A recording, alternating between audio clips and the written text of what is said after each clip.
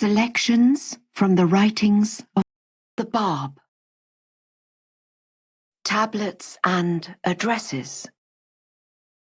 A tablet addressed to him who will be made manifest. This is an epistle from this lowly servant to the all-glorious Lord, he who hath been aforetime and will be hereafter made manifest. Verily, he is the most manifest, the Almighty.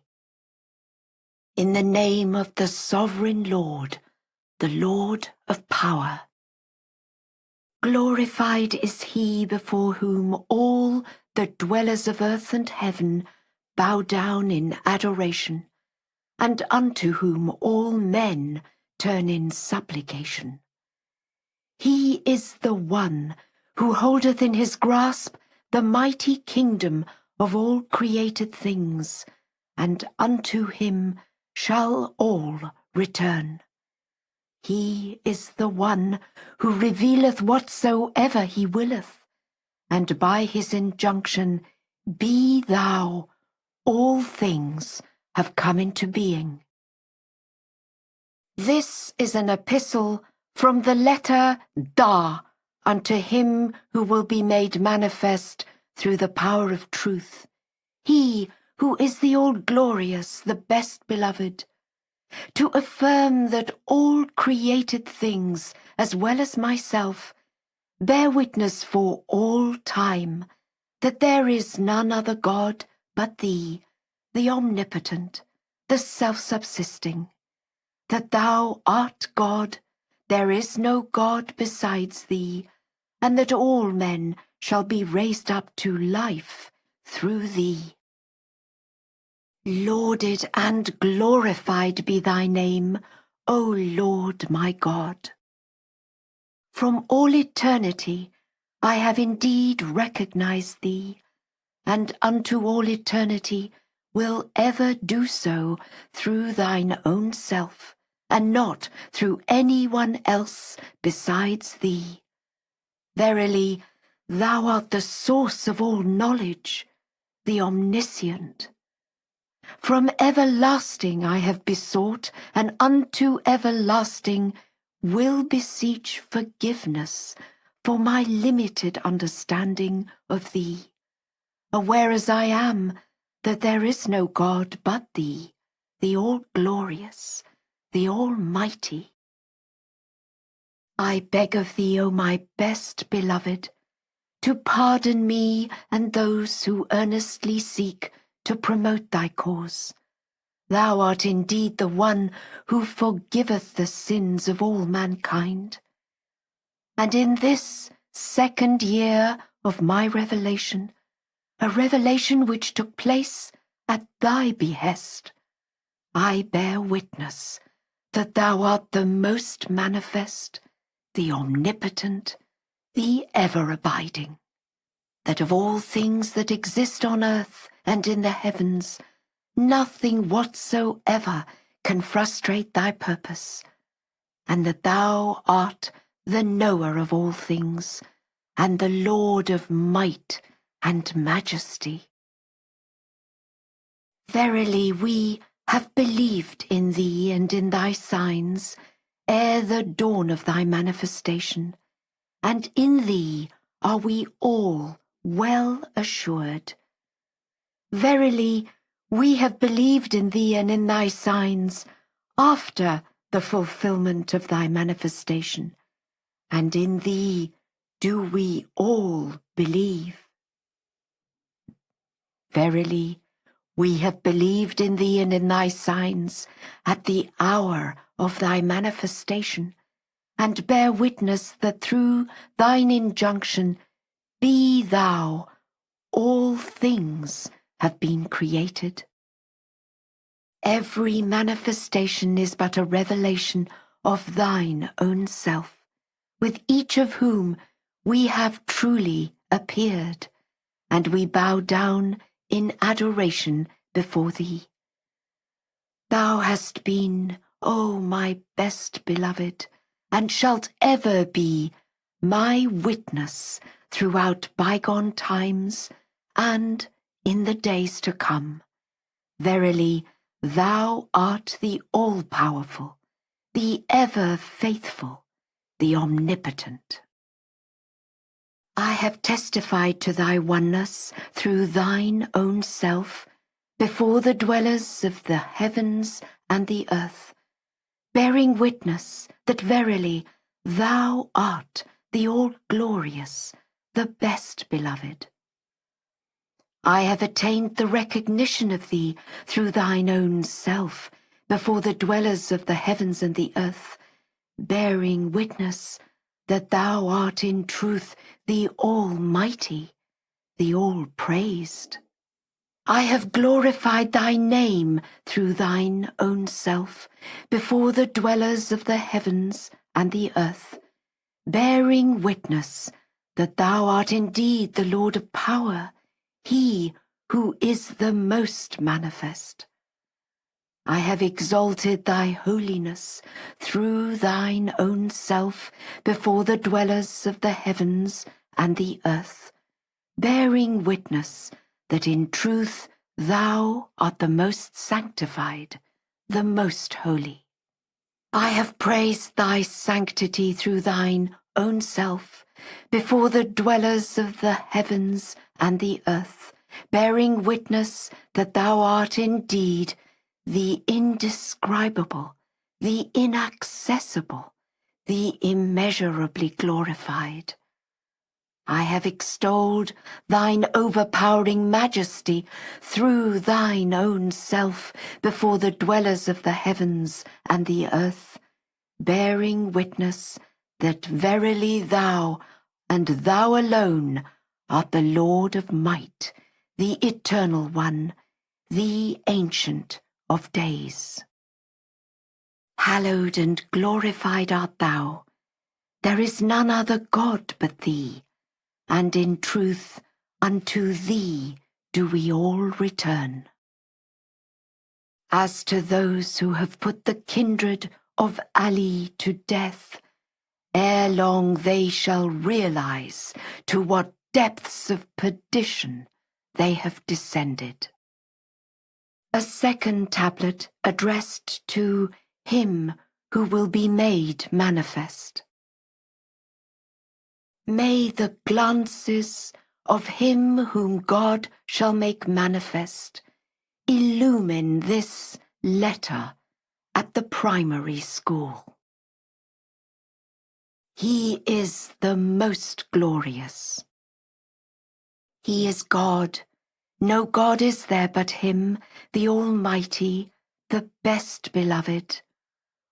All that are in the heavens and on the earth, and whatever lieth between them, are his. Verily he is the help in peril, the self-subsisting. This is a letter from God, the help in peril, the self-subsisting, unto God, the Almighty, the best beloved, to affirm that the Bayan and such as bear allegiance to it are but a present from me unto thee, and to express my undoubting faith that there is no God but thee, that the kingdoms of creation and revelation are thine, that no one can attain anything save by thy power, and that he whom thou hast raised up is but thy servant and thy testimony. I indeed beg to address him whom God shall make manifest by thy leave in these words. Shouldst thou dismiss the entire company of the followers of the Bayan in the day of the latter resurrection by a mere sign of thy finger, even while still a suckling babe, thou wouldst indeed be praised in thy indication. And though no doubt is there about it, do thou grant a respite of 19 years as a token of thy favour, so that those who have embraced this cause may be graciously rewarded by thee. Thou art verily the Lord of grace abounding. Thou dost indeed suffice every created thing, and causest it to be independent of all things, while nothing in the heavens or on the earth, or that which lieth between them, can ever suffice thee. Verily thou art the self-sufficient, the all-knowing. Thou art indeed potent over all things. Tablet to the first letter of the living. This is that which we have revealed for the first believer in him whom God shall make manifest, that it may serve as an admonition from our presence unto all mankind. In the name of the Almighty, the best beloved. Lauded and glorified is he who is the sovereign Lord of the kingdoms of heaven and earth, and whatever is between them. Say verily, unto him shall all return, and he is the one who guideth at his own behest whomsoever he pleaseth.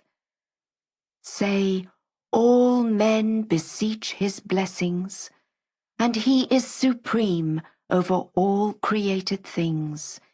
He is indeed the all-glorious, the mighty, the well-beloved.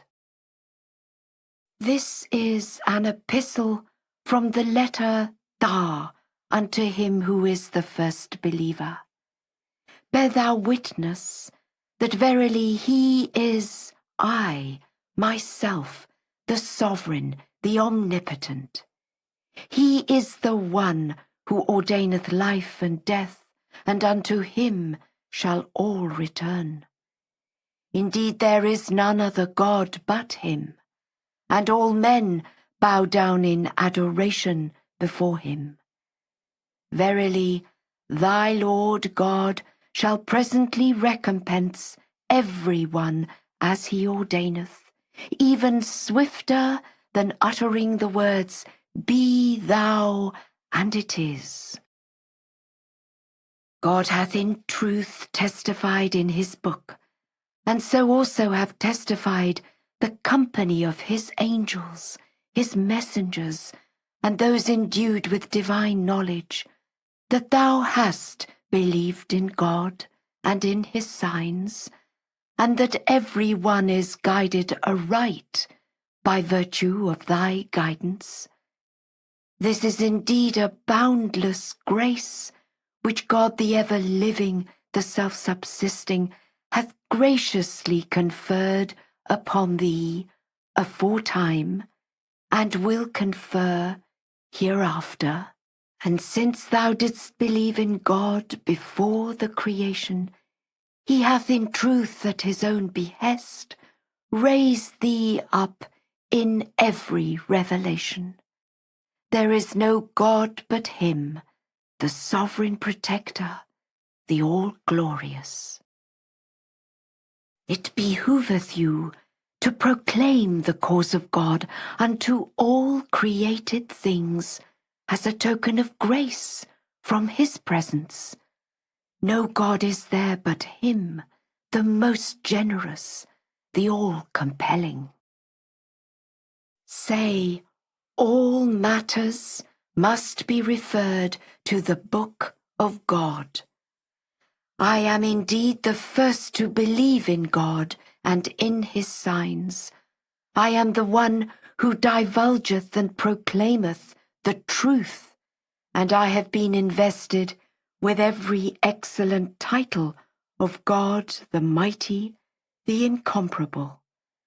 Verily, I have attained the day of the first manifestation, and by the bidding of the Lord, and as a token of his grace, I shall attain the day of the latter manifestation.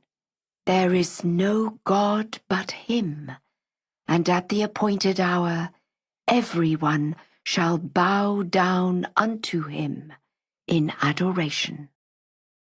I render thanks and yield praise unto God for having been chosen by him as the exponent of his cause in bygone days and in the days to come. There is none other God save him, the glorified, the all-praised, the ever-abiding.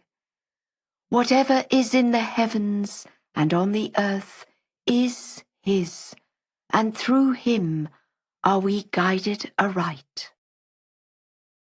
O people of the Bayan, those who embrace the truth must turn unto me, as ordained in the book, and divine guidance will be vouchsafed to whosoever attaineth my presence. Extracts from an epistle to Muhammad Shah. The substance wherewith God hath created me is not the clay out of which others have been formed. He hath conferred upon me that which the worldly wise can never comprehend, nor the faithful discover.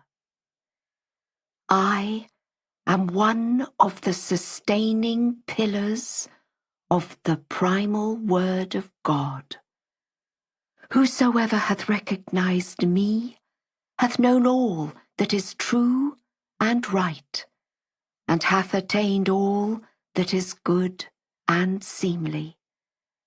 And whosoever hath failed to recognize me hath turned away from all that is true and right, and hath succumbed to everything evil and unseemly. I swear by the righteousness of thy Lord, the Lord of all created things, the Lord of all the worlds. Were a man to rear in this world as many edifices as possible, and worship God through every virtuous deed which God's knowledge embraceth, and attain the presence of the Lord, and were he even to a measure less than that which is accountable before God, to bear in his heart a trace of malice towards me, all his deeds would be reduced to naught, and he would be deprived of the glances of God's favour, become the object of his wrath, and assuredly perish. For God hath ordained that all the good things which lie in the treasury of his knowledge shall be attained through obedience unto me, and every fire recorded in his book through disobedience unto me. Methinks in this day and from this station I behold all those who cherish my love and follow my behest, abiding within the mansions of paradise, and the entire company of mine adversaries consigned to the lowest depths of hell fire. By my life, but for the obligation to acknowledge the cause of him who is the testimony of God, I would not have announced this unto thee. All the keys of heaven God hath chosen to place on my right hand, and all the keys of hell on my left. I am the primal point from which have been generated all created things. I am the countenance of God, whose splendour can never be obscured, the light of God, whose radiance can never fade. Whoso recognizeth me, assurance and all good are in store for him, and whoso faileth to recognize me infernal fire and all evil await him. I swear by God, the peerless, the incomparable, the true one, for no other reason hath he, the supreme testimony of God, invested me with clear signs and tokens, than that all men may be enabled to submit to his cause. By the righteousness of him who is the absolute truth, were the veil to be lifted, thou wouldst witness on this earthly plain all men sorely afflicted with the fire of the wrath of God, a fire fiercer and greater than the fire of hell, with the exception of those who have sought shelter beneath the shade of the tree of my love, for they in very truth are the blissful. God beareth me witness, I was not a man of learning, for I was trained as a merchant.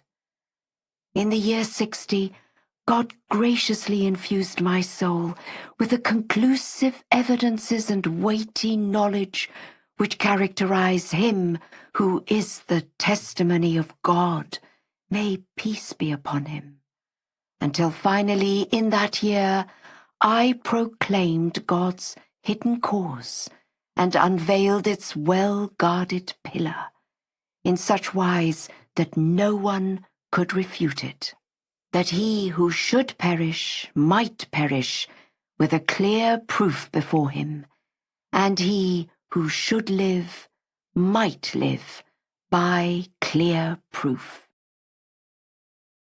In that same year, year 60, I dispatched a messenger and a book unto thee, that thou mightest act towards the cause of him who is the testimony of God, as befitteth the station of thy sovereignty.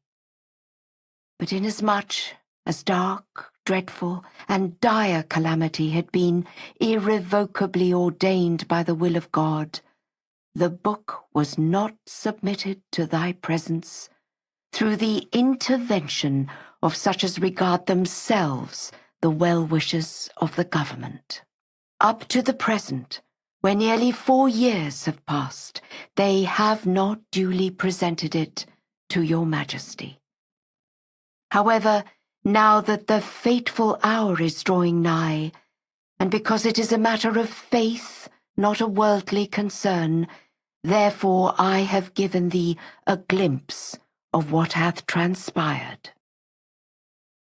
I swear by God, shouldst thou know the things which in the space of these 4 years have befallen me at the hands of thy people and thine army, thou wouldst hold thy breath from fear of God, unless thou wouldst rise to obey the cause of him who is the testimony of God, and make amends for thy shortcomings and failure.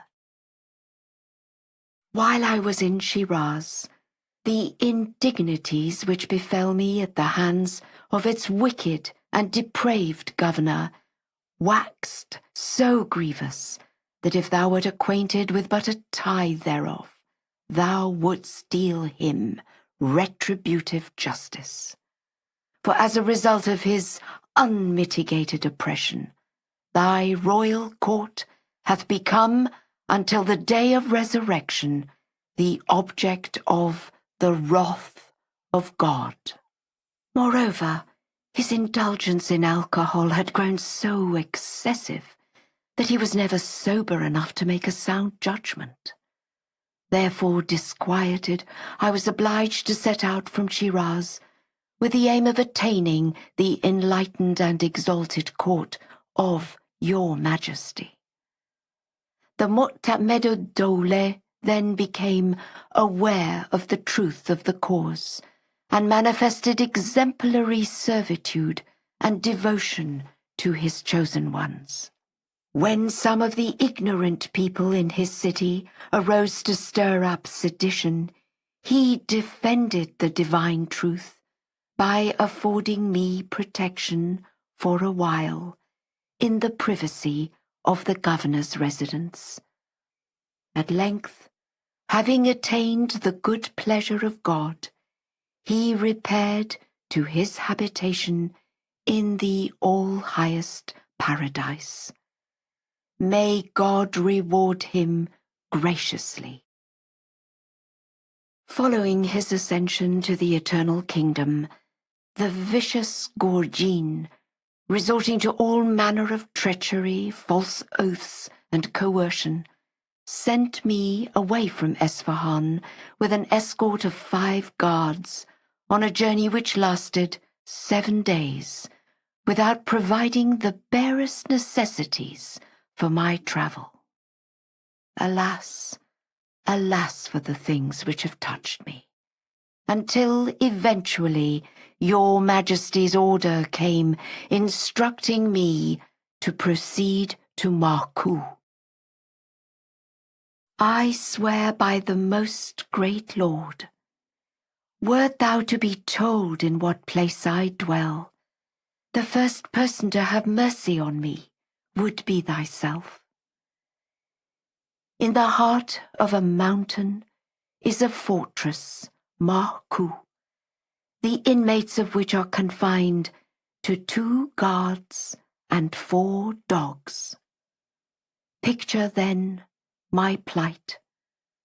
I swear by the truth of God, were he who had been willing to treat me in such a manner, to know who it is whom he hath so treated, he verily would never in his life be happy. Nay, I verily acquaint thee with the truth of the matter. It is as if he hath imprisoned all the prophets, and all the men of truth, and all the chosen ones. When this decree was made known unto me, I wrote to him who administereth the affairs of the kingdom, saying, Put me to death, I adjure thee by God, and send my head wherever thou pleasest. For surely an innocent person such as I cannot reconcile himself to being consigned to a place reserved for criminals, and let his life continue. My plea remained unanswered. Evidently, His Excellency the Haji is not fully aware of the truth of our cause. It would be far more heinous a deed to sadden the hearts of the faithful, whether men or women, than to lay waste the sacred house of God. Verily the one true God beareth me witness, that in this day I am the true mystic fane of God, and the essence of all good. He who doeth good unto me, it is as if he doeth good unto God, his angels, and the entire company of his loved ones. He who doeth evil unto me, it is as if he doeth evil unto God and his chosen ones. Nay, too exalted is the station of God and of his loved ones for any person's good or evil deed to reach their holy threshold.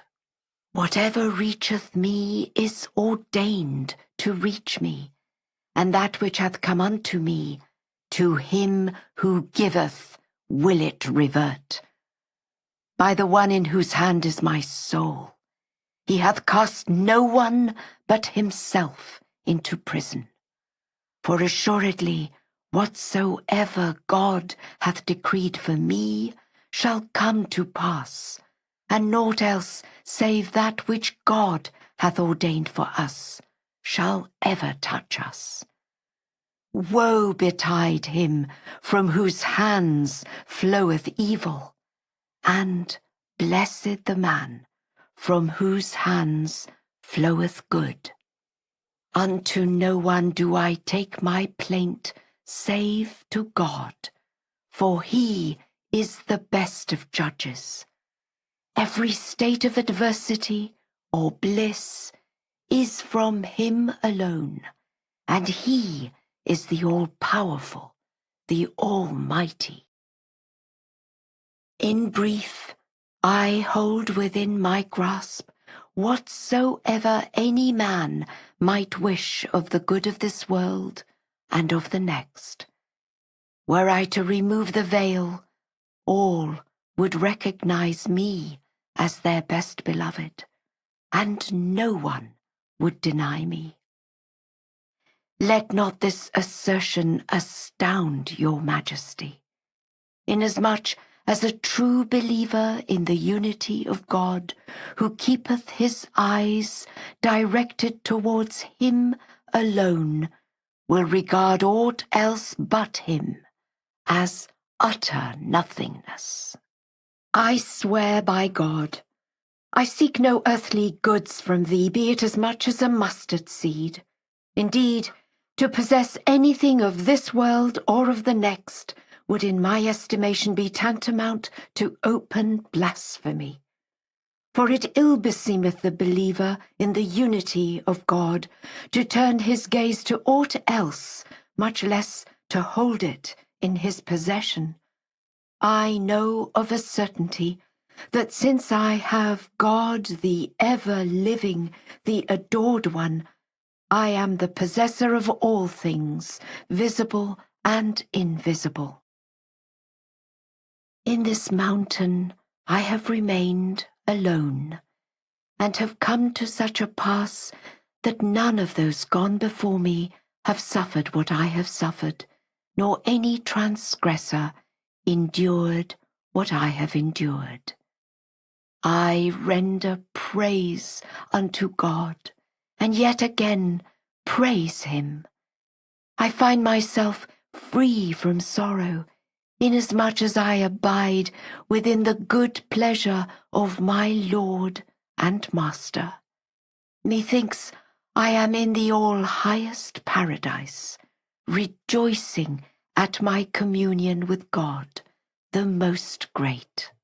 Verily, this is a bounty which God hath conferred upon me, and he is the Lord of unbounded blessings.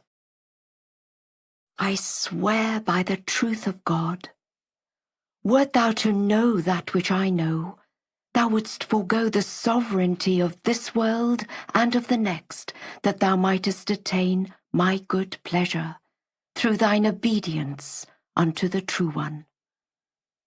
Wert thou to refuse, the Lord of the world would raise up one who would exalt his cause, and the command of God would, verily, be carried into effect.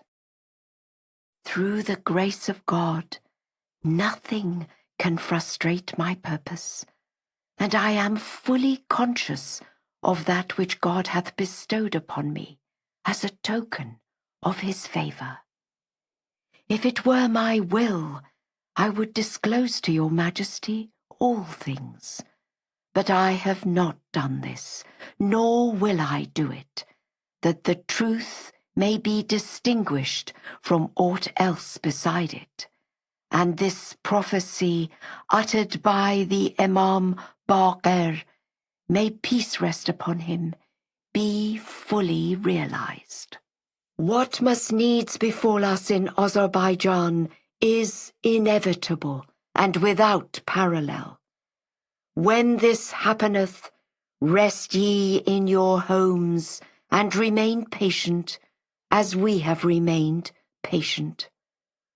As soon as the Mover moveth, make ye haste to attain unto him, even though ye have to crawl over the snow.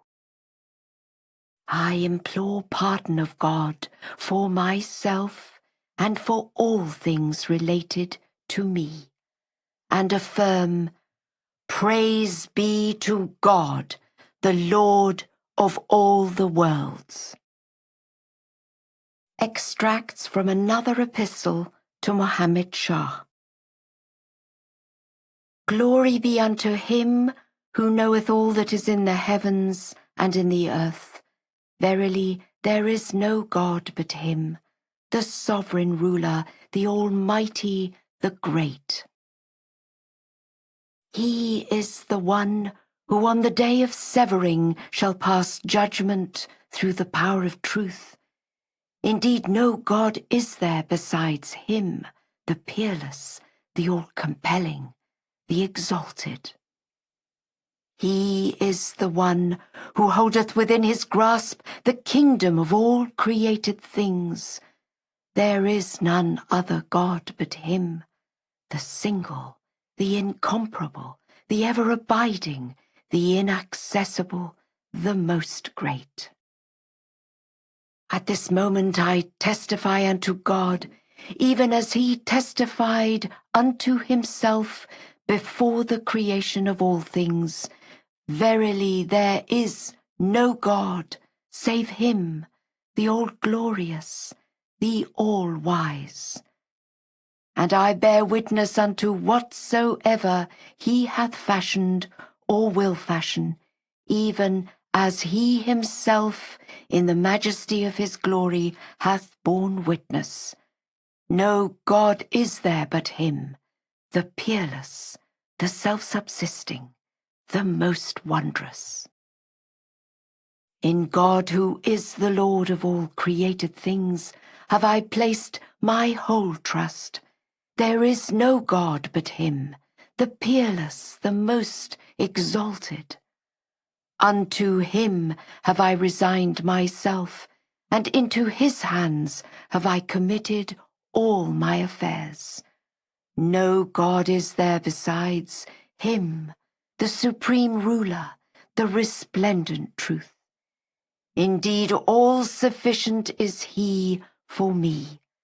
Independently of all things doth he suffice, while nothing in the heavens or in the earth but him sufficeth. He in very truth is the self-subsisting, the most severe. Praise be unto him who at this very moment perceiveth in this remote prison the goal of my desire. He is the one who beareth witness unto me at all times, and beholdeth me ere the inception of after hin.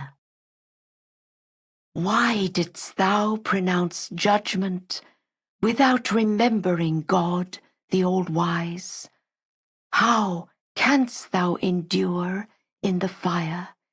Indeed, mighty and most severe is thy God. Thou pridest thyself in the things thou dost possess, yet no believer in God and in his signs, nor any righteous man would ever deign to regard them. This mortal life is like unto the carcass of a dog, around which none would gather, nor would any partake thereof, except those who gainsay the life hereafter.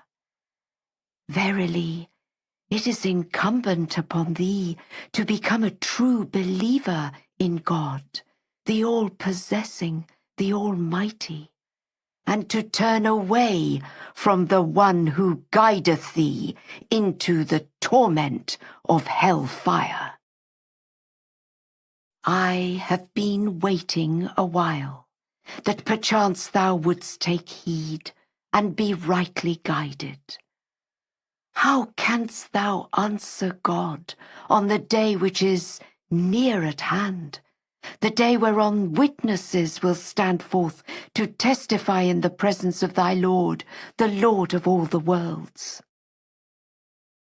By the righteousness of him who hath called thee into being, and unto whom ere long thou shalt return, if thou remainest at the moment of death a disbeliever in the signs of thy Lord, thou shalt surely enter the gates of hell, and none of the deeds thy hands have wrought will profit thee. nor shalt thou find a patron, nor anyone to plead for thee.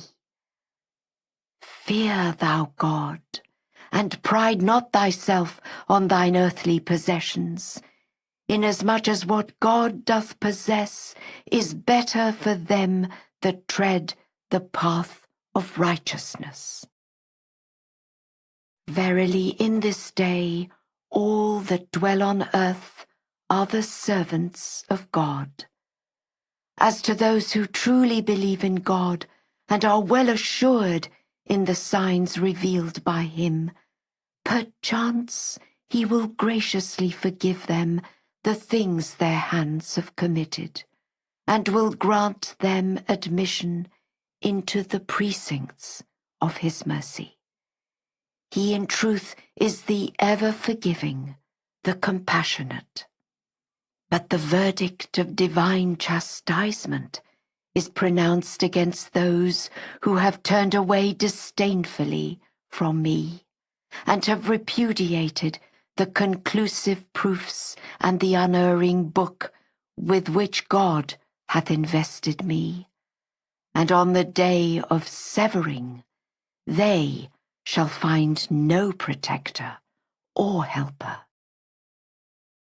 I swear by him who created all beings, and unto whom all shall return, if anyone at the hour of death beareth hatred towards me, or disputeth the clear tokens wherewith I have been invested, then naught but afflictive torment shall be his lot. On that day no ransom will be accepted, nor will any intercession be permitted, unless God so please. Verily he is the all-compelling, the all-glorious. And no God is there other than him, the sovereign ruler, the almighty, the most severe. If thou rejoicest in my imprisonment, woe then unto thee for the grievous torment which will soon overtake thee.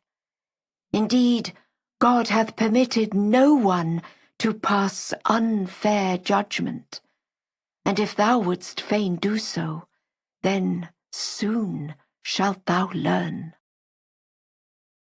From the first day that I cautioned thee not to wax proud before God, until the present time, 4 years have elapsed, and during this space naught have I witnessed either from thee or from thy soldiers, except dire oppression and disdainful arrogance. Methinks thou dost imagine that I wish to gain some paltry substance from this earthly life. Nay, by the righteousness of my Lord, in the estimation of them that have fixed their eyes upon the merciful Lord, the riches of the world and its trappings are worth as much as the eye of a dead body, nay, even less. Far from his glory be what they associate with him. I seek patience only in God. Verily he is the best protector and the best helper. No refuge do I seek, save God. Verily he is the guardian and the best supporter. I swear by the glory of God, my Lord, the most exalted, the most great, he assuredly, as is divinely ordained, will make his cause shine resplendent, while there will be no helper for the unjust. If thou hast any scheme, produce thy scheme. Indeed, every revelation of authority proceedeth from God. In him do I trust, and unto him do I turn. Hast thou heard any one of old passing a judgment similar to the one thou didst contrive, or like unto that whereto thou didst give thine assent. Woe then unto the oppressors! Both thine intentions and the manner in which thou dealest with the people clearly demonstrate thine infidelity towards God. Hence he hath ordained a severe chastisement for thee. Verily, I seek patience only in God, and him do I regard as the goal of my desire. This signifieth that I have the undoubted truth on my side. If thou art not apprehensive that the truth might be revealed, and the works of the ungodly be brought to naught, why summonest thou not the divines of the land, and then summon me, so that I may confound them forthwith, even as those disbelievers whom I have previously confounded? This is my sure testimony unto thee and unto them, if they speak the truth. Summon thou all of them. Should they then be able to utter words like unto this, thou wouldst know that their cause is worthy of attention. Nay, by the righteousness of my Lord, they are bereft of power, nor are they endued with perception. They professed faith in the past without understanding its significance. Then later they repudiated the truth, for they are devoid of discernment. If thou hast decided to shed my blood, wherefore dost thou delay? Thou art now endowed with power and authority. For me, it will prove an infinite bounty conferred by God, while for thee and for them that would commit such an act, it will amount to a chastisement meted out by him. How great the blessedness that would await me, wert thou to pass a verdict such as this, and what immense joy would be mine, shouldst thou agree to do this. This is a bounty which God hath reserved for them that enjoy near access to his court. Give then thy leave, and wait no longer. In truth, mighty is thy Lord, the Avenger. Art thou not ashamed in the presence of God for consenting to the consignment to a fortress of him who is the testimony of God, and his being made captive in the hands of the faithless? Woe betide thee, and them who rejoice at this moment in inflicting so dire a humiliation upon me. I swear by him who hath called me into being, I can discover no trace of sinfulness in myself, nor have I followed aught but the truth, and unto me God is sufficient witness. Fie upon the world and its people, and upon those who take delight in earthly riches, while oblivious of the life to come. Were the veil to be removed from thine eye, thou wouldst crawl unto me on thy breast, even through the snow, from fear of the chastisement of God, which is swift and near at hand. By the righteousness of him who hath created thee, wert thou to be acquainted with that which hath transpired during thy reign, thou wouldst wish not to have issued from thy father's loins, but rather to have passed into oblivion. However, that which God thy Lord had ordained hath presently come to pass, and woe betide the oppressors in this day. Methinks thou hast not perused the unerring book. If thou art satisfied with thine own way, and dost not wish to follow the truth, then to me be my way, and to thee thine. If thou aidest me not, why dost thou seek to abase me? Verily God is the hearer of the suppliant, and in him all things find their highest consummation, both in this world and in the world to come. Far from the glory of God, the Lord of heaven and earth, the Lord of creation, be that which is affirmed of him by the peoples of the world, except by such as faithfully observe his precepts. May the peace of God rest upon the sincere among his servants.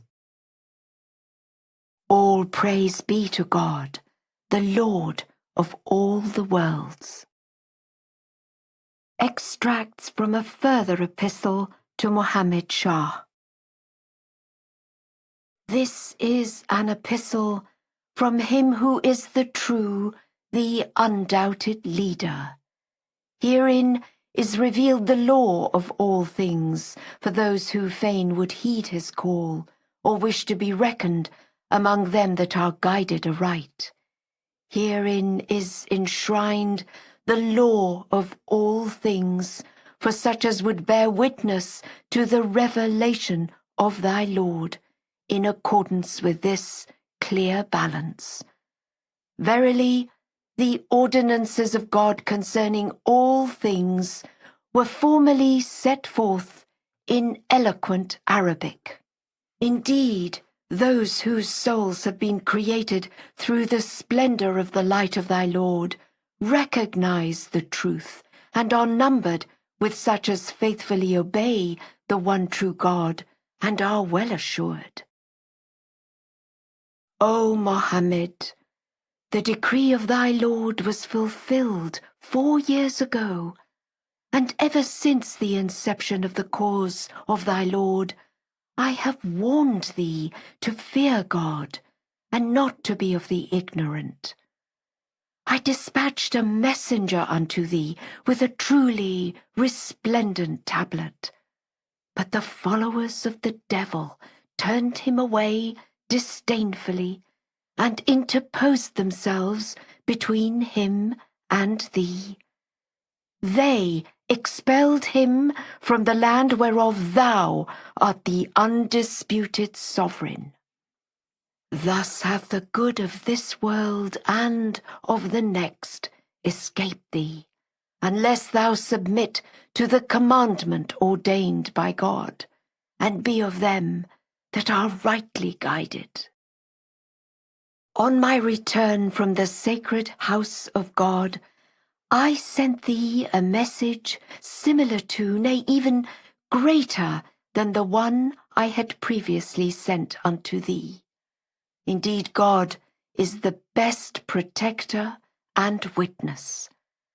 I dispatched a messenger unto thee with epistles revealed by me, that thou mightest obey the command of God, and not be of them that have repudiated the truth. The oppressor, however, committed a thing the like of which no one would commit, not even any of the wicked, nor any one among the vile wrongdoers. The tribulations which I have suffered in this land, no one of old hath suffered. Verily, unto God shall revert the whole affair, and he in truth is the best protector and is cognizant of all. The things which have from the first day till now befallen me at the hand of thy people are but the work of Satan. Ever since the cause of thy Lord hath appeared, none of thy deeds hath been acceptable, and thou hast been lost in palpable error, while all thou couldst see appeared to thee as deeds performed for the sake of thy Lord.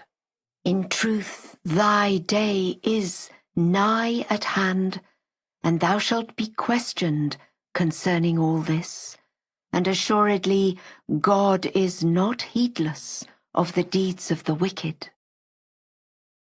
Had it not been for thee, thy supporters would not have disdainfully rejected me, though they have gone more widely astray than the foolish. Dost thou imagine him whom thou hast appointed Chancellor in thy kingdom to be the best leader and the best supporter? Nay, I swear by thy Lord, he will bring thee into grievous trouble by reason of that which Satan instilleth in his heart, and verily, he himself is Satan. He comprehendeth not a single letter from the book of God, and is seized with fear by reason of that which his hands have wrought. Fain would he extinguish the light which thy Lord hath kindled, so that the old impiety which is concealed in his inner being may not be revealed. Hadst thou not appointed him as thy chancellor, no one would have paid him the slightest attention. Indeed, in the estimation of the people, he is naught but manifest darkness. Fear thou God, and suffer not thy soul to be chastised beyond that with which it hath already been tormented. For ere long thou shalt pass away, and shalt declare thyself clear of the devil whom thou hast appointed as thy chancellor, saying, O would that I had not taken the devil as my chancellor, nor appointed an impostor as my guide and adviser. Why dost thou burden thy soul with that which is far more abject than the deeds of Pharaoh, and still callest thyself one of the faithful? How dost thou peruse the verses of the Qur'an, while thou art of the unjust? Never would the Jews nor the Christians, nor any such people as have rejected the truth, consent to inflict wrongs upon the son of their prophet's daughter. Woe betide thee, for the day of chastisement is approaching. Dost thou not dread the wrath of thy Lord, the Almighty, the Lord of the heavens, the Lord of all worlds? Indeed, these manifest verses are conclusive testimony for those who seek true guidance. I have no desire to seize thy property, even to the extent of a grain of mustard, nor do I wish to occupy thy position. If thou followest me not, then unto thee be the things thou dost possess, and unto me the land of unfailing security. If thou obeyest me not, wherefore dost thou look disdainfully upon me, and seek to treat me with sore injustice? Verily, behold my habitation, a lofty mountain wherein no one dwelleth. Woe betide them that wrongfully do injustice to people, and unjustly and deceitfully usurp the property of the believers in violation of his lucid book. Whereas I, who in very truth am the rightful sovereign of all men, designated by the true, the undeniable leader, would never infringe on the integrity of the substance of the people, were it to the extent of a grain of mustard, nor would I treat them unjustly. Rather would I consort with them even as one of themselves, and I would be their witness. That which devolveth upon me is but to mention the book of thy Lord, and to deliver this clear message. If thou wishest to enter the gates of paradise, lo, they are open before thy face, and no harm can reach me from anyone. Every missive which up till now I have directed unto thee and unto the custodian of thy affairs hath been but a token of my bounty to you both, that perchance ye may grow anxious about the day which is nigh at hand. Nevertheless, from the moment ye waxed disdainful, divine judgment was passed upon you in the book of God. For in truth ye both have denied your Lord, and are numbered with them that will perish. This is indeed my last reminder unto you, and I shall make no mention of you hereafter, nor shall I make any remark other than affirming you as infidels. Unto God do I commit mine affair and yours, and he verily is the best judge. Were ye to return, however, ye would be granted whatever ye desire of earthly possessions, and of the ineffable delights of the life to come, and ye would inherit such glorious might and majesty as your minds can scarce conceive in this mortal life. But if ye fail to return, then upon ye shall be your transgressions. Ye cannot alter the things which the Almighty hath prescribed unto me. Naught shall touch me besides that which God my Lord hath preordained for me. In him have I placed my whole trust, and upon him do the faithful place their complete reliance. Bear thou witness unto me, O Lord. By sending forth this resplendent epistle, I shall have proclaimed thy verses unto both of them, and shall have fulfilled thy testimony for them. I am well pleased to lay down my life in thy path, and ere long to return to thy presence. Unto thee be praise in the heavens and on the earth. Deal with them according to thy decree. In truth, thou art the best protector and helper. Set right, O Lord, such disorders as people stir up, and cause thy word to shine resplendent throughout the earth, so that no trace of the ungodly may remain. I beg forgiveness of thee, O my Lord, for that which I have uttered in thy epistle, and I repent unto thee. I am but one of thy servants who give praise to thee.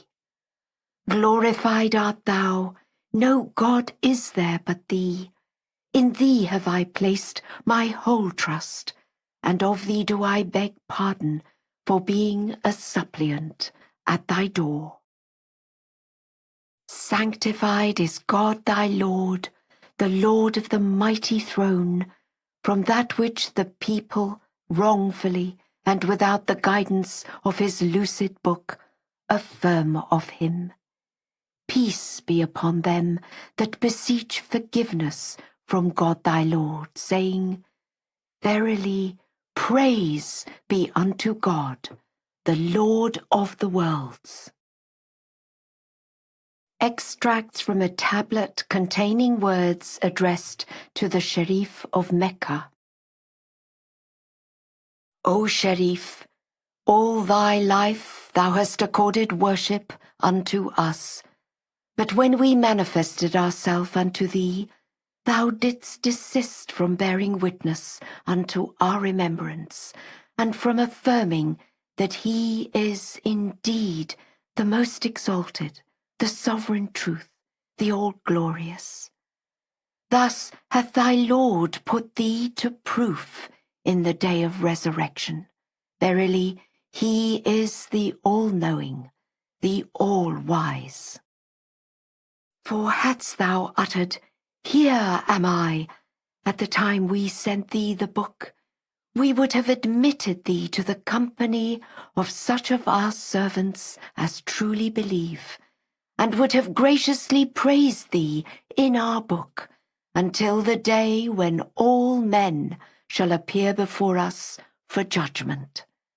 This is in truth far more advantageous unto thee than all the acts of worship thou hast performed for thy Lord during all thy life, nay, from the beginning that hath no beginning. Assuredly this is what would have served and will ever serve thy best interests. Verily, we are cognizant of all things. Yet notwithstanding that we had called thee into being for the purpose of attaining our presence in the day of resurrection, thou didst shut thyself out from us without any reason or explicit writ. Whereas, hadst thou been among such as are endowed with the knowledge of the Bayan, thou wouldst have, at the sight of the book, testified forthwith that there is no God but him, the help in peril, the self-subsisting, and wouldst have affirmed that he who hath revealed the Quran hath likewise revealed this book, that every word of it is from God, and unto it we all bear allegiance. However, that which was preordained hath come to pass. Shouldst thou return unto us while revelation still continueth through us, we shall transform thy fire into light. Truly we are powerful over all things. But if thou failest in this task, thou shalt find no way open to thee other than to embrace the cause of God and to implore that the matter of thine allegiance be brought to the attention of him whom God shall make manifest, that he may graciously enable thee to prosper and cause thy fire to be transformed into light. This is that which hath been sent down unto us.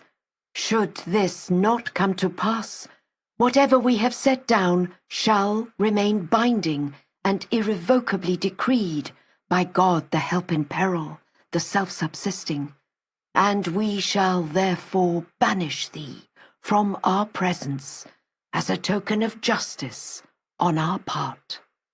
Verily we are equitable in our judgment. Address to a Moslem divine. O Abdus Sahib, verily God and every created thing testify that there is none other God but me, the Almighty, the best beloved. Thy vision is obscured by the belief that divine revelation ended with the coming of Mohammed, and unto this we have borne witness in our first epistle. Indeed, he who hath revealed verses unto Mohammed the apostle of God hath likewise revealed verses unto Ali Mohammed. For who else but God can reveal to a man such clear and manifest verses as overpower all the learned? Since thou hast acknowledged the revelation of Mohammed, the apostle of God, then there is no other way open before thee but to testify that whatever is revealed by the primal point hath also proceeded from God, the help in peril, the self-subsisting. Is it not true that the Quran hath been sent down from God, and that all men are powerless before its revelation? Likewise, these words have also been revealed by God, if thou dost but perceive. What is there in the Bayan which keepeth thee back from recognizing these verses as being sent forth by God, the inaccessible, the most exalted, the all-glorious? The essence of these words is this: were we to bring thee to a reckoning, thou wouldst prove thyself empty-handed. We in truth know all things. Hadst thou uttered yea on hearing the words of God, thou wouldst have been seen to have been worshipping God from the beginning that hath no beginning until the present day, never to have disobeyed him, not even for the twinkling of an eye. Yet neither the upright deeds thou hast wrought during all thy life, nor the exertions thou didst make to banish every thought from thy heart, save that of the good pleasure of God, none of these did in truth profit thee, not even to the extent of a grain of mustard seed, inasmuch as thou didst veil thyself from God, and tarried behind at the time of his manifestation. Verily, all the divines in the land of Kaf, Kufe, shall even as thyself be asked by God, is it not strange that a messenger should have come to you with a book, and ye, while confessing your powerlessness, refused to follow the faith of God which he had brought, and ye persisted in your disbelief? Therefore unto thee shall be assigned the fire, which was meant for those who turned away from God in that land, inasmuch as thou art their leader. Would that thou might be of them who heed. Hadst thou faithfully obeyed the decree of God, all the inhabitants of thy land would have followed thee, and would have themselves entered into the celestial paradise, content with the good pleasure of God for evermore. However, on that day thou shalt wish that God had not created thee. Thou hast set thyself up as one of the learned in the faith of Islam, that thou mightest save the believers, yet thou didst cause thy followers to descend into the fire, for when the verses of God were sent forth, thou didst deprive thyself therefrom, and yet reckoned thyself to be of the righteous. Nay, by the life of him whom God shall make manifest, neither thou nor anyone among his servants can produce the slightest proof, while God shineth resplendent above his creatures, and through the power of his behest standeth supreme over all that dwell in the kingdoms of heaven and earth, and in whatever lieth between them. Verily, he is potent over all created things. Thou hast named thyself Abdus Sahib, servant of the Lord. Yet, while God hath in very truth made thy Lord manifest, and thou didst set thine eyes upon him, thou didst not recognize him, even though thou hadst been called into being by God for the purpose of attaining his presence, didst thou but truly believe in the 3rd verse of the chapter entitled Thunder. Thou contendest, how can we recognize him when we have heard naught but words which fall short of irrefutable proofs? Yet, since thou hast acknowledged and recognized Mohammed, the apostle of God, through the Qur'an, how canst thou withhold recognition from him who sent thee the book, despite thy calling thyself his servant? Verily he doth exercise undisputed authority over his revelations unto all mankind. Wert thou to come unto us, while divine revelation is descending upon us, haply God will change thy fire into light. Verily he is the ever-forgiving, the most generous. Otherwise, that which hath been revealed is decisive and final, and will be faithfully upheld by all until the day of resurrection. If divine revelation ceaseth, thou shouldst write a petition to him whom God shall make manifest, imploring that it be delivered into his presence. Therein thou must beg pardon of thy Lord, turn unto him in repentance, and be of them that are wholly devoted to him. Perchance God will transform thy fire into light at the next resurrection. He of a truth is the protector, the most exalted, the ever-forgiving. Unto him bow down in worship all that are in the heavens and on the earth, and whatever lieth between them, and unto him shall all return. We enjoin thee to save thyself and all the inhabitants of that land from the fire, then to enter the peerless and exalted paradise of his good pleasure. Otherwise the day is approaching when thou shalt perish and enter the fire, when thou shalt have neither patron nor helper from God. We have taken compassion on thee as a sign of our grace, inasmuch as thou hast related thyself unto us. Verily we are aware of all things. We are cognizant of thy righteous deeds, though they shall avail thee nothing.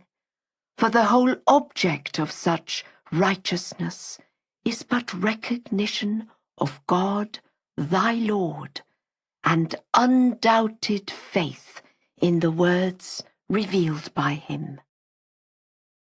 Address to Suleiman, one of the Moslem divines in the land of Muscat. This is an epistle from God, the help in peril, the self-subsisting, unto Suleiman in the land of Muscat, to the right of the sea. In truth, there is none other God but him, the help in peril, the self-subsisting. Indeed, were all the inhabitants of heaven and earth and whatever existeth between them to assemble together, they would utterly fail and be powerless to produce such a book, even though we made them masters of eloquence and learning on earth. Since thou dost adduce proofs from the Qur'an, God shall, with proofs from that selfsame book, vindicate himself in the Bayan. This is none other than a decree of God. He is truly the all-knowing, the all-powerful. If thou art of them that truly believe, thou hast no other alternative than to bear allegiance unto it. This is the way of God for all the inhabitants of earth and heaven and all that lieth betwixt them. No God is there but me, the Almighty, the inaccessible, the most exalted.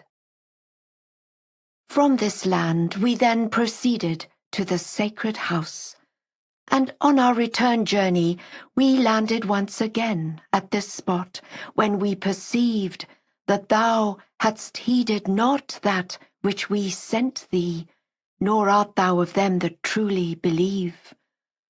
Although we had created thee to behold our countenance, and we did actually alight in thy locality, yet thou didst fail to attain the object of thy creation, and this despite thy worshipping God all thy life.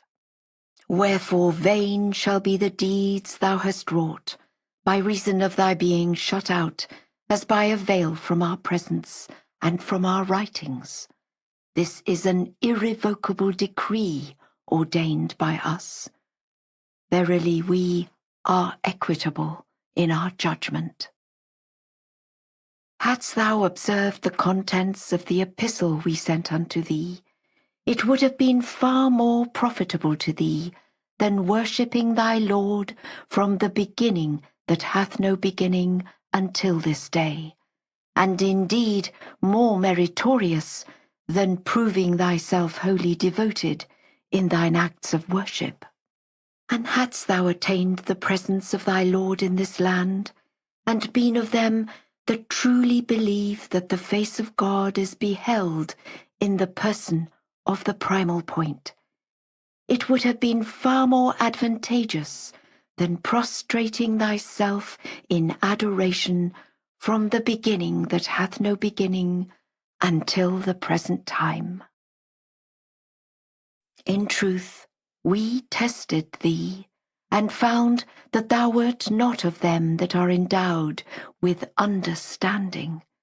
Wherefore we passed upon thee the sentence of negation, as a token of justice from our presence, and verily we are equitable. However, shouldst thou return unto us, we would convert thy negation into affirmation. Verily we are the one who is of immense bounteousness.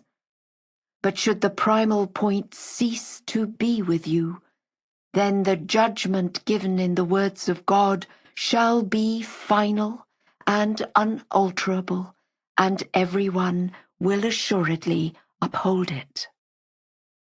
Wert thou to address a letter to him whom God shall make manifest, begging that it be delivered unto his presence, perchance he would graciously forgive thee, and at his behest turn thy negation into affirmation.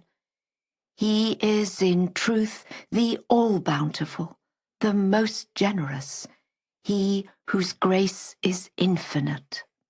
Otherwise, no way shalt thou find open unto thee, and no benefit shalt thou gain from the deeds thou hast wrought, by reason of thy failure to respond, Yea, here am I.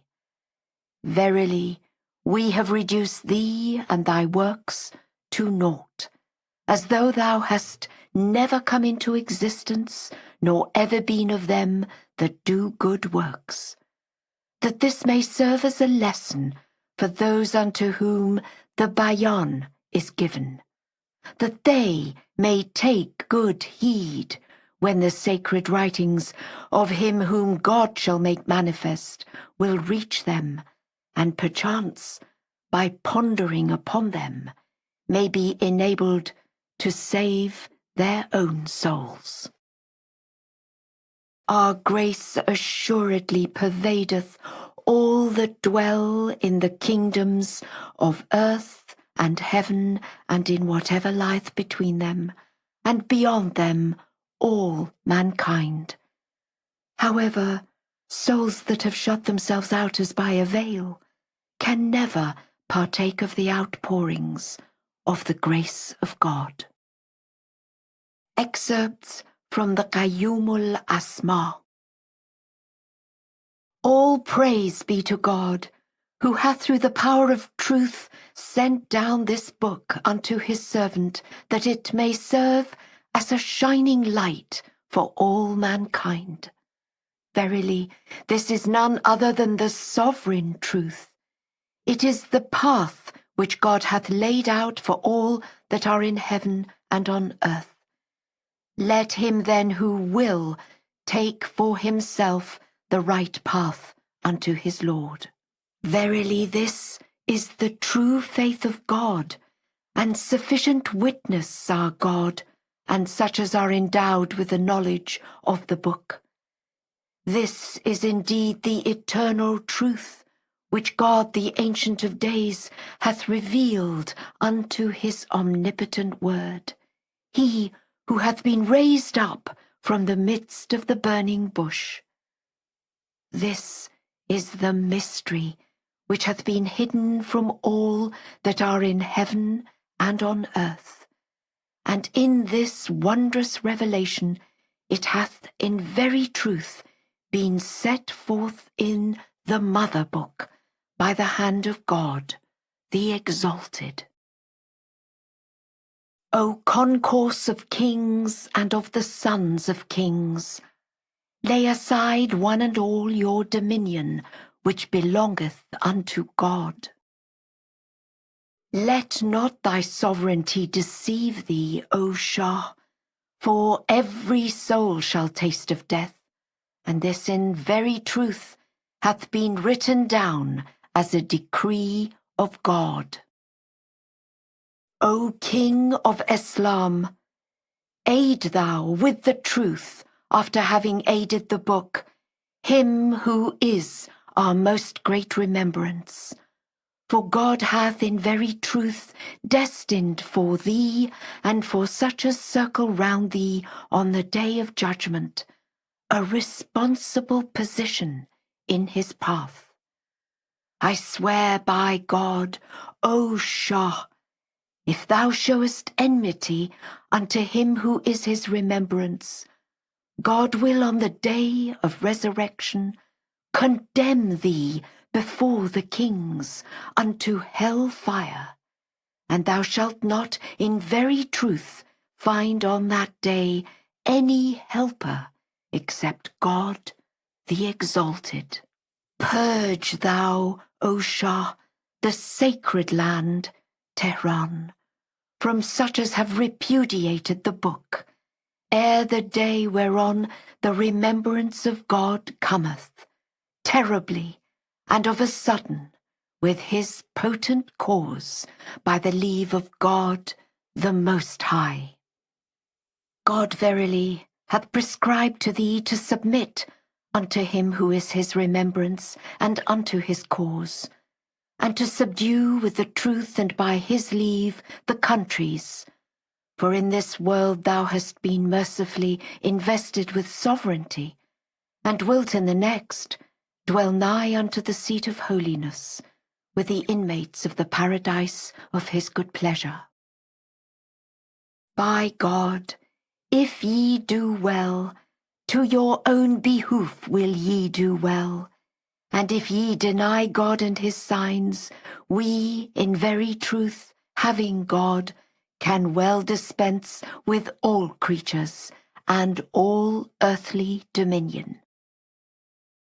Be thou content with the commandment of God, the true one, inasmuch as sovereignty, as recorded in the Mother Book by the hand of God, is surely invested in him who is his remembrance.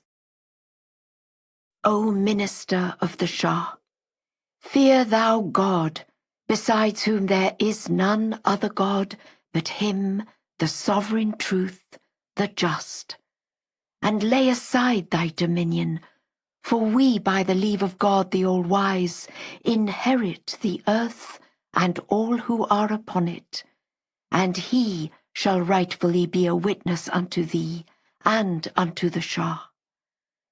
Were ye to obey the remembrance of God with absolute sincerity, we guarantee by the leave of God that on the day of resurrection a vast dominion shall be yours in his eternal paradise. Vain indeed is your dominion, for God hath set aside earthly possessions for such as have denied him. For unto him who is your Lord shall be the most excellent abode, he who is in truth the Ancient of Days. O concourse of kings, deliver with truth and in all haste the verses sent down by us to the peoples of Turkey and of India, and beyond them, with power and with truth, to lands in both the east and the west. And know that if ye aid God, he will on the day of resurrection graciously aid you upon the bridge, through him who is his most great remembrance. O people of the earth, whoso obeyeth the remembrance of God and his book, hath in truth obeyed God and his chosen ones, and he will in the life to come be reckoned in the presence of God among the inmates of the paradise of his good pleasure. Verily, we made the revelation of verses to be a testimony for our message unto you. Can ye produce a single letter to match these verses? Bring forth then your proofs, if ye be of those who can discern the one true God. I solemnly affirm before God, should all men and spirits combine to compose the like of one chapter of this book, they would surely fail, even though they were to assist one another. O concourse of divines, fear God from this day onwards in the views ye advance, for he who is our remembrance in your midst, and who cometh from us, is in very truth the judge and witness. Turn away from that which ye lay hold of, and which the book of God the true one hath not sanctioned. For on the day of resurrection ye shall upon the bridge be in very truth held answerable for the position ye occupied. And unto you we have sent down this book, which truly none can mistake.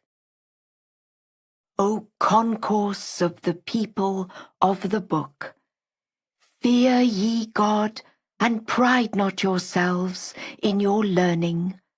Follow ye the book which his remembrance hath revealed in praise of God, the true one. He who is the eternal truth beareth me witness. Whoso followeth this book hath indeed followed all the past scriptures which have been sent down from heaven by God, the sovereign truth. Verily, he is well informed of what ye do. Such as are the true followers of Islam would say, O Lord our God, we have hearkened to the call of thy remembrance and obeyed him. Forgive us our sins. Thou art verily the eternal truth, and unto thee, our infallible retreat, must we all return. As to those who deny him who is the sublime gate of God, for them we have prepared as justly decreed by God a sore torment, and he, God, is the mighty, the wise.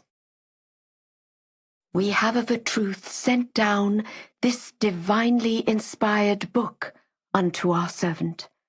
Ask ye then him who is our remembrance of its interpretation, inasmuch as he, as divinely ordained and through the grace of God, is invested with the knowledge of its verses. O children of men, if ye believe in the one true God, follow me, this most great remembrance of God sent forth by your Lord, that he may graciously forgive you your sins. Verily, he is forgiving and compassionate toward the concourse of the faithful. We of a truth choose the messengers through the potency of our word, and we exalt their offspring, some over others, through the great remembrance of God, as decreed in the book and concealed therein. Some of the people of the city have declared, "We are the helpers of God." But when this remembrance came suddenly upon them, they turned aside from helping us. Verily God is my Lord, and your true Lord. Therefore worship him, while this path from Ali the Bab is none but the straight path in the estimation of your Lord. Unto every people we have sent down the book in their own language. This book we have verily revealed in the language of our remembrance, and it is in truth a wondrous language. He is verily the eternal truth come from God, and according to the divine judgment given in the Mother Book, he is the most distinguished among the writers of Arabic and most eloquent in his utterance. He is in truth the supreme talisman, and is endowed with supernatural powers, as set forth in the Mother Book. O people of the city, ye have disbelieved your Lord. If ye are truly faithful to Mohammed, the apostle of God and the seal of the prophets, and if ye follow his book, the Quran, which is free from error, then here is the like of it, this book which we have in truth and by the leave of God sent down unto our servant. If ye fail to believe in him, then your faith in Mohammed and his book, which was revealed in the past, will indeed be treated as false in the estimation of God. If ye deny him, the fact of your having denied Mohammed and his book will in very truth and with absolute certainty become evident unto yourselves. Fear ye God, and breathe not a word concerning his most great remembrance, other than what hath been ordained by God, inasmuch as we have established a separate covenant regarding him with every prophet and his followers. Indeed, we have not sent any messenger without this binding covenant, and we do not, of a truth, pass judgment upon anything except after the covenant of him who is the supreme gate hath been established. Ere long, the veil shall be lifted from your eyes at the appointed time. Ye shall then behold the sublime remembrance of God, unclouded and vivid. Do men imagine that we are far distant from the people of the world? Nay, the day we cause them to be assailed by the pangs of death, they shall, upon the plain of resurrection, behold how the Lord of mercy and his remembrance were near. Thereupon they shall exclaim, "Would that we had followed the path of the Bab! Would that we had sought refuge only with him, and not with men of perversity and error." For verily the remembrance of God appeared before us, behind us, and on all sides, yet we were in very truth shut out as by a veil from him. Do not say, how can he speak of God while in truth his age is no more than 25?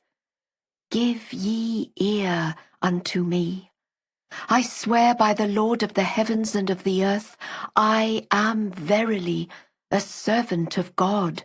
I have been made the bearer of irrefutable proofs from the presence of him who is the long-expected remnant of God. Here is my book before your eyes, as indeed inscribed in the presence of God in the mother book. God hath indeed made me blessed, wheresoever I may be, and hath enjoined upon me to observe prayer and fortitude so long as I shall live on earth amongst you. Glorified is he besides whom there is none other God. In his grasp he holdeth the source of authority, and verily God is powerful over all things. We have decreed that every long life shall in truth suffer decline, and that every hardship shall be followed by ease, that perchance men may recognize the gate of God as he who is the eternal truth, and verily God shall stand as witness unto those that have believed. O ye servants of God, verily be not grieved if a thing ye asked of him remaineth unanswered, inasmuch as he hath been commanded by God to observe silence, a silence which is in truth praiseworthy. We have indeed enabled thee to truly see in thy dream a measure of our cause. But wert thou to acquaint them with the hidden mystery, they would dispute its truth among themselves. Verily thy Lord, the God of truth, knoweth the very secrets of hearts. O peoples of the world, whatsoever ye have offered up in the way of the one true God, ye shall indeed find preserved by God, the preserver, intact at God's holy gate. O peoples of the earth, bear ye allegiance unto this resplendent light, wherewith God hath graciously invested me, through the power of infallible truth, and walk not in the footsteps of the evil one, inasmuch as he prompteth you to disbelieve in God your Lord. And verily God will not forgive disbelief in himself, though he will forgive other sins to whomsoever he pleaseth. Indeed, his knowledge embraceth all things. O peoples of the east and the west, be ye fearful of God concerning the cause of the true Joseph, and barter him not for a paltry price established by yourselves, or for a trifle of your earthly possessions, that ye may in very truth be praised by him as those who are reckoned among the pious, who stand nigh unto this gate. Verily, God hath deprived of his grace him who martyred Hussein, our forefather, lonely and forsaken as he was, upon the land of Taf, Karbala. Yazid, the son of Mu'awiyah, out of corrupt desire, bartered away the head of the true Joseph to the fiendish people for a trifling price and a petty sum from his property. Verily, they repudiated God by committing a grievous error. Ere long will God wreak his vengeance upon them at the time of our return, and he hath in very truth prepared for them in the world to come a severe torment. O Qurratul Ain, we have verily dilated thine heart in this revelation, which stands truly unique from all created things, and have exalted thy name through the manifestation of the Bab, so that men may become aware of our transcendent power and recognize that God is immeasurably sanctified above the praise of all men. He is verily independent of the whole of creation.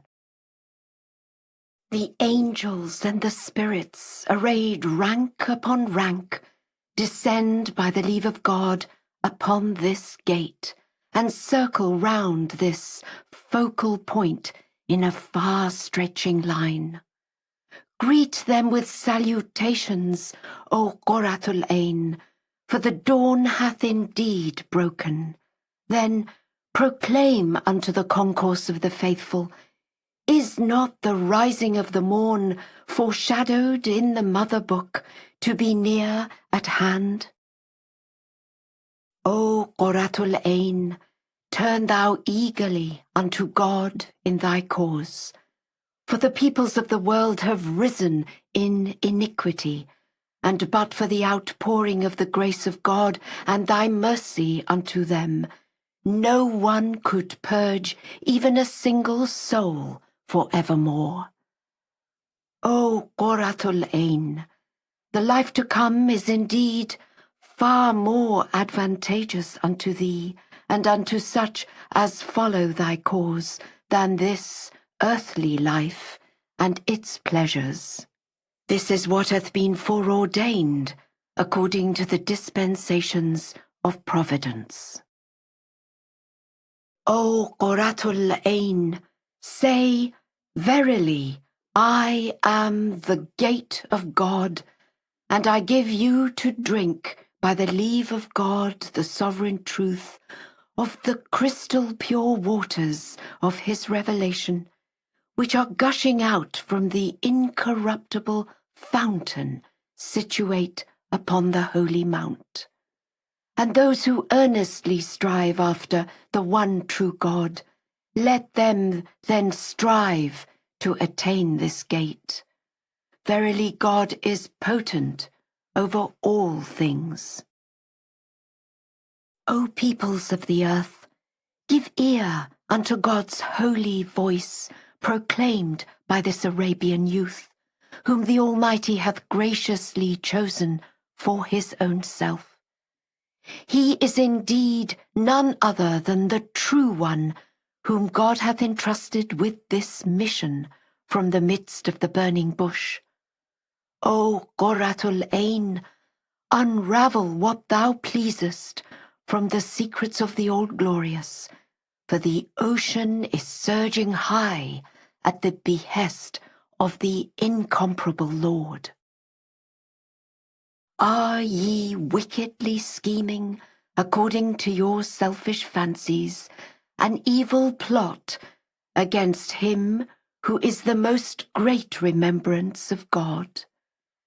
By the righteousness of God, all who are in the heaven and on earth, and whatsoever lieth between them, are regarded in my sight even as a spider's web.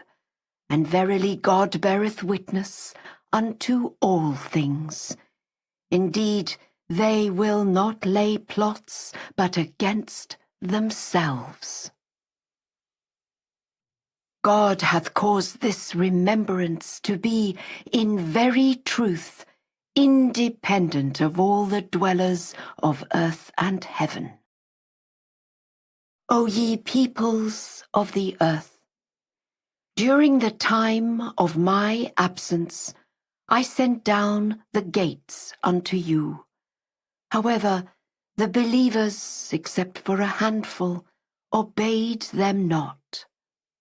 Formerly, I sent forth unto you Ahmad, and more recently Kazem, but apart from the pure in heart amongst you, no one followed them. What hath befallen you, O people of the book? Will ye not fear the one true God, he who is your Lord, the Ancient of Days?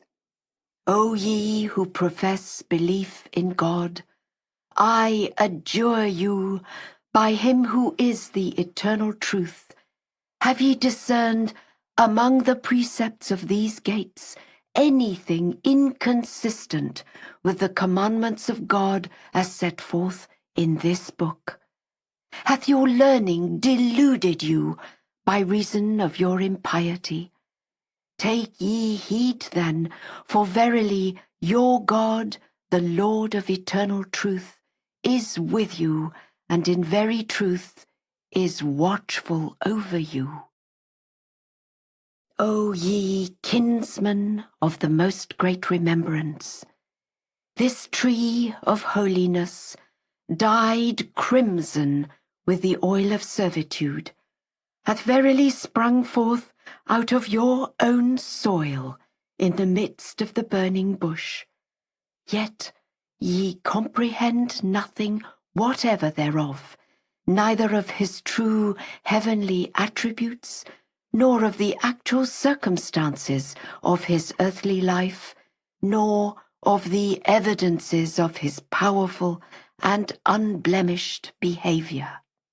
Actuated by your own fancies, you consider him to be alien to the sovereign truth, while in the estimation of God, he is none other than the promised one himself, invested with the power of the sovereign truth.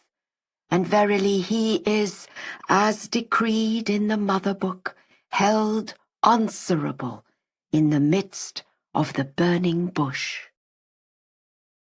O Qurratul Ain, deliver the summons of the most exalted word unto the handmaids among thy kindred.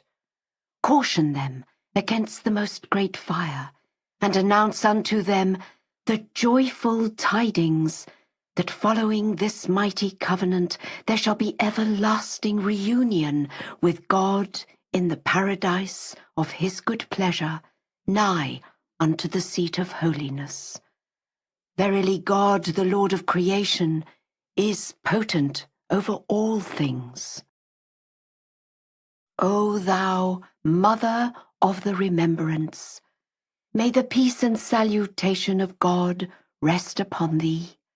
Indeed, thou hast endured patiently in him who is the sublime self of God. Recognize then the station of thy Son, who is none other than the mighty Word of God. He hath verily pledged himself to be answerable for thee, both in thy grave and on the judgment day, while thou hast in the preserved tablet of God been immortalized as the mother of the faithful by the pen of his remembrance. O Qurratul Ain, stretch not thy hands wide open in the cause, inasmuch as the people would find themselves in a state of stupor by reason of the mystery. And I swear by the true Almighty God that there is yet for thee another turn after this dispensation. And when the appointed hour hath struck, do thou, by the leave of God the All-Wise, reveal from the heights of the most lofty and mystic mount a faint and infinitesimal glimmer of thy impenetrable mystery, that they who have recognized the radiance of the Sinaic splendor may faint away and die as they catch a lightning glimpse of the fierce and crimson light that envelops thy revelation. And God is in very truth thine unfailing protector. O people of Persia, are ye not satisfied with this glorious honor which the supreme remembrance of God hath conferred upon you? Verily, Ye have been especially favored by God through this mighty word. Then do not withdraw from the sanctuary of his presence, for by the righteousness of the one true God, he is none other than the sovereign truth from God. He is the most exalted one and the source of all wisdom, as decreed in the Mother Book. O peoples of the earth, cleave ye tenaciously to the cord of the all-highest God, which is but this Arabian youth, our remembrance, he who standeth concealed at the point of ice amidst the ocean of fire. O people of the earth, by the righteousness of the one true God, I am the maid of heaven, begotten by the Spirit of Baha, abiding within the mansion hewn out of a mass of ruby, tender and vibrant. And in this mighty paradise naught have I ever witnessed save that which proclaimeth the remembrance of God by extolling the virtues of this Arabian youth. Verily, there is none other God but your Lord, the All-Merciful. Magnify ye then his station, for behold, he is poised in the midmost heart of the all-highest paradise, as the embodiment of the praise of God in the tabernacle wherein his glorification is intoned.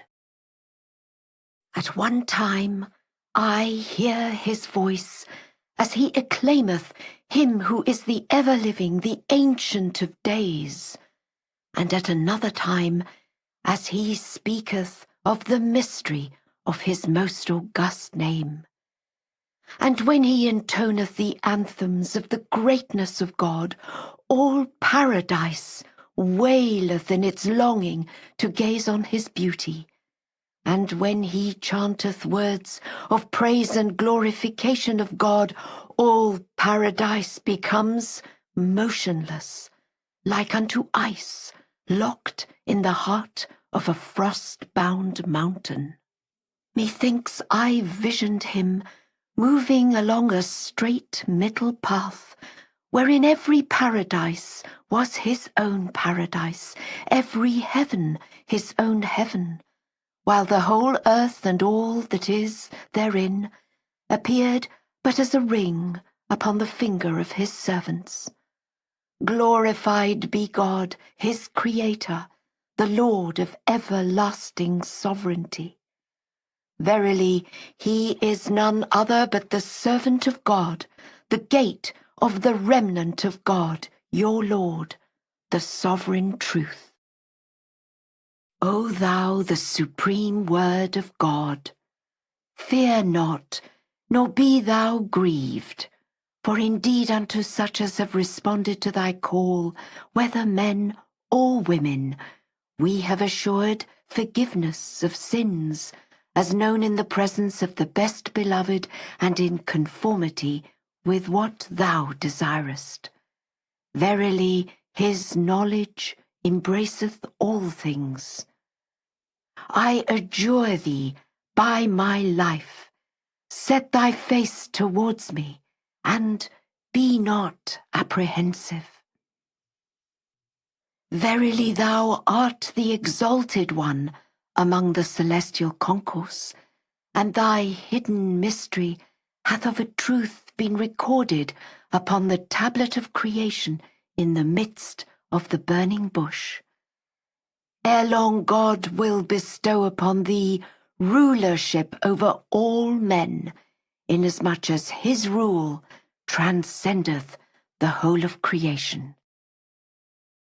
O concourse of Shi'ez, fear ye God and our cause, which concerneth him who is the most great remembrance of God. For great is its fire, as decreed in the Mother Book.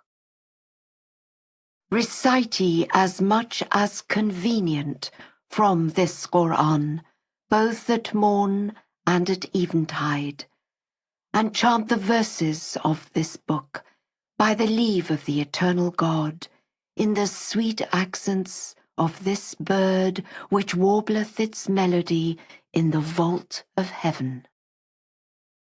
Issue forth from your cities, O peoples of the West, and aid God ere the day when the Lord of mercy shall come down unto you in the shadow of the clouds, with the angels circling around him, exalting his praise and seeking forgiveness for such as have truly believed in our signs.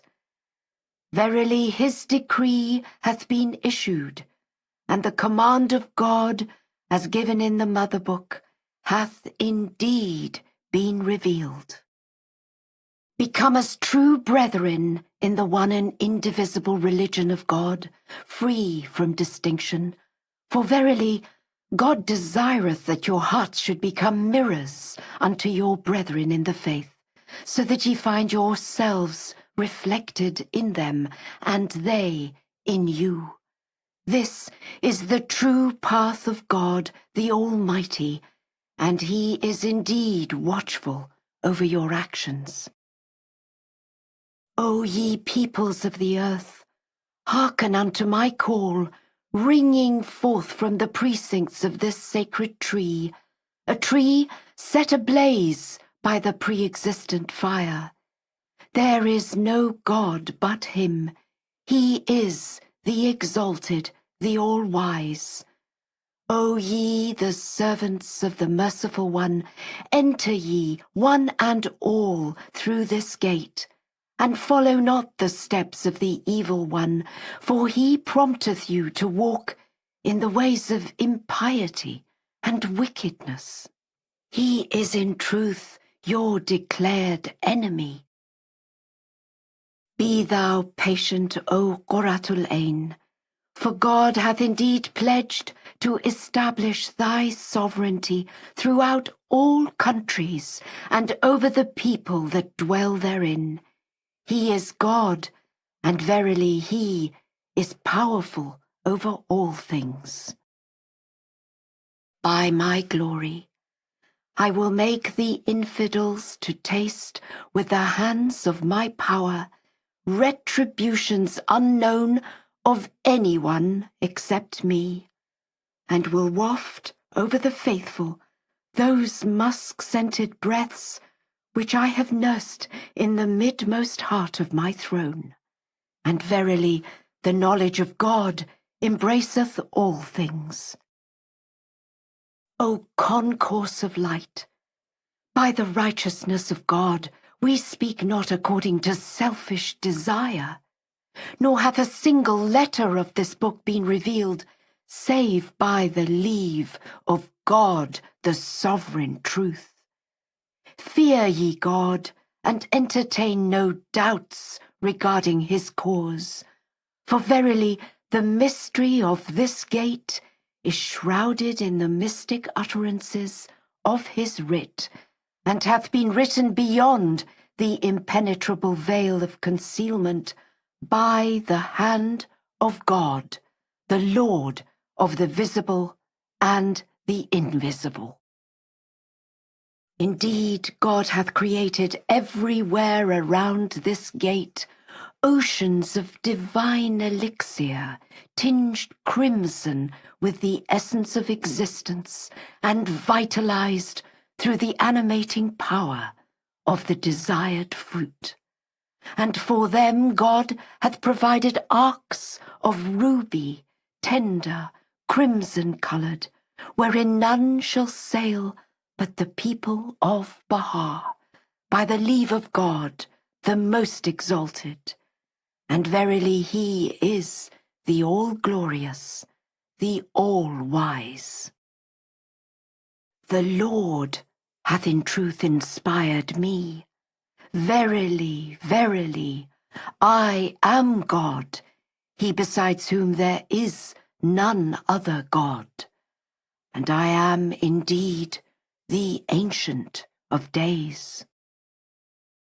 O people of the kingdom, by the righteousness of the true God, if ye remain steadfast upon this line, which standeth upright between the two lines, ye shall in very truth quaff the living waters from the fountain of this wondrous revelation, as proffered by the hand of his remembrance. I swear by your true Lord, by him who is the Lord of the heavens and of the earth, that the divine promise concerning his remembrance is naught but the sovereign truth, and, as decreed in the mother book, it shall come to pass. Say, O peoples of the earth, were ye to assemble together in order to produce the like of a single letter of my works, ye would never be able to do so. And verily God is cognizant of all things. O Qurratul Ain, say, behold, verily the moon hath faded, verily the night hath retreated, verily the dawn hath brightened, verily the command of God your true Lord hath been accomplished. Out of utter nothingness, O great and omnipotent Master, thou hast through the celestial potency of thy might brought me forth and raised me up to proclaim this revelation. I have made none other but thee my trust. I have clung to no will but thy will. Thou art in truth the all-sufficing, and behind thee standeth the true God, he who overshadoweth all things. Indeed, sufficient unto me is God, the exalted, the powerful, the sustainer. O thou remnant of God, I have sacrificed myself wholly for thee. I have accepted curses for thy sake, and have yearned for naught but martyrdom in the path of thy love. Sufficient witness unto me is God the exalted, the protector, the ancient of days. O Qurratul Ain, the words thou hast uttered in this momentous call have grieved me bitterly. However, the irrevocable decision resteth with none but God, and the decree proceedeth from none save him alone. By my life, thou art the well-beloved in the sight of God and his creation. Verily there is no power except in God, and sufficient witness unto me is your Lord, who is in very truth the omnipotent avenger. O peoples of the earth, by the righteousness of God, this book hath, through the potency of the sovereign truth, pervaded the earth and the heaven with the mighty word of God concerning him who is the supreme testimony, the expected Qa'em, and verily God hath knowledge of all things. This divinely inspired book hath firmly established his proof for all those who are in the east and in the west. Hence, beware lest ye utter aught but the truth regarding God. For I swear by your Lord that this supreme proof of mine beareth witness unto all things.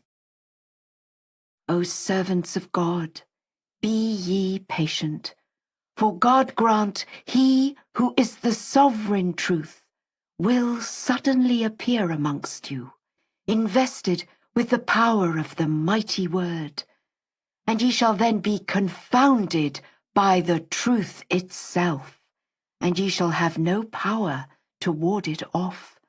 And verily I am a witness over all mankind.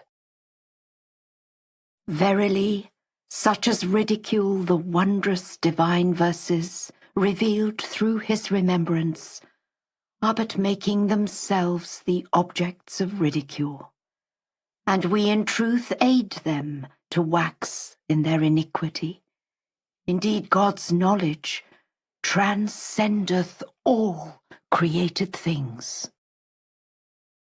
The infidels of a truth seek to separate God from his remembrance, but God hath determined to perfect his light through his remembrance, and indeed he is potent over all things. Verily, Christ is our word, which we communicated unto Mary. And let no one say what the Christians term as the third of three, inasmuch as it would amount to slandering the remembrance who is decreed in the Mother Book is invested with supreme authority. Indeed, God is but one God, and far be it from his glory that there should be aught else besides him. All those who shall attain unto him on the day of resurrection are but his servants, and God is of a truth a sufficient protector. Verily, I am none other but the servant of God and his word, and none but the first one to bow down in supplication before God, the most exalted. And indeed God witnesseth all things. O people of the Koran, ye are as nothing unless ye submit unto the remembrance of God and unto this book. If ye follow the cause of God, we will forgive you your sins, and if ye turn aside from our command, we will, in truth, condemn your souls in our book unto the most great fire. We verily do not deal unjustly with men, even to the extent of a speck on a date stone. O peoples of the earth, verily the resplendent light of God hath appeared in your midst, invested with this unerring book, that ye may be guided aright to the ways of peace, and by the leave of God step out of the darkness into the light, and onto this far extended path of truth. God hath, out of sheer nothingness, and through the potency of his command, created the heavens and the earth, and whatever lieth between them. He is single and peerless in his eternal unity, with none to join partner with his holy essence, nor is there any soul except his own self who can befittingly comprehend him. O peoples of the earth, verily his remembrance is come to you from God after an interval during which there were no messengers, that he may purge and purify you from uncleanliness in anticipation of the day of the one true God. Therefore seek ye wholeheartedly divine blessings from him, inasmuch as we have in truth chosen him to be the witness and the source of wisdom unto all that dwell on earth. O Qurratul Ain, proclaim that which hath been sent down unto thee, as a token of the grace of the merciful Lord. For if thou do it not, our secret will never be made known to the people, while the purpose of God in creating man is but for him to know him. Indeed, God hath knowledge of all things, and is self-sufficient above the need of all mankind. Whenever the faithful hear the verses of this book being recited, their eyes will overflow with tears, and their hearts will be deeply touched by him who is the most great remembrance, for the love they cherish for God, the all-praised. He is God, the all-knowing, the eternal. They are indeed the inmates of the all-highest paradise, wherein they will abide forever. Verily they will see naught therein, save that which hath proceeded from God, nothing that will lie beyond the compass of their understanding. There they will meet the believers in paradise, who will address them with the words, peace, peace, lingering on their lips. O concourse of the faithful, incline your ears to my voice, proclaimed by this remembrance of God. Verily God hath revealed unto me that the path of the remembrance which is set forth by me is in very truth the straight path of God, and that whoever professeth any religion other than this upright faith will, when called to account on the day of judgment, discover that as recorded in the book, no benefit hath he reaped out of God's religion.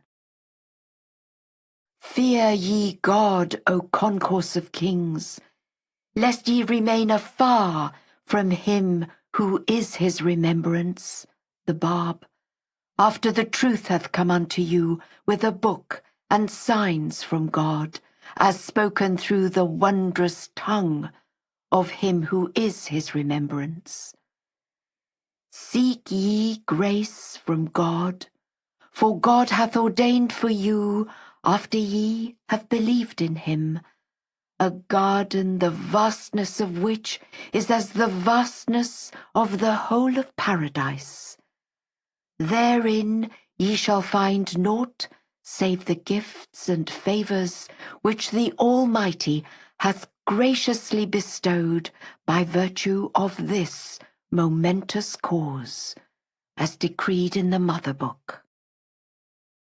O Spirit of God, call thou to mind the bounty which I bestowed upon thee when I conversed with thee in the midmost heart of my sanctuary, and aided thee through the potency of the Holy Spirit, that thou mightest, as the peerless mouthpiece of God, proclaim unto men the commandments of God, which lie enshrined within the divine Spirit.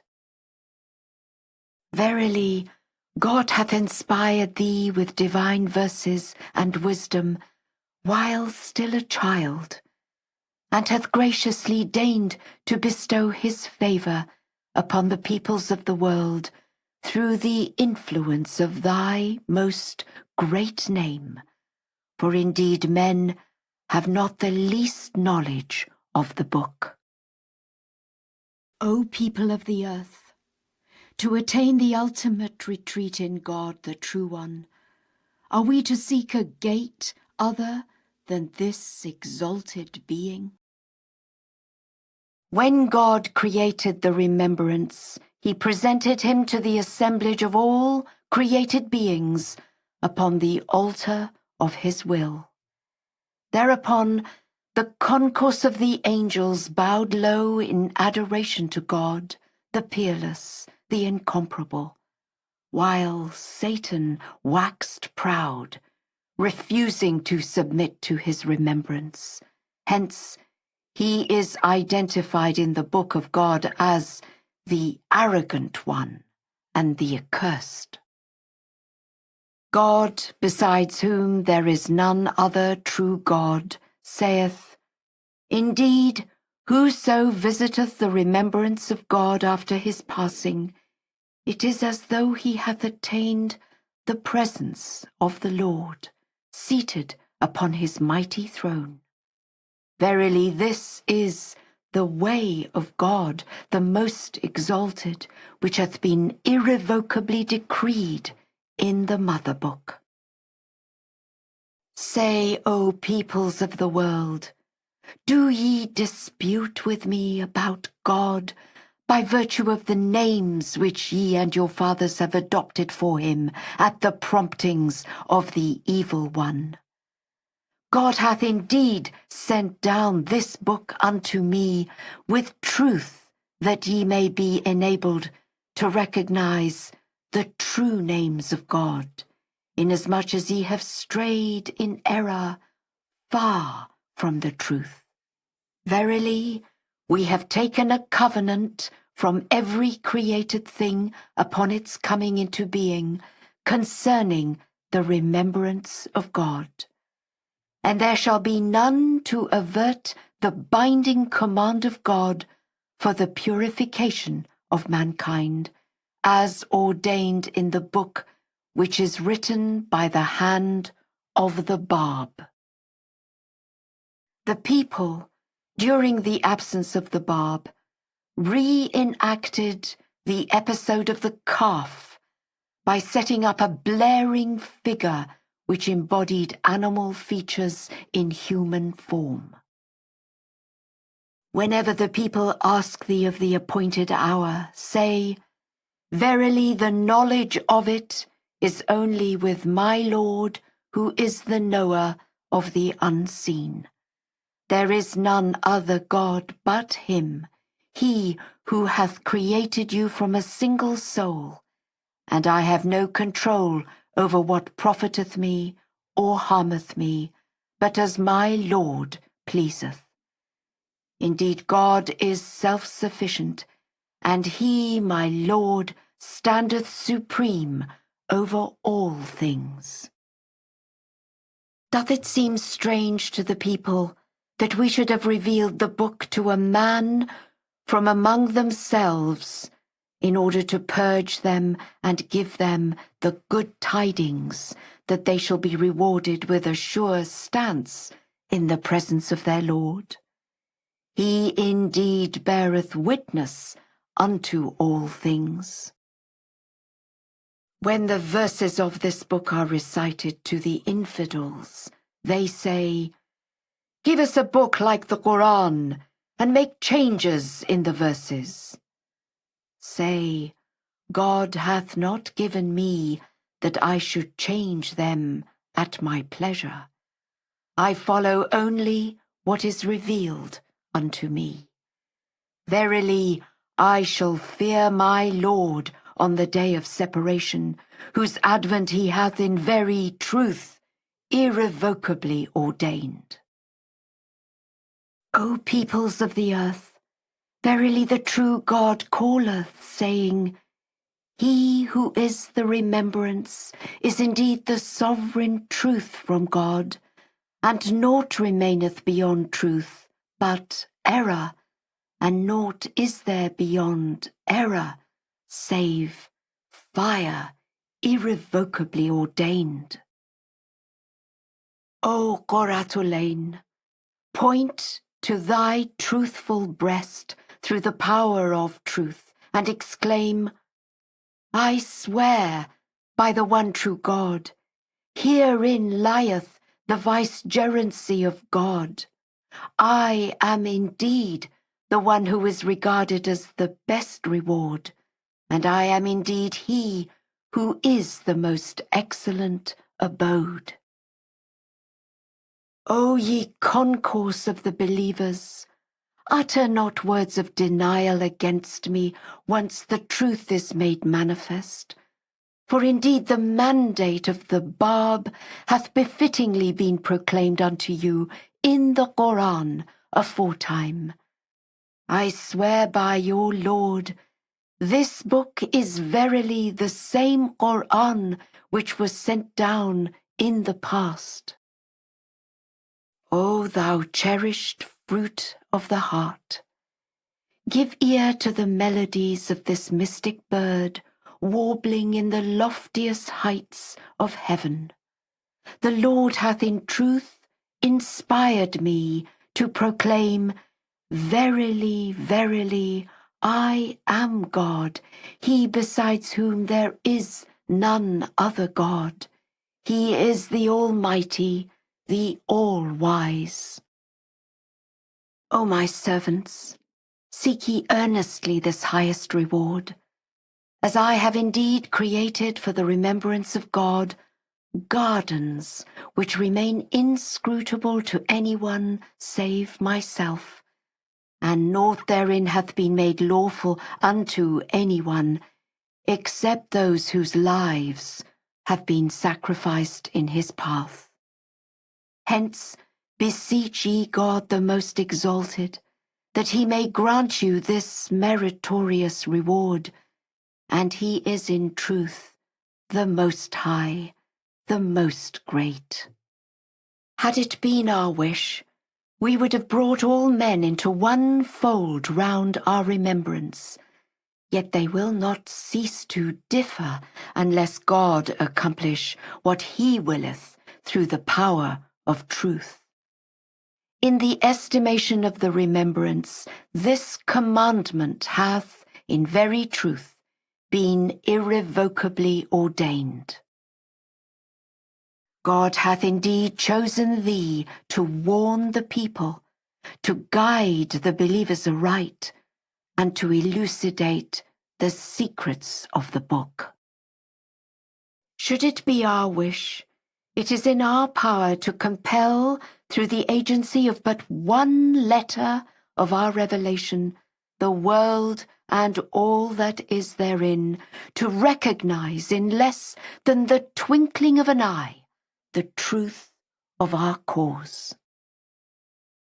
Truly, other apostles have been laughed to scorn before thee, and thou art none other but the servant of God, sustained by the power of truth. Ere long we shall prolong the days of such as have rejected the truth, by reason of that which their hands have wrought. And verily God will not deal unjustly with anyone, even to the extent of a speck on a date stone. O ye peoples of the earth, by the righteousness of God, the true one, the testimony shown forth by his remembrance is like unto a sun, which the hand of the merciful Lord hath raised high in the midmost heart of the heaven, wherefrom it shineth in the plenitude of its meridian splendor. With each and every prophet whom we have sent down in the past, we have established a separate covenant concerning the remembrance of God and his day. Manifest in the realm of glory and through the power of truth are the remembrance of God and his day before the eyes of the angels that circle his mercy seat. O hour of the dawn, ere the resplendent glory of the divine luminary sheddeth its radiance from the dayspring of this gate, call thou to mind that the appointed day of God will indeed be at hand in less than the twinkling of an eye. Thus hath the decree of God been issued in the Mother Book. O concourse of the faithful, verily the object of each and every sign revealed by God in the Scriptures, or in the world at large, or in the hearts of men, is but to make them fully realize that this remembrance is indeed the true one from God. Verily God is cognizant of all things through the power of eternal truth. O ye that circle the throne of glory, hearken unto my call, which is raised from the midst of the burning bush. Verily I am God, and there is none other God but me. Hence worship me, and for the sake of him who is the most great remembrance, offer ye prayers purged from the insinuations of the people. For verily your Lord, the one true God, is none other than the sovereign truth. Indeed, such as invoke others besides him are deservedly numbered among the inmates of the fire, while he who is the remembrance of God verily abideth firm and undeviating on the path of truth midst the burning bush. O peoples of the earth, inflict not upon the most great remembrance what the Umayyads cruelly inflicted upon Hussein in the Holy Land. By the righteousness of God, the True One, he is indeed the eternal truth, and unto him God verily is a witness. God had in truth proposed our mission unto the heavens and the earth and the mountains, but they refused to bear it and were afraid thereof. However, man, this Ali, who is none other but the great remembrance of God, undertook to bear it. Hence God, the all-encompassing, hath referred to him in his preserved book as the wronged one, and by reason of his being undistinguished before the eyes of men, he hath, according to the judgment of the book, been entitled the Unknown. Ere long we will in very truth torment such as waged war against Hussein, Imam Hussein, in the land of the Euphrates, with the most afflictive torment and the most dire and exemplary punishment. God knoweth well the heart of Hussein, the heat of his burning thirst and his long suffering for the sake of God, the incomparable, the Ancient of Days, and unto him God is verily a witness. Hearken unto the voice of thy Lord, calling from Mount Sinai. Verily there is no God but him, and I am the most exalted one, who hath been veiled in the mother book, according to the dispensations of providence. This book which we have sent down is indeed abounding in blessings, and beareth witness to the truth, so that the people may realize that the conclusive proof of God in favor of his remembrance is similar to the one wherewith Mohammed, the seal of the prophets, was invested, and verily great is the cause as ordained in the mother book.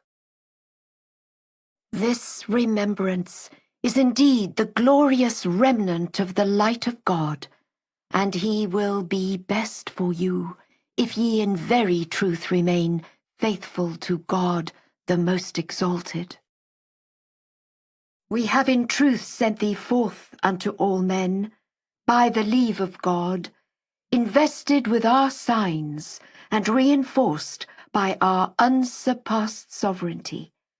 He is indeed the appointed bearer of the trust of God.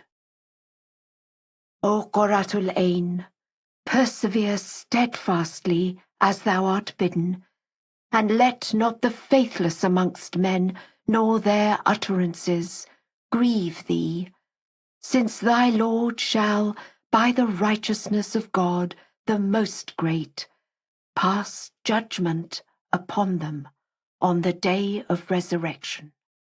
And surely God witnesseth all things. This religion is indeed in the sight of God the essence of the faith of Mohammed. Haste ye then to attain the celestial paradise and the all-highest garden of his good pleasure, in the presence of the one true God. Could ye but be patient and thankful, before the evidences of the signs of God. O my servants, this is God's appointed day, which the merciful Lord hath promised you in his book. Wherefore, in very truth, glorify ye abundantly the name of God, while treading the path of the most great remembrance. Verily God hath granted leave to his remembrance, to say whatsoever he willeth, in whatever manner he pleaseth. Indeed, whatsoever he chooseth is none other than what is chosen by us. The Lord in truth witnesseth all things. Indeed, we conversed with Moses by the leave of God from the midst of the burning bush in the Sinai, and revealed an infinitesimal glimmer of thy light upon the mystic mount and its dwellers, whereupon the mount shook to its foundations and was crushed into dust. O peoples of the earth, I swear by your Lord, ye shall act as former generations have acted. Warn ye then yourselves of the terrible, the most grievous vengeance of God. For God is verily potent over all things. O Qurratul Ain, I recognize in thee none other except the great announcement, the announcement voiced by the concourse on high. By this name I bear witness, they that circle the throne of glory have ever known thee. O concourse of the believers, do ye harbour any doubt as to that whereunto the remembrance of God doth summon you? By the righteousness of the one true God, he is none other than the sovereign truth, who hath been made manifest through the power of truth. Are ye in doubt concerning the Bab? Verily, he is the one who holdeth by our leave the kingdoms of earth and heaven in his grasp, and the Lord is in truth fully aware of what ye are doing. Indeed, I am but a man like unto you. However, God bestoweth upon me whatever favours he willeth as he pleaseth, and that which your Lord hath decreed in the mother book is unbounded. God of a truth revealed unto me in the sacred house of the Kaaba, verily, I am God, no God is there but me. I have singled thee out for myself, and have chosen thee as the remembrance. Indeed, whosoever beareth allegiance unto thee by walking in the way of the Bab, for him the recompense of the next world hath surely been prescribed. It is ordained in the book that upon the realization of the cause of the remembrance, the most great event will have come to pass, according to the dispensation of providence. And God truly is potent over all things. O Qurratul Ain, say, verily I am the one who is hailed in the mother book as the great announcement.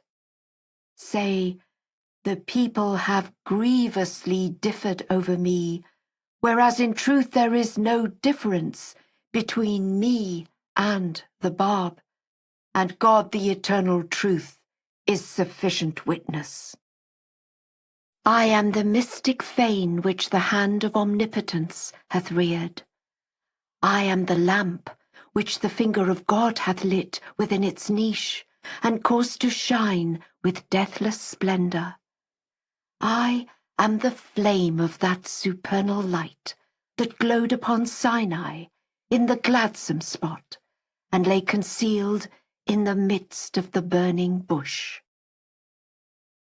As a token of pure justice, we have indeed sent tidings unto every prophet concerning the cause of our remembrance, and verily God is supreme over all the peoples of the world.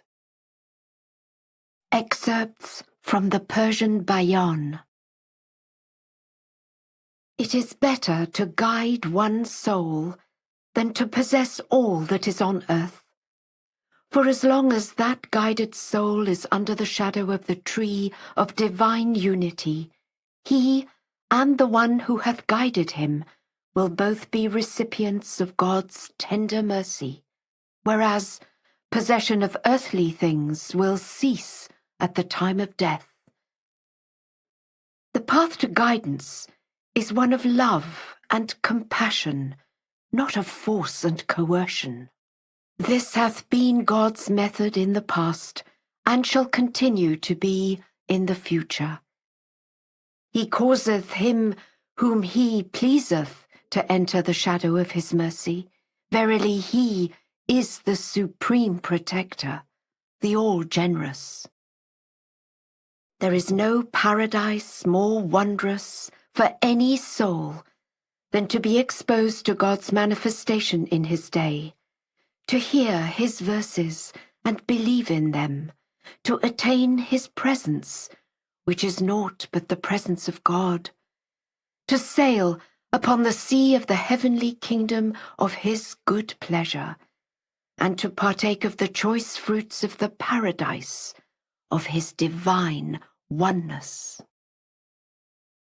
Worship thou God in such wise that if thy worship lead thee to the fire, no alteration in thine adoration would be produced. And so likewise, if thy recompense should be paradise, thus and thus alone should be the worship which befitteth the one true God. Shouldst thou worship him because of fear, this would be unseemly in the sanctified court of his presence, and could not be regarded as an act by thee dedicated to the oneness of his being. Or if thy gaze should be on paradise, and thou shouldst worship him while cherishing such a hope, thou wouldst make God's creation a partner with him, notwithstanding the fact that paradise is desired by men. Fire and paradise both bow down and prostrate themselves before God. That which is worthy of his essence is to worship him for his sake, without fear of fire or hope of paradise. Although when true worship is offered, the worshipper is delivered from the fire and entereth the paradise of God's good pleasure, yet such should not be the motive of his act. However, God's favour and grace ever flow in accordance with the exigencies of his inscrutable wisdom. The most acceptable prayer is the one offered with the utmost spirituality and radiance. Its prolongation hath not been and is not beloved by God. The more detached and the purer the prayer, the more acceptable is it in the presence of God. The day of resurrection is a day on which the sun riseth and setteth like unto any other day. How oft hath the day of resurrection dawned, and the people of the land where it occurred did not learn of the event. Had they heard, they would not have believed, and thus they were not told. When the apostle of God, Mohammed, appeared, he did not announce unto the unbelievers that the resurrection had come, for they could not bear the news. That day is indeed an infinitely mighty day, for in it the divine tree proclaimeth from eternity unto eternity, Verily, I am God, no God is there but me. Yet those who are veiled believe that he is one like unto them, and they refuse even to call him a believer, although such a title in the realm of his heavenly kingdom is conferred everlastingly upon the most insignificant follower of his previous dispensation.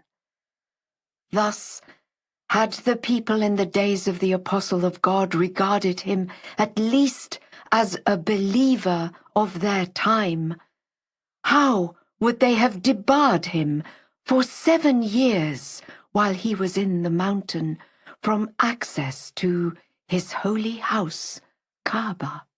Likewise, in this dispensation of the point of the Bayan, if the people had not refused to concede the name believer unto him, how could they have incarcerated him on this mountain, without realizing that the quintessence of belief oweth its existence to a word from him?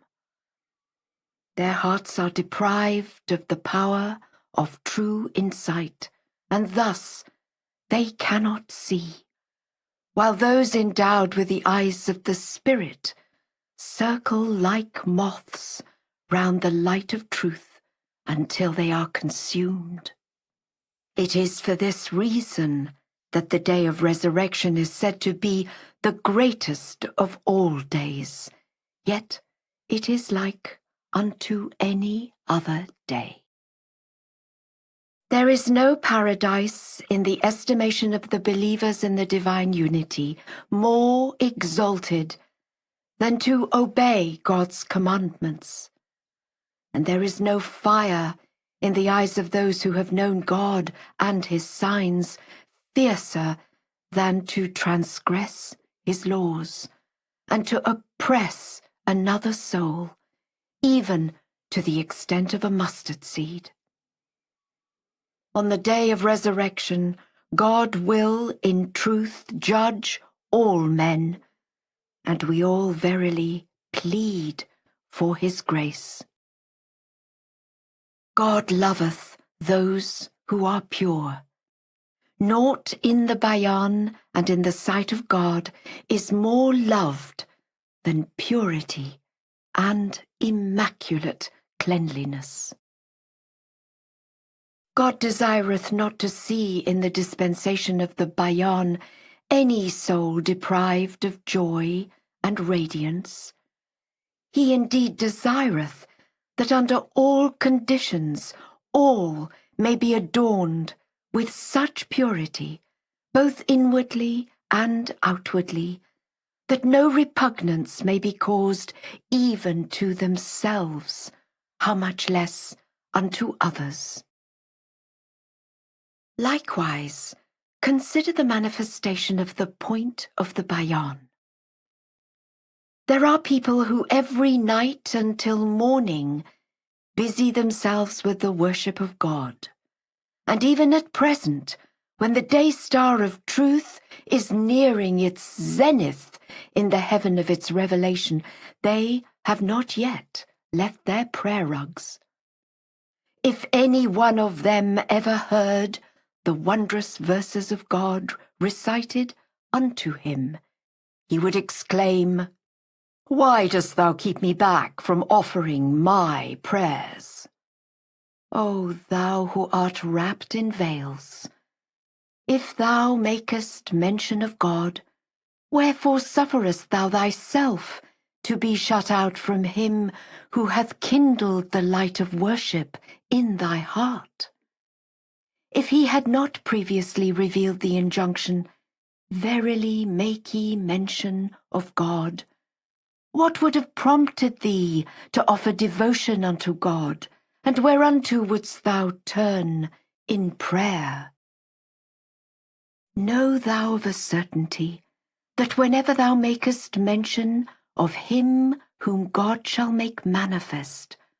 Only then art thou making mention of God. In like manner shouldst thou hearken unto the verses of the Bayan and acknowledge its truth. Only then would the revealed verses of God profit thee. Otherwise, what benefit canst thou derive therefrom?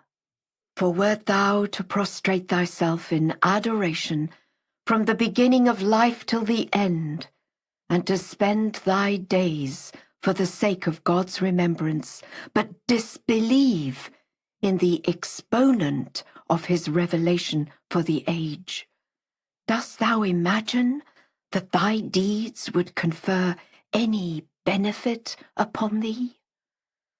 On the other hand, if thou believest in him and dost recognize him with true understanding, and he saith, I have accepted thine entire life spent in my adoration, then assuredly hast thou been worshipping him most ardently.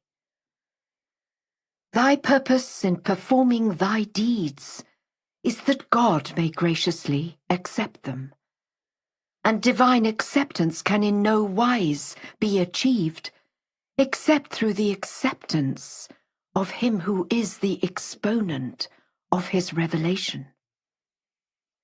For instance, if the apostle of God, may divine blessings rest upon him, accepted a certain deed, in truth God accepted it. Otherwise it hath remained within the selfish desires of the person who wrought it, and did not reach the presence of God. Likewise, any act which is accepted by the point of the Bayan is accepted by God, inasmuch as the contingent world hath no other access unto the presence of the Ancient of Days. Whatever is sent down cometh through the exponent of his revelation, and whatever ascendeth, ascendeth unto the exponent of his revelation.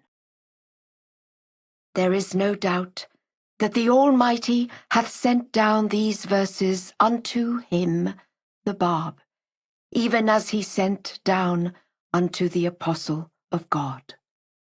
Indeed, no less than 100,000 verses similar to these have already been disseminated among the people, not to mention his epistles, his prayers, or his learned and philosophical treatises.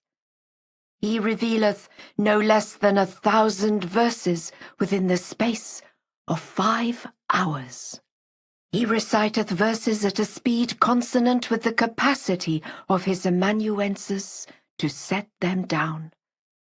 Thus it may well be considered that if from the inception of this revelation until now he had been left unhindered, how vast then would have been the volume of writings disseminated from his pen. If ye contend that these verses cannot of themselves be regarded as a proof, scan the pages of the Quran. If God hath established therein any evidence other than the revealed verses to demonstrate the validity of the prophethood of his apostle, may the blessings of God rest upon him. Ye may then have your scruples about him. Concerning the sufficiency of the book as a proof, God hath revealed, Is it not enough for them that we have sent down unto thee the book to be recited to them? In this verily is a mercy and a warning to those who believe. When God hath testified that the book is a sufficient testimony, as is affirmed in the text, how can one dispute this truth by saying that the book in itself is not a conclusive proof. Since that day is a great day, it would be sorely trying for thee to identify thyself with the believers. For the believers of that day are the inmates of paradise, while the unbelievers are the inmates of the fire. And know thou of a certainty that by paradise is meant recognition of and submission unto him whom God shall make manifest, and by the fire, the company of such souls as would fail to submit unto him, or to be resigned to his good pleasure.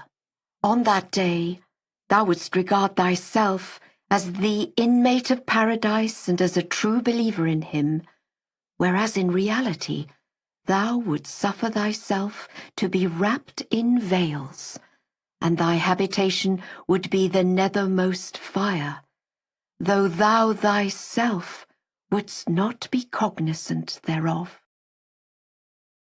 Compare his manifestation with that of the point of the Quran. How vast the number of the letters of the gospel who eagerly expected him, yet from the time of his declaration up to 5 years, no one became an inmate of paradise except the commander of the faithful, Imam Ali, and those who secretly believed in him.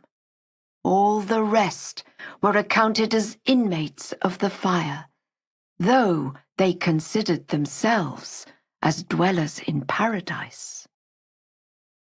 Likewise, behold this revelation. The essences of the people have through divinely conceived designs been set in motion, and until the present day 313 disciples have been chosen. In the land of Sa'd, Esfahan, which to outward seeming is a great city, in every corner of whose seminaries are vast numbers of people regarded as divines and doctors. Yet when the time came for inmost essences to be drawn forth, only its sifter of wheat donned the robe of discipleship. This is the mystery of what was uttered by the kindred of the Prophet Muhammad. Upon them be the peace of God, concerning this revelation, saying that the abased shall be exalted, and the exalted shall be abased. Likewise is the revelation of him whom God shall make manifest. Among those to whom it will never occur that they might merit the displeasure of God, and whose pious deeds will be exemplary unto everyone, there will be many who will become the personification of the nethermost fire itself when they fail to embrace his cause. While among the lowly servants, whom no one would imagine to be of any merit, how great the number who will be honored with true faith, and on whom the fountainhead of generosity will bestow the robe of authority. For whatever is created in the faith of God is created through the potency of his word. In the manifestation of the apostle of God, all were eagerly awaiting him. Yet thou hast heard how he was treated at the time of his appearance, in spite of the fact that if ever they beheld him in their dreams, they would take pride in them.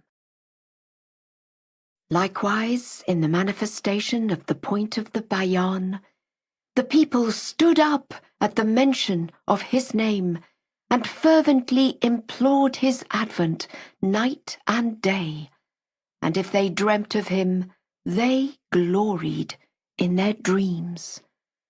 Yet now that he hath revealed himself, invested with the mightiest testimony, whereby their own religion is vindicated, and despite the incalculable number of people who yearningly anticipate his coming, they are resting comfortably in their homes after having hearkened to his verses, while he at this moment is confined in the mountain of Marku, lonely and forsaken. Take good heed of yourselves, O people of the Bayan, lest ye perform such deeds as to weep sore for his sake night and day, to stand up at the mention of his name, yet on this day of fruition, a day whereon ye should not only arise at his name, but seek a path unto him who personifies that name, ye shut yourselves out from him as by a veil.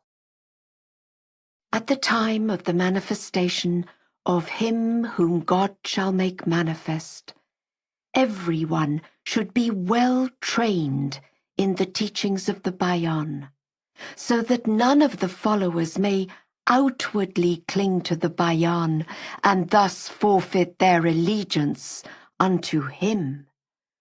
If anyone does so, the verdict of disbeliever in God shall be passed upon him. I swear by the holy essence of God, were all in the Bayan to unite in helping him whom God shall make manifest in the days of his revelation, not a single soul, nay, not a created thing would remain on earth that would not gain admittance into paradise. Take good heed of yourselves, for the sum total of the religion of God is but to help him, rather than to observe in the time of his appearance such deeds as are prescribed in the Bayan. Should anyone, however, ere he manifesteth himself, transgress the ordinances, were it to the extent of a grain of barley, he would have transgressed his command. Seek ye refuge in God from whatsoever might lead you astray from the source of his revelation, and hold fast unto his cord, for whoso holdeth fast unto his allegiance, he hath attained and will attain salvation in all the worlds. Such is the bounty of God. To whom he will, he giveth it, and God is the Lord of grace abounding. Ye perform your works for God from the beginning of your lives till the end thereof, yet not a single act is for the sake of him who is the manifestation of God, to whom every good deed reverteth. Had ye acted in such manner, ye would not have suffered so grievously on the day of resurrection. Behold, how great is the cause, and yet how the people are wrapped in veils. I swear by the sanctified essence of God, that every true praise and deed offered unto God is naught but praise and deed offered unto him whom God shall make manifest. Deceive not your own selves that you are being virtuous for the sake of God, when you are not. For should ye truly do your works for God, ye would be performing them for him whom God shall make manifest, and would be magnifying his name. The dwellers of this mountain, who are bereft of true understanding, unceasingly utter the words, No God is there but God.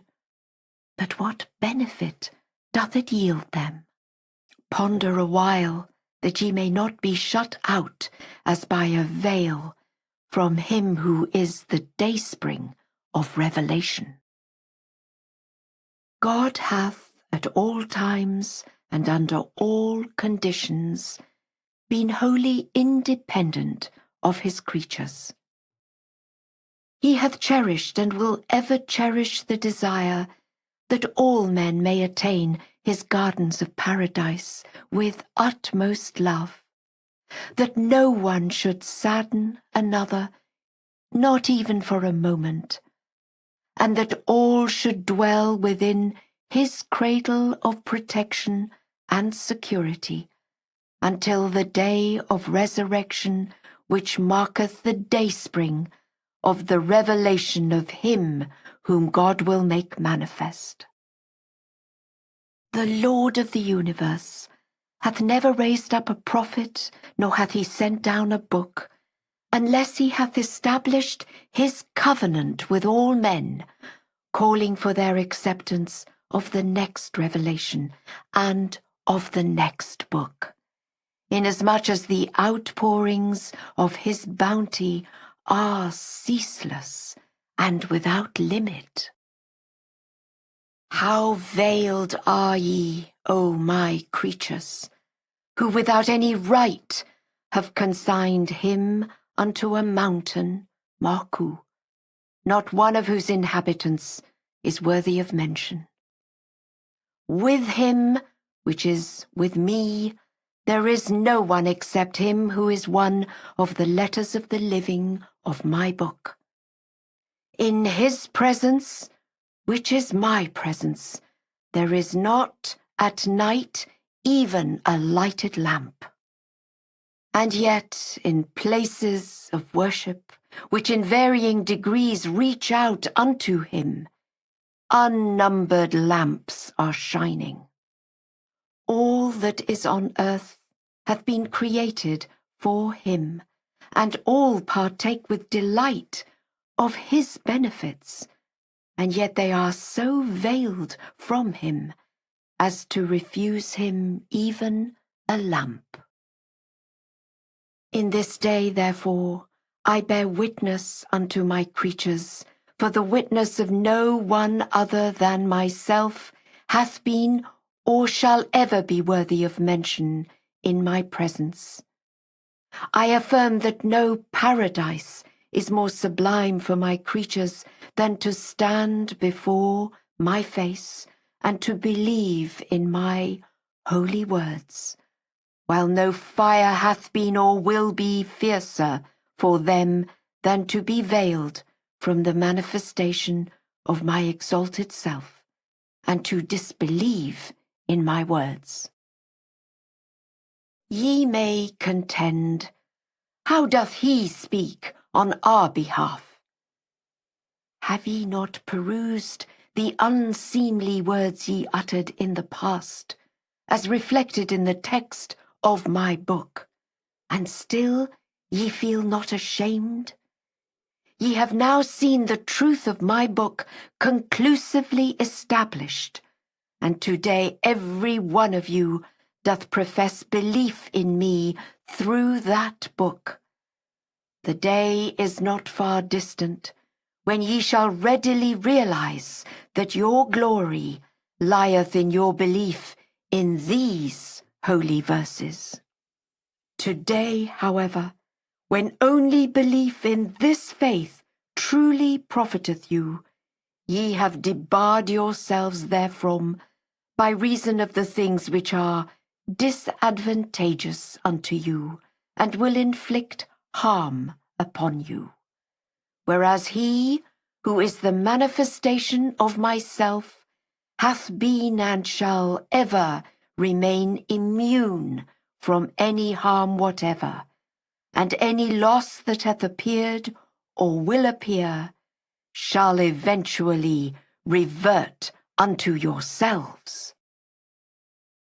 How vast the number of people who are well versed in every science, yet it is their adherence to the holy word of God which will determine their faith, inasmuch as the fruit of every science is none other than the knowledge of divine precepts and submission unto his good pleasure. No created thing shall ever attain its paradise, unless it appeareth in its highest prescribed degree of perfection. For instance, this crystal representeth the paradise of the stone whereof its substance is composed. Likewise, there are various stages in the paradise for the crystal itself. So long as it was stone, it was worthless, but if it attaineth the excellence of ruby, a potentiality which is latent in it, how much a carat will it be worth? Consider likewise every created thing. Man's highest station, however, is attained through faith in God in every dispensation, and by acceptance of what hath been revealed by him, and not through learning, inasmuch as in every nation there are learned men who are versed in diverse sciences. Nor is it attainable through wealth, for it is similarly evident that among the various classes in every nation there are those possessed of riches. Likewise are other transitory things.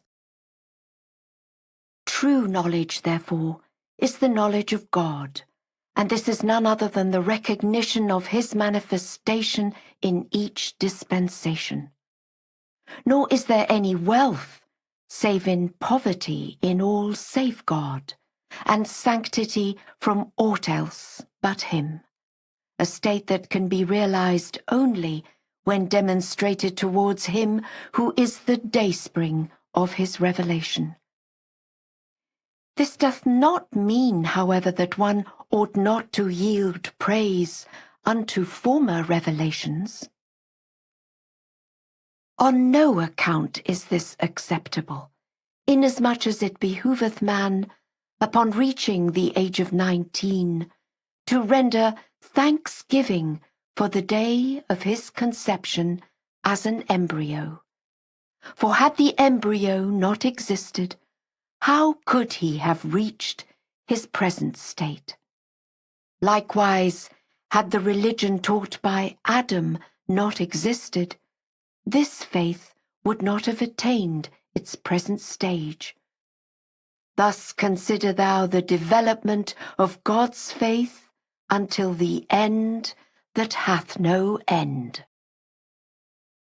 1270 years have elapsed since the declaration of Mohammed, and each year unnumbered people have circumambulated the house of God, Mecca. In the concluding year of this period, he who is himself the founder of the house went on pilgrimage. Great God! There was a vast concourse of pilgrims from every sect, yet not one recognized him, though he recognized every one of them, souls tightly held in the grasp of his former commandment. The only person who recognized him and performed pilgrimage with him is the one round whom revolve 8 Varheads, in whom God hath gloried before the concourse on high by virtue of his absolute detachment, and for his being wholly devoted to the will of God. This doth not mean that he was made the object of a special favour. Nay, this is a favour which God hath vouchsafed unto all men, yet they have suffered themselves to be veiled from it. The commentary of the Surah of Joseph had in the first year of this revelation been widely distributed. Nevertheless, When the people realized that fellow supporters were not forthcoming, they hesitated to accept it. While it never occurred to them that the very Qur'an whereunto unnumbered souls bear fealty today was revealed in the midmost heart of the Arab world, yet to outward seeming, for no less than 7 years, no one acknowledged its truth except the commander of the faithful, Imam Ali. May the peace of God rest upon him, who in response to the conclusive proofs advanced by God's supreme testimony recognized the truth and did not fix his eyes on others. Thus, on the day of resurrection, God will ask everyone of his understanding and not of his following in the footsteps of others. How often a person, having inclined his ears to the holy verses, would bow down in humility and would embrace the truth, while his leader would not do so. Thus every individual must bear his own responsibility rather than someone else bearing it for him. At the time of the appearance of him whom God will make manifest, the most distinguished among the learned and the lowliest of men shall both be judged alike. How often the most insignificant of men have acknowledged the truth, while the most learned have remained wrapped in veils. Thus in every dispensation a number of souls enter the fire by reason of their following in the footsteps of others. Better is it for a person to write down but one of his verses than to transcribe the whole of the Bayan and all the books which have been written in the dispensation of the Bayan. For everything shall be set aside except his writings, which will endure until the following revelation. And should anyone inscribe with true faith but one letter of that revelation, his recompense would be greater than for inscribing all the heavenly writings of the past and all that has been written during previous dispensations. Likewise, continue thou to ascend through one revelation after another, knowing that thy progress in the knowledge of God shall never come to an end, even as it can have no beginning. O people of the Bayan, be on your guard, for on the day of resurrection no one shall find a place to flee to. He will shine forth suddenly and will pronounce judgment as he pleaseth. If it be his wish, he will cause the abased to be exalted, and the exalted to be abased, even as he did in the Bayan, couldst thou but understand. And no one but him is equal unto this. Whatever he ordaineth will be fulfilled, and nothing will remain unfulfilled. Since all men have issued forth from the shadow of the signs of his divinity and lordship, they always tend to take a path lofty and high, and because they are bereft of a discerning eye to recognize their beloved, they fall short of their duty to manifest meekness and humility towards him. Nevertheless, from the beginning of their lives till the end thereof, in conformity with the laws established in the previous religion, they worship God, piously adore him, bow themselves before his divine reality, and show submissiveness toward his exalted essence. At the hour of his manifestation, however, they all turn their gaze toward their own selves and are thus shut out from him, inasmuch as they fancifully regard him as one like unto themselves. Far from the glory of God is such a comparison. Indeed, that august being resembleth the physical sun. His verses are like its rays, and all believers, should they truly believe in him, are as mirrors wherein the sun is reflected. Their light is thus a mere reflection. O people of the Bayan, if ye believe in him whom God shall make manifest, to your own behoof do ye believe. He hath been and ever will remain independent of all men. For instance, were ye to place unnumbered mirrors before the sun, they would all reflect the sun and produce impressions thereof, whereas the sun is in itself wholly independent of the existence of the mirrors and of the suns which they reproduce. Such are the bounds of the contingent beings in their relation to the manifestation of the eternal being. In this day, no less than 70,000 people make pilgrimage every year to the holy house of God, in compliance with the bidding of the Apostle of God, while he himself, who ordained this ordinance, took refuge for 7 years in the mountains of Mecca.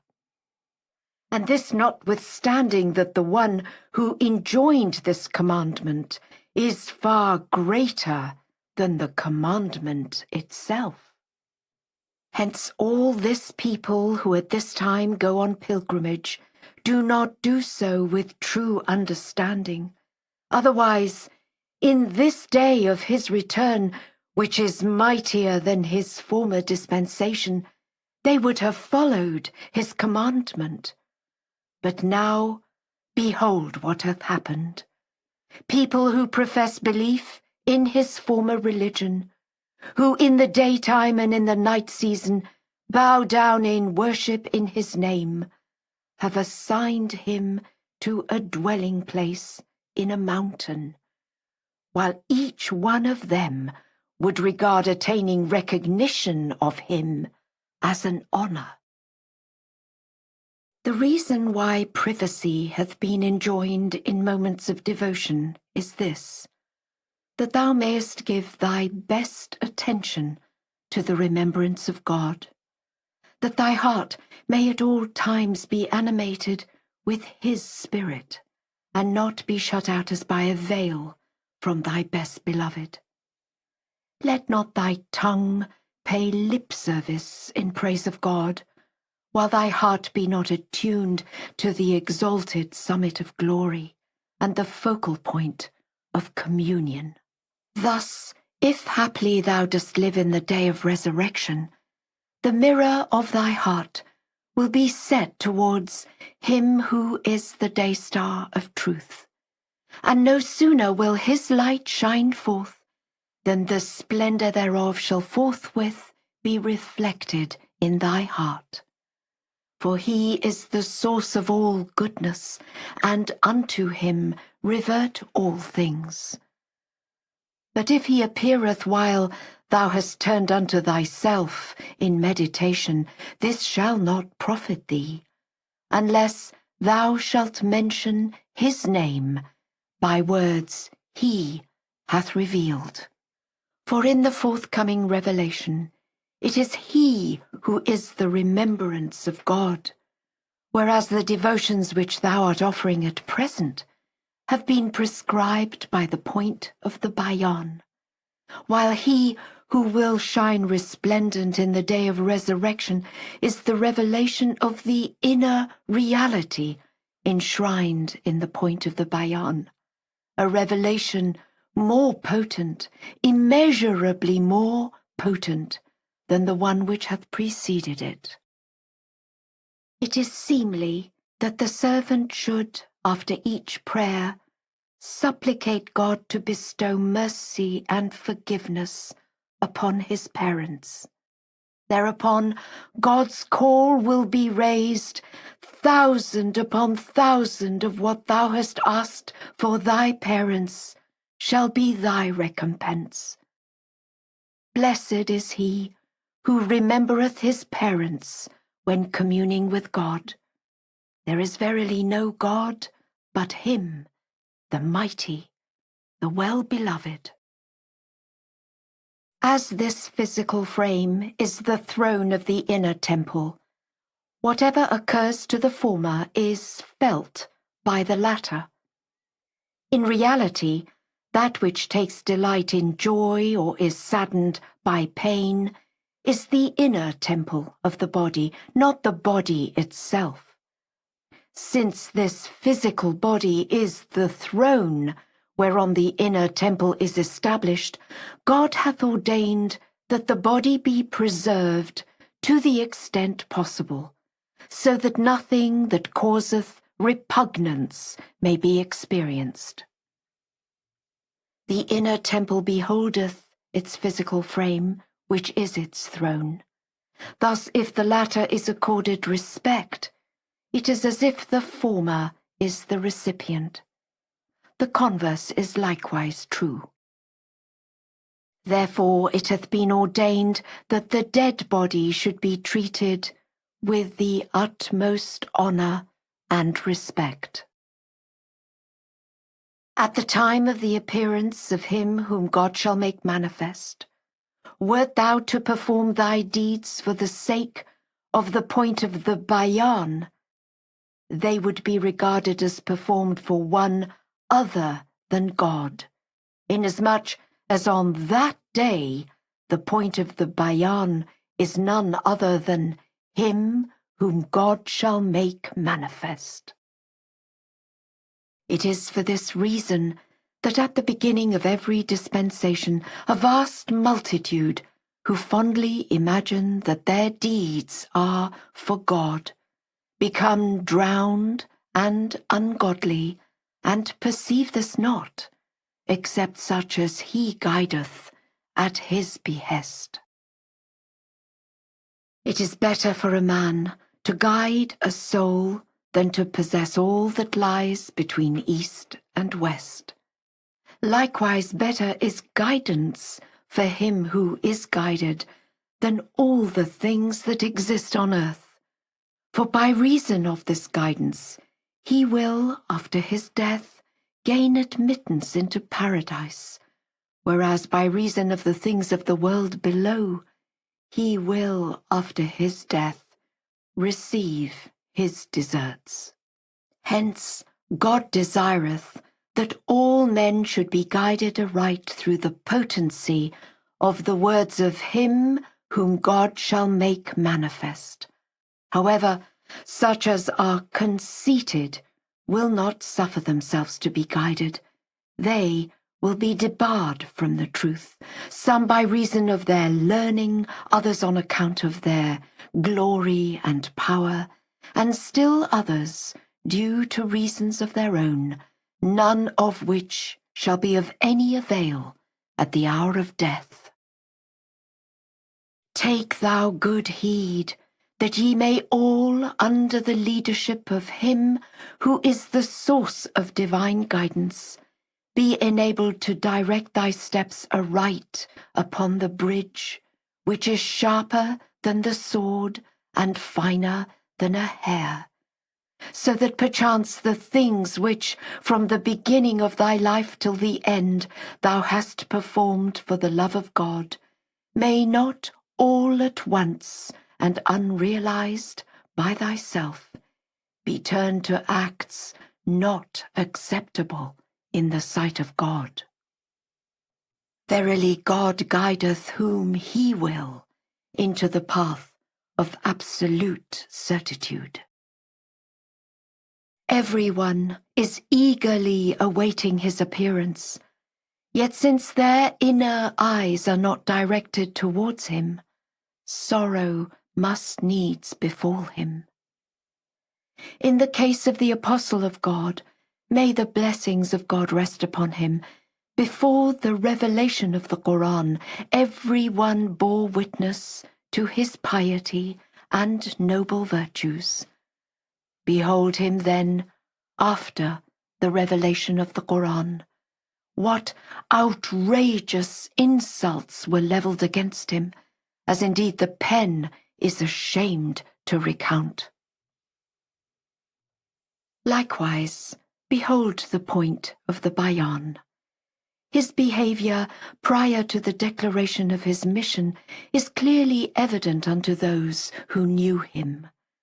Now, following his manifestation, although he hath up to the present revealed no less than 500,000 verses on different subjects, behold what calumnies are uttered, so unseemly that the pen is stricken with shame at the mention of them.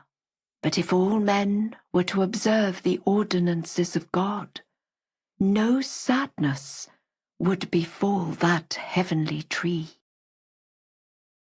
The acts of him whom God shall make manifest are like unto the sun, while the works of men, provided they conform to the good pleasure of God, resemble the stars or the moon.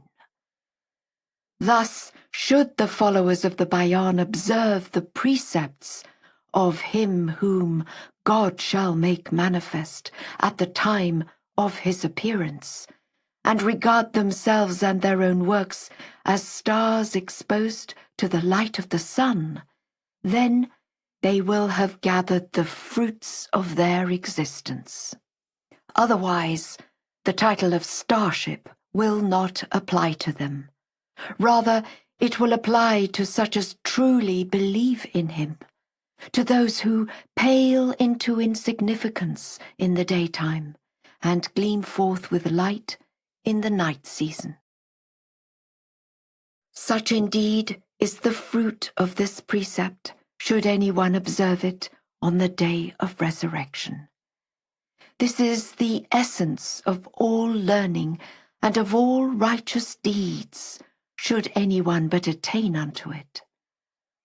Had the peoples of the world fixed their gaze upon this principle, no exponent of divine revelation would ever have, at the inception of any dispensation, regarded them as things of naught. However, the fact is that during the night season everyone perceiveth the light which he himself, according to his own capacity, giveth out, oblivious that at the break of day this light shall fade away and be reduced to utter nothingness before the dazzling splendor of the sun.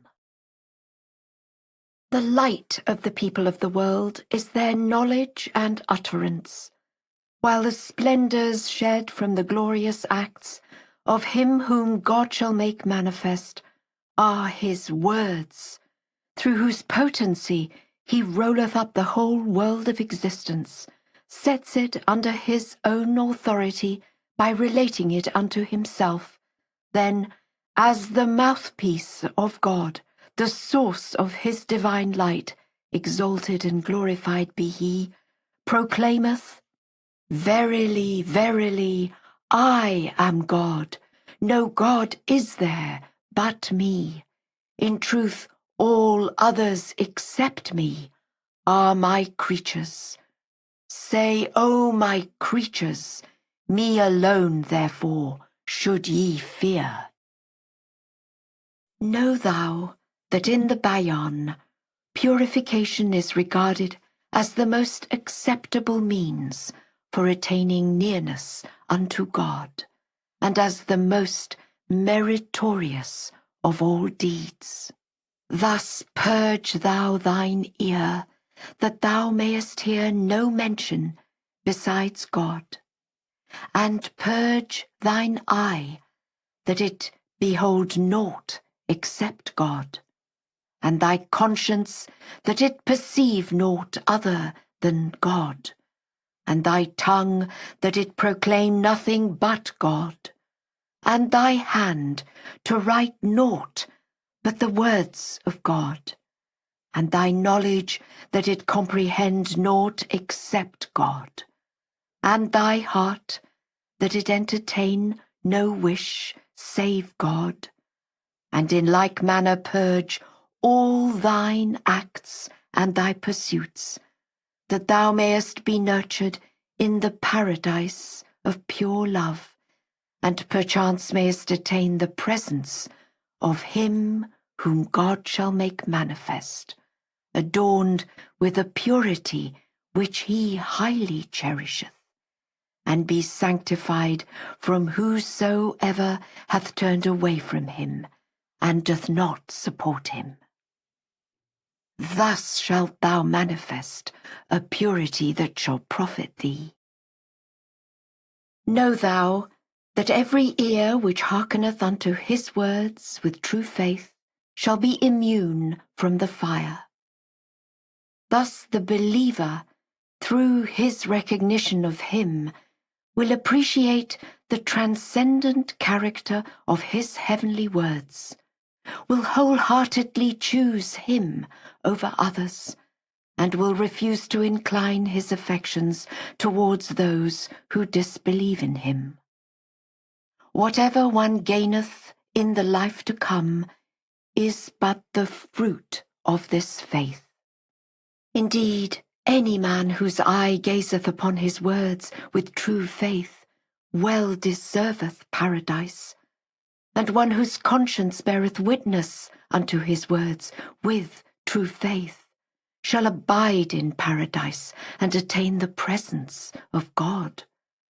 And one whose tongue giveth utterance to his words with true faith shall have his abode in paradise, wherein he will be seized with ecstasy in praise and glorification of God, the ever-abiding, whose revelations of glory never end, and the reviving breaths of whose holiness never fail. Every hand which setteth down his words with true faith shall be filled by God, both in this world and in the next, with things that are highly prized. And every breast which committeth his words to memory, God shall cause, if it were that of a believer, to be filled with his love. And every heart which cherisheth the love of his words, and manifesteth in itself the signs of true faith when his name is mentioned, and exemplifieth the words, their hearts are thrilled with awe at the mention of God, that heart will become the object of the glances of divine favor, and on the day of resurrection will be highly praised by God. If, at the time of the appearance of him whom God will make manifest, all the dwellers of the earth were to bear witness unto a thing whereunto he beareth witness differently, his testimony would be like unto the sun, while theirs would be even as a false image produced in a mirror which is not facing the sun. For had it been otherwise, their testimony would have proved a faithful reflection of his testimony. I swear by the most sacred essence of God, that but one line of the words uttered by him is more sublime than the words uttered by all that dwell on earth. Nay, I beg forgiveness for making this comparison. How could the reflections of the sun in the mirror compare with the wondrous rays of the sun in the visible heaven? The station of one is that of nothingness, while the station of the other, by the righteousness of God, hallowed and magnified be his name, is that of the reality of things. If in the day of his manifestation a king were to make mention of his own sovereignty, this would be like unto a mirror challenging the sun, saying, "The light is in me." It would be likewise if a man of learning in his day were to claim to be an exponent of knowledge, or if he who is possessed of riches were to display his affluence, or if a man wielding power were to assert his own authority, or if one invested with grandeur were to show forth his glory. Nay, such men would become the object of the derision of their peers. And how would they be judged? By him who is the Son of Truth. It is not permissible to ask questions from him whom God will make manifest, except that which well beseemeth him. For his station is that of the essence of divine revelation. Whatever evidence of bounty is witnessed in the world is but an image of his bounty, and everything owes its existence to his being. The Bayan is from beginning to end the repository of all of his attributes, and the treasury of both his fire and his light. Should anyone desire to ask questions, he is allowed to do so only in writing, that he may derive ample understanding from his written reply, and that it may serve as a sign from his beloved. However, let no one ask aught that may prove unworthy of his lofty station. For instance, were a person to inquire the price of straw from a merchant of rubies, how ignorant would he be, and how unacceptable.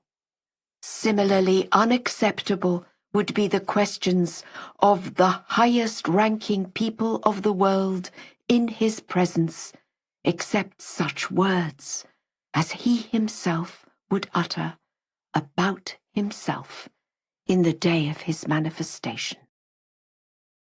Methinks I visualize those who would, prompted by their own deluded conceptions, write to him and ask him questions about that which hath been revealed in the Bayan, and he would answer them with words not of his own, but divinely inspired, saying, "Verily, verily, I am God.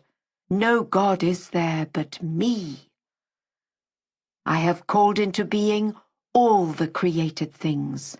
I have raised up divine messengers in the past, and have sent down books unto them. Take heed not to worship anyone but God, he who is my Lord and your Lord. This indeed is the undoubted truth.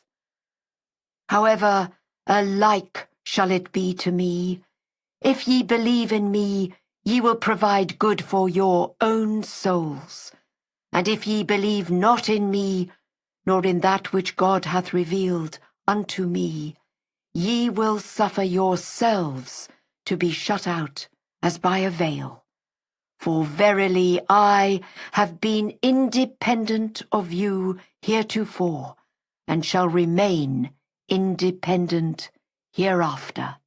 Therefore it behoveth you, O creatures of God, to help your own selves, and to believe in the verses revealed by me.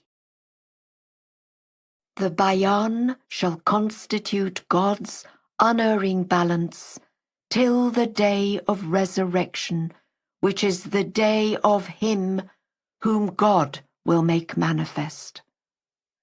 Whoso acteth in conformity with that which is revealed therein will abide in paradise under the shadow of his affirmation, and reckoned among the most sublime letters in the presence of God. While whoso deviateth, were it even so much as the tip of a grain of barley, will be consigned to the fire and will be assembled neath the shadow of negation.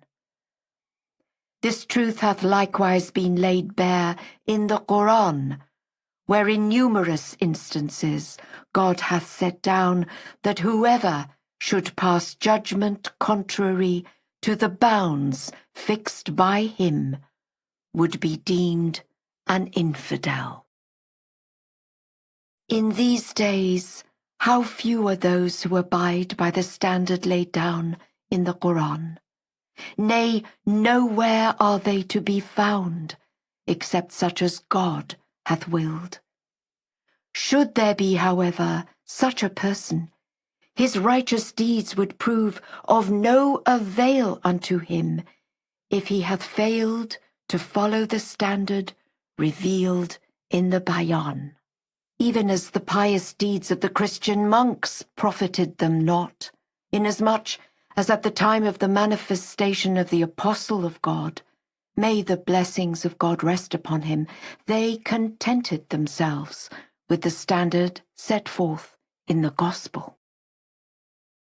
Had the divine standard laid down in the Quran been truly observed, adverse judgments would not have been pronounced against him who is the tree of divine truth. As it hath been revealed, almost might the heavens be rent, and the earth be cleft asunder, and the mountains fall down in fragments. And yet, how much harder than these mountains their hearts must be to have remained unmoved. Indeed, no paradise is more glorious in the sight of God than attainment unto his good pleasure. The one true God may be compared unto the sun, and the believer unto a mirror. No sooner is the mirror placed before the sun than it reflects its light. The unbeliever may be likened unto a stone. No matter how long it is exposed to the sunshine, it cannot reflect the sun. Thus the former layeth down his life as a sacrifice, while the latter doeth against God what he committeth. Indeed, if God willeth, he is potent to turn the stone into a mirror, but the person himself remaineth reconciled to his state. Had he wished to become a crystal, God would have made him to assume crystal form, for on that day whatever cause prompteth the believer to believe in him, the same will also be available to the unbeliever. But when the latter suffereth himself to be wrapped in veils, the same cause shutteth him out as by a veil. Thus, as is clearly evident today, those who have set their faces toward God, the True One, have believed in him because of the Bayan, while such as are veiled have been deprived because of it. I swear by the most holy essence of God, exalted and glorified be he, that in the day of the appearance of him whom God shall make manifest, 1,000 perusals of the Bayan cannot equal the perusal of a single verse to be revealed by him whom God shall make manifest. Ponder a while, and observe that everything in Islam hath its ultimate and eventual beginning in the Book of God. Consider likewise the day of the revelation of him whom God shall make manifest, he in whose grasp lieth the source of proofs. And let not erroneous considerations shut thee out from him, for he is immeasurably exalted above them, inasmuch as every proof proceedeth from the book of God, which is itself the supreme testimony, as all men are powerless to produce its like. Should myriads of men of learning, versed in logic, in the science of grammar, in law, in jurisprudence, and the like, turn away from the book of God, they would still be pronounced unbelievers. Thus, the fruit is within the supreme testimony itself, not in the things derived therefrom. And know thou of a certainty that every letter revealed in the Bayan is solely intended to evoke submission unto him whom God shall make manifest. For it is he who hath revealed the Bayan prior to his own manifestation. In this revelation, the Lord of the universe hath deigned to bestow his mighty utterances and resplendent signs upon the point of the Bayan, and hath ordained them as his matchless testimony for all created things.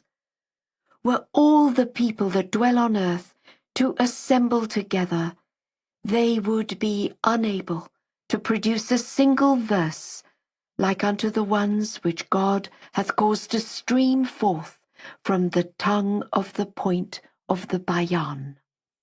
Indeed, if any living creature were to pause to meditate, he would undoubtedly realize that these verses are not the work of man, but are solely to be ascribed unto God, the One, the Peerless, who causeth them to flow forth from the tongue of whomsoever he willeth, and hath not revealed nor will he reveal them, save through the focal point of God's primal will. He it is through whose dispensations divine messengers are raised up and heavenly books are sent down. Had human beings been able to accomplish this deed, surely someone would have brought forth at least one verse during the period of 1270 years, which hath elapsed since the revelation of the Qur'an until that of the Bayan.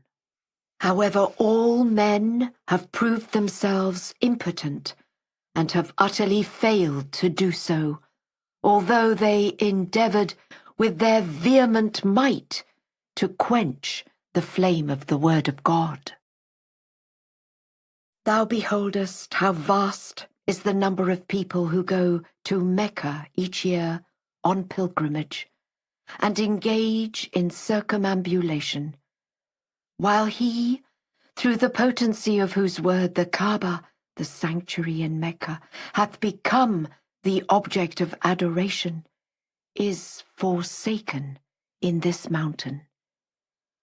He is none other but the apostle of God himself, inasmuch as the revelation of God may be likened to the sun. No matter how innumerable its risings, there is but one sun, and upon it depends the life of all things. It is clear and evident that the object of all preceding dispensations hath been to pave the way for the advent of Mohammed, the apostle of God. These, including the Mohammedan dispensation, have had in their turn as their objective the revelation proclaimed by the Qa'im. The purpose underlying this revelation, as well as those that preceded it, has in like manner been to announce the advent of the faith of him whom God will make manifest, And this faith, the faith of him whom God will make manifest, in its turn, together with all the revelations gone before it, have as their object the manifestation destined to succeed it. And the latter, no less than all the revelations preceding it, prepare the way for the revelation which is yet to follow. The process of the rise and setting of the Sun of Truth will thus indefinitely continue, a process that hath had no beginning and will have no end. Well is it with him who in every dispensation recognizeth the purpose of God for that dispensation, and is not deprived therefrom by turning his gaze towards the things of the past. The substance of this chapter is this, that what is intended by the day of resurrection is the day of the appearance of the tree of divine reality. But it is not seen that any one of the followers of Shia Islam hath understood the meaning of the day of resurrection. Rather have they fancifully imagined a thing which with God hath no reality.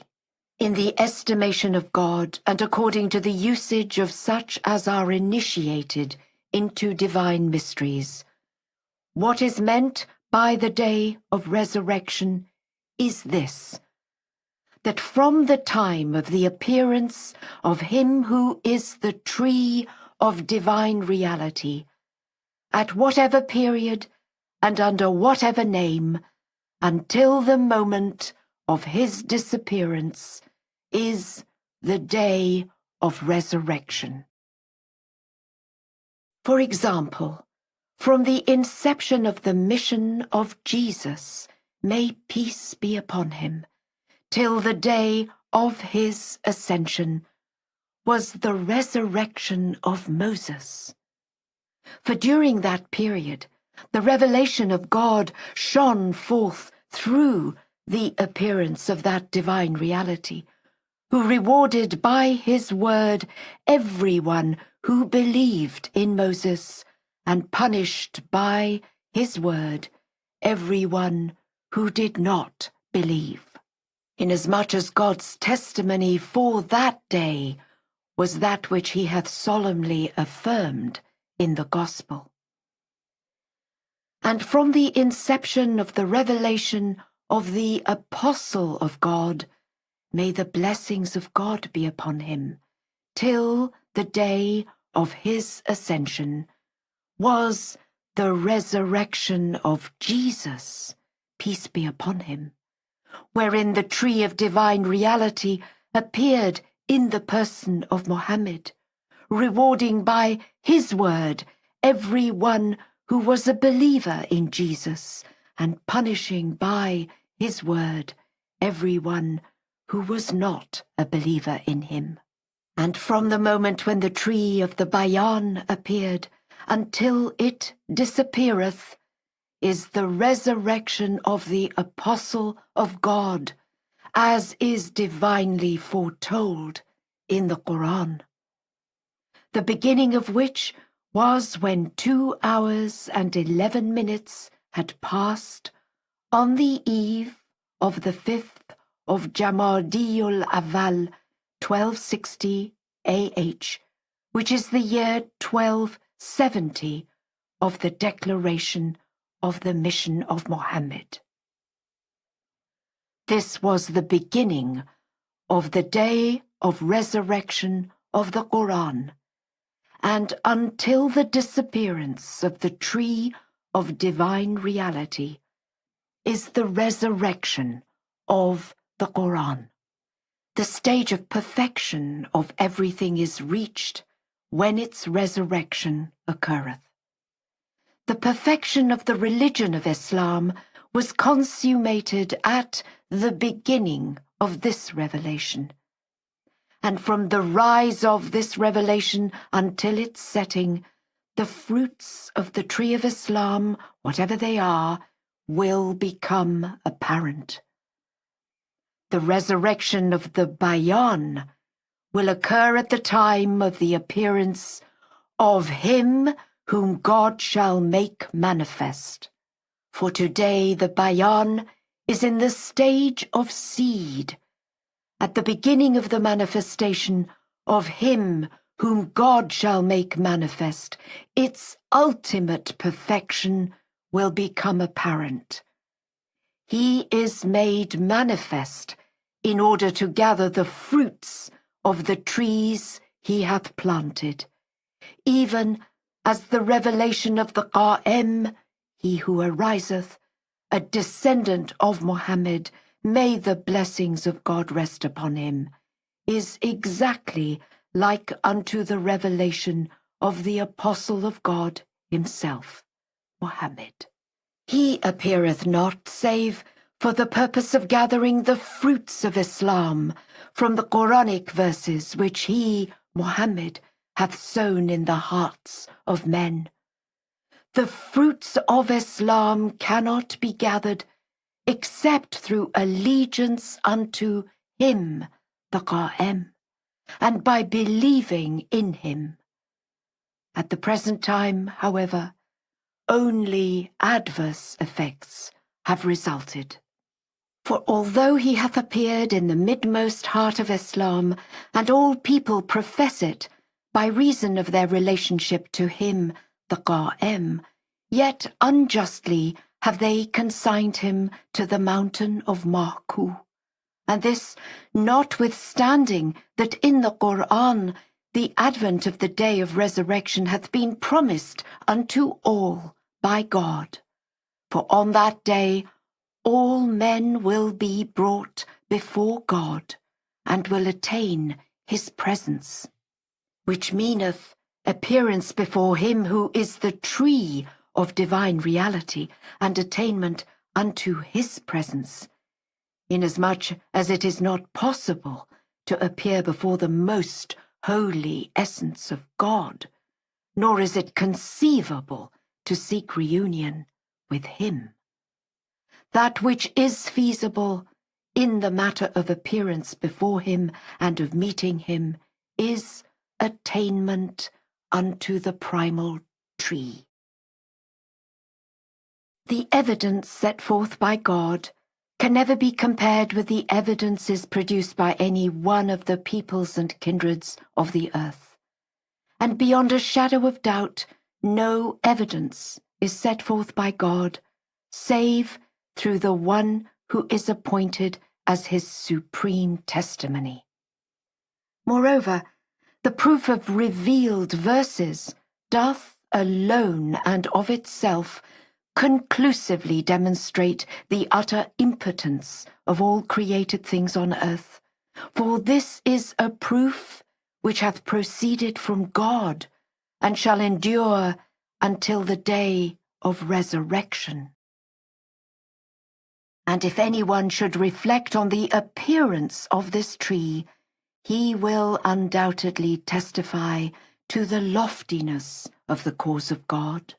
For if one from whose life only 24 years have passed, and who is devoid of those sciences wherein all are learned, now reciteth verses after such fashion without thought or hesitation, writes 1,000 verses of prayer in the course of 5 hours without pause of the pen, and produceth commentaries and learned treatises on such lofty themes as the true understanding of God and of the oneness of his being, in a manner which doctors and philosophers confess surpasseth their power of understanding, then there is no doubt that all that hath been manifested is divinely inspired. Notwithstanding their lifelong diligent study, what pains do these divines take when writing a single line in Arabic? Yet after such efforts, the result is but words which are unworthy of mention. All these things are for a proof unto the people. Otherwise the religion of God is too mighty and glorious for anyone to comprehend through aught but itself. Rather by it all else is understood. Praise be to God, that he hath enabled us to become cognizant of him whom God shall make manifest in the day of resurrection, so that we may derive benefit from the fruit of our existence, and be not deprived of attaining the presence of God. For indeed this is the object of our creation, and the sole purpose underlying every virtuous deed we may perform. Such is the bounty which God hath conferred upon us. Verily he is the all-bountiful, the gracious. Know thou that thou wilt succeed in doing so if thou believest with undoubting faith. However, since thou canst not attain the state of undoubting faith, due to the intervening veils of thy selfish desires, therefore thou wilt tarry in the fire, though realizing it not. On the day of his manifestation, unless thou truly believest in him, naught can save thee from the fire, even if thou dost perform every righteous deed. If thou embracest the truth, everything good and seemly shall be set down for thee in the book of God, and by virtue of this thou wilt rejoice in the all-highest paradise until the following resurrection. Consider with due attention, for the path is very straight, even while it is more spacious than the heavens and the earth and what is between them. For instance, if all those who were expecting the fulfillment of the promise of Jesus had been assured of the manifestation of Mohammed, the apostle of God, not one would have turned aside from the sayings of Jesus. So likewise in the revelation of the point of the Bayan, if all should be assured that this is that same promised Mehdi, one who is guided, whom the apostle of God foretold, not one of the believers in the Quran would turn aside from the sayings of the apostle of God. So likewise, in the revelation of him whom God shall make manifest, behold the same thing. For should all be assured that he is that same he whom God shall make manifest, whom the point of the Bayan hath foretold, not one would turn aside. In the name of God, the most exalted, the most holy. All praise and glory befitteth the sacred and glorious court of the sovereign Lord, who from everlasting hath dwelt and unto everlasting will continue to dwell within the mystery of his own divine essence, who from time immemorial hath abided and will forever continue to abide within his transcendent eternity, exalted above the reach and ken of all created beings. The sign of his matchless revelation, as created by him and imprinted upon the realities of all beings, is none other but their powerlessness to know him. The light he hath shed upon all things is none but the splendor of his own self. He himself hath at all times been immeasurably exalted above any association with his creatures. He hath fashioned the entire creation in such wise that all beings may, by virtue of their innate powers, bear witness before God on the day of resurrection that he hath no peer or equal, and is sanctified from any likeness, similitude, or comparison. He hath been and will ever be one and incomparable in the transcendent glory of his divine being, and he hath ever been indescribably mighty in the sublimity of his sovereign lordship. No one hath ever been able befittingly to recognize him, nor will any man succeed at any time in comprehending him, as is truly meet and seemly. For any reality to which the term being is applicable hath been created by the sovereign will of the Almighty, who hath shed upon it the radiance of his own self, shining forth from his most august station.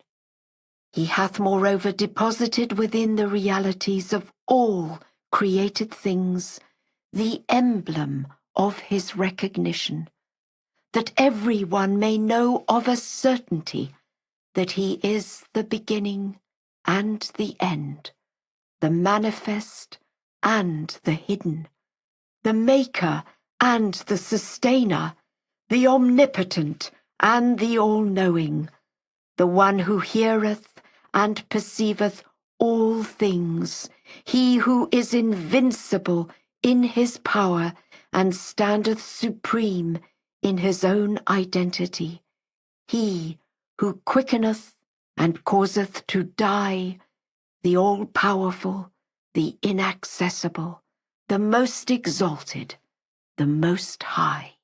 Every revelation of his divine essence betokens the sublimity of his glory, the loftiness of his sanctity, the inaccessible height of his oneness, and the exaltation of his majesty and power. His beginning hath had no beginning other than his own firstness, and his end knoweth no end save his own lastness. The revelation of the divine reality hath everlastingly been identical with its concealment, and its concealment identical with its revelation. That which is intended by revelation of God is the tree of divine truth that betokeneth none but him, and it is this divine tree that hath raised and will raise up messengers, and hath revealed and will ever reveal scriptures. From eternity unto eternity, this tree of divine truth hath served and will ever serve as the throne of the revelation and concealment of God among his creatures, and in every age is made manifest through whomsoever he pleaseth. At the time of the revelation of the Qur'an, he asserted his transcendent power through the advent of Muhammad, and on the occasion of the revelation of the Bayan, he demonstrated his sovereign might through the appearance of the point of the Bayan. And when he, whom God shall make manifest, will shine forth, it will be through him that he will vindicate the truth of his faith as he pleaseth, with whatsoever he pleaseth, and for whatsoever he pleaseth. He is with all things, yet nothing is with him. He is not within a thing, nor above it, nor beside it. Any reference to his being established upon the throne implieth that the exponent of his revelation is established upon the seat of transcendent authority. He hath everlastingly existed, and will everlastingly continue to exist. He hath been and will ever remain inscrutable unto all men, inasmuch as all else besides him have been and shall ever be created through the potency of his command. He is exalted above every mention or praise, and is sanctified beyond every word of commendation or every comparison. No created thing comprehendeth him, while he, in truth, comprehendeth all things. Even when it is said, no created thing comprehendeth him, this refers to the mirror of his revelation, that is, him whom God shall make manifest. Indeed, too high and exalted is he for anyone to allude unto him. Excerpts from the Dalail Sab'eh, the Seven Proofs. Thou hast asked concerning the fundamentals of religion and its ordinances.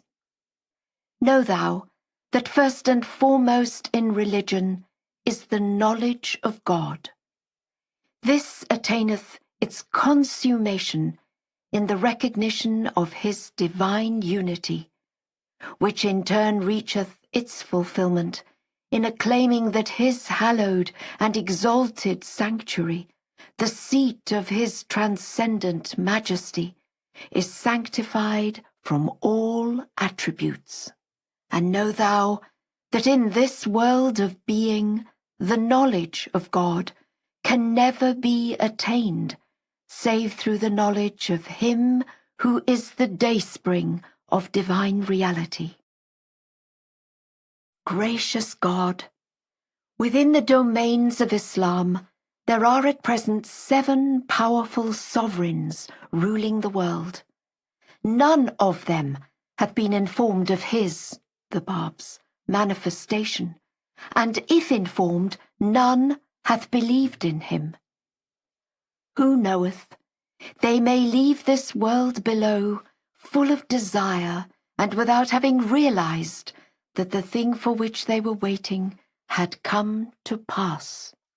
This is what happened to the monarchs that held fast unto the gospel.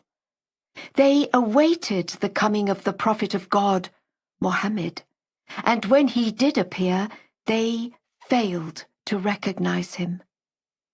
Behold how great are the sums which these sovereigns expend without even the slightest thought of appointing an official charged with the task of acquainting them in their own realms with the manifestation of God.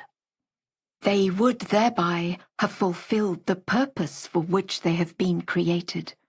All their desires have been and are still fixed upon leaving behind them traces of their names.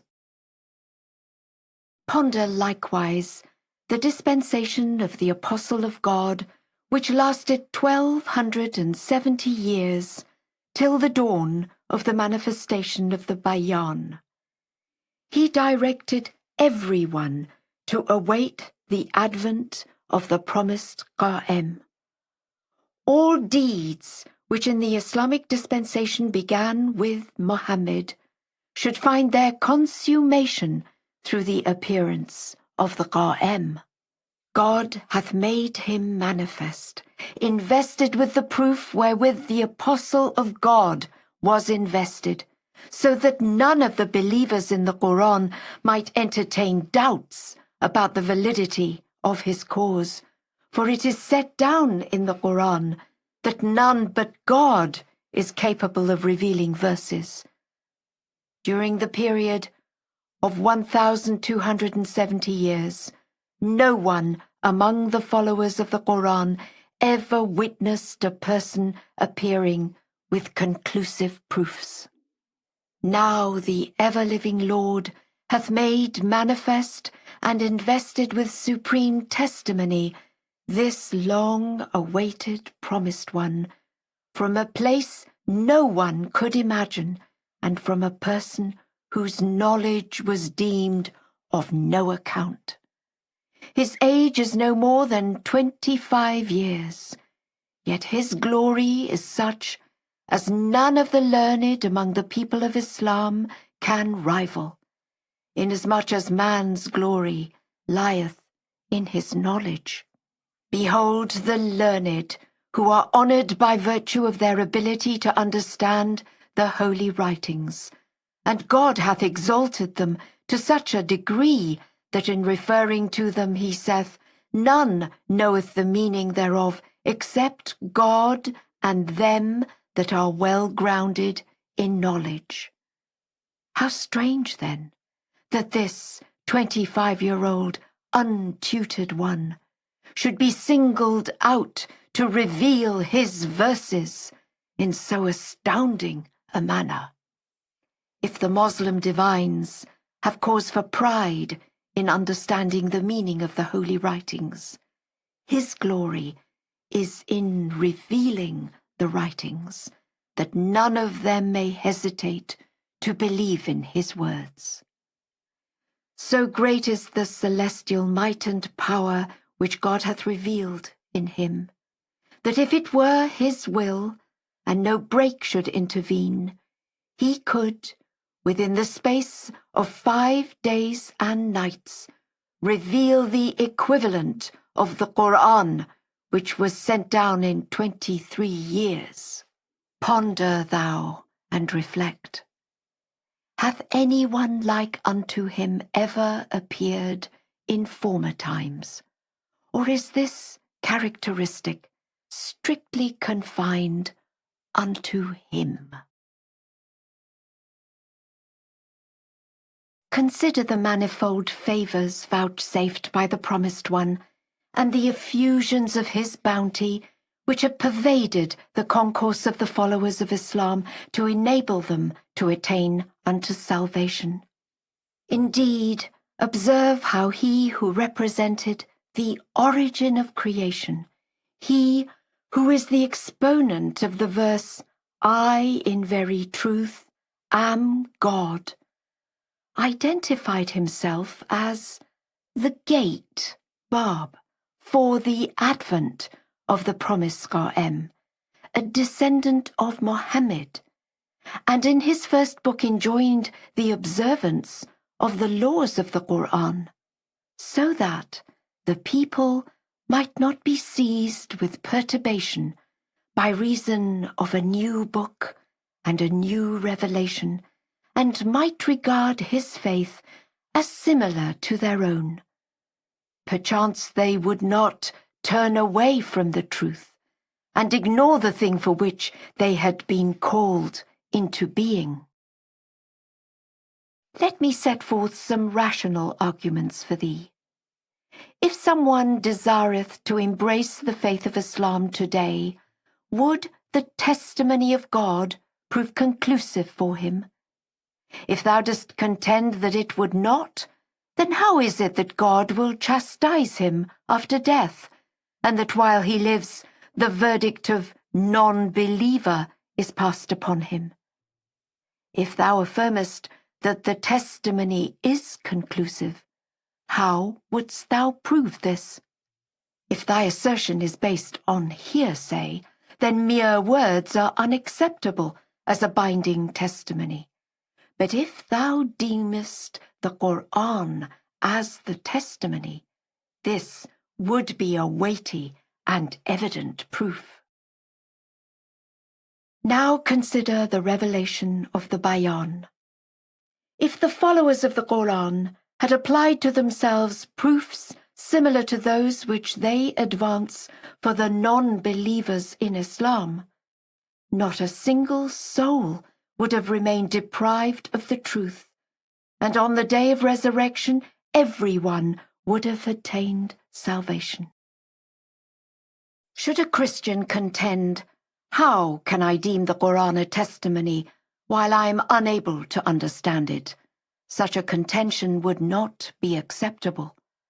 Likewise, the people of the Qur'an disdainfully observe, "We are unable to comprehend the eloquence of the verses in the Bayan. How can we regard it as a testimony?"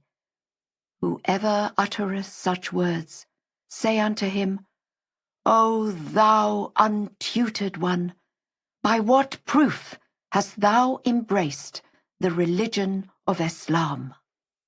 Is it the Prophet on whom thou hast never set eyes? Is it the miracles which thou hast never witnessed? If thou hast accepted Islam unwittingly, wherefore hast thou done so?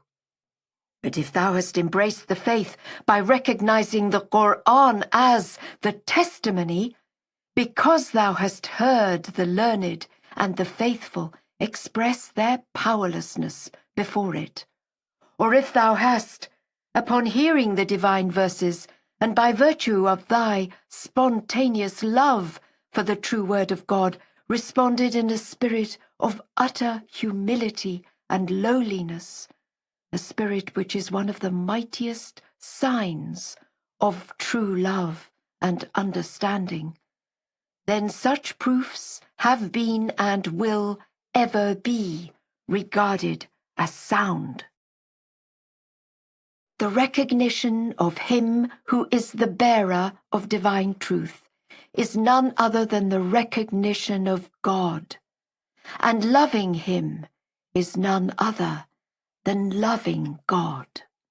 However, I swear by the sublime essence of God, exalted and glorified be he, that I did not wish my identity to be known by men, and gave instructions that my name should be concealed, because I was fully aware of the incapacity of this people, who are none other than those who have, in reference to no less a person than the Apostle of God, incomparable as he hath ever been, remarked, "He is certainly a lunatic."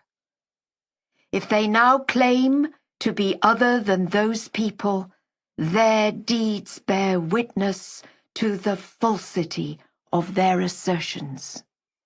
That which God testifieth is none other than what his supreme testimony testifieth. Were all the peoples of the world to testify unto a thing, and were he to testify unto another, his testimony will be regarded as God's testimony, while aught else but him hath been and will ever be as naught. For it is through his might that a thing assumeth existence. Consider the extent of the adherence of these people to matters of faith. When dealing with their own affairs, they are well content with the testimony of two just witnesses. And yet, despite the testimony of so many righteous men, they hesitate to believe in him who is the bearer of the divine truth. The evidences which the people demanded from the Apostle of God through their idle fancy have mostly been rejected in the Quran, even as in the Surah of the children of Israel, Surah 17, it hath been revealed, "And they say, By no means will we believe on thee till thou cause a fountain to gush forth for us from the earth, or till thou have a garden of palm trees and vines, and thou cause rivers to spring forth from the midst thereof in abundance. Or thou cause the heaven to fall down upon us as thou hast given out in pieces. Or thou bring God and the angels to vouch for thee. Or thou have a house of gold. Or thou ascend to heaven, nor will we believe in thine ascension till thou send down to us a book which we may read. Say, Praise be to my Lord. Am I more than a man, an apostle?" Now be fair. The Arabs uttered such words, and now, prompted by thy desire, thou dost demand yet other things? What is the difference between thee and them? If thou dost ponder a while, it will be evident that it is incumbent upon a lowly servant to acquiesce to whatever proof God hath appointed, and not to follow his own idle fancy. If the wishes of the people were to be gratified, not a single disbeliever would remain on earth. For once the apostle of God had fulfilled the wishes of the people, they would unhesitatingly have embraced his faith. May God save thee, shouldst thou seek any evidence according to thy selfish desire. Rather, it behoveth thee to uphold the unfailing proof which God hath appointed. The object of thy belief in God is but to secure his good pleasure. How, then, dost thou seek as a proof of thy faith a thing which hath been and is contrary to his good pleasure? Rid thou thyself of all attachments to aught except God. Enrich thyself in God by dispensing with all else besides him, and recite this prayer.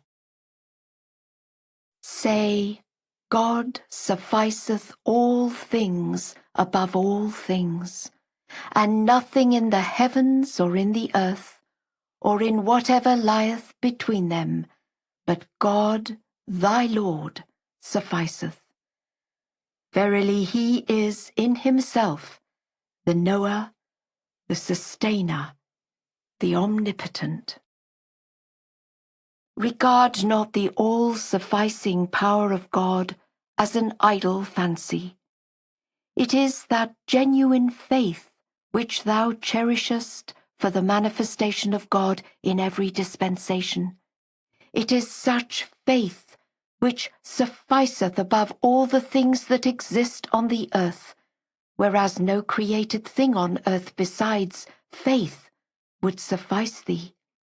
If thou art not a believer, the tree of divine truth would condemn thee to extinction. If thou art a believer, thy faith shall be sufficient for thee above all things that exist on earth, even though thou possess nothing. It is recorded in a tradition that of the entire concourse of the Christians, no more than 70 people embraced the faith of the Apostle of God. The blame falleth upon their doctors, for if these had believed, they would have been followed by the mass of their countrymen. Behold then that which hath come to pass. The learned men of Christendom are held to be learned by virtue of their safeguarding the teaching of Christ, and yet consider how they themselves have been the cause of men's failure to accept the faith and attain unto salvation. Is it still thy wish to follow in their footsteps? The followers of Jesus submitted to their clerics to be saved on the day of resurrection, and as a result of this obedience, they eventually entered into the fire. And on the day when the apostle of God appeared, they shut themselves out from the recognition of his exalted person. Dost thou desire to follow such divines? Nay, by God, be thou neither a divine without discernment, nor a follower without discernment, for both of these shall perish on the day of resurrection.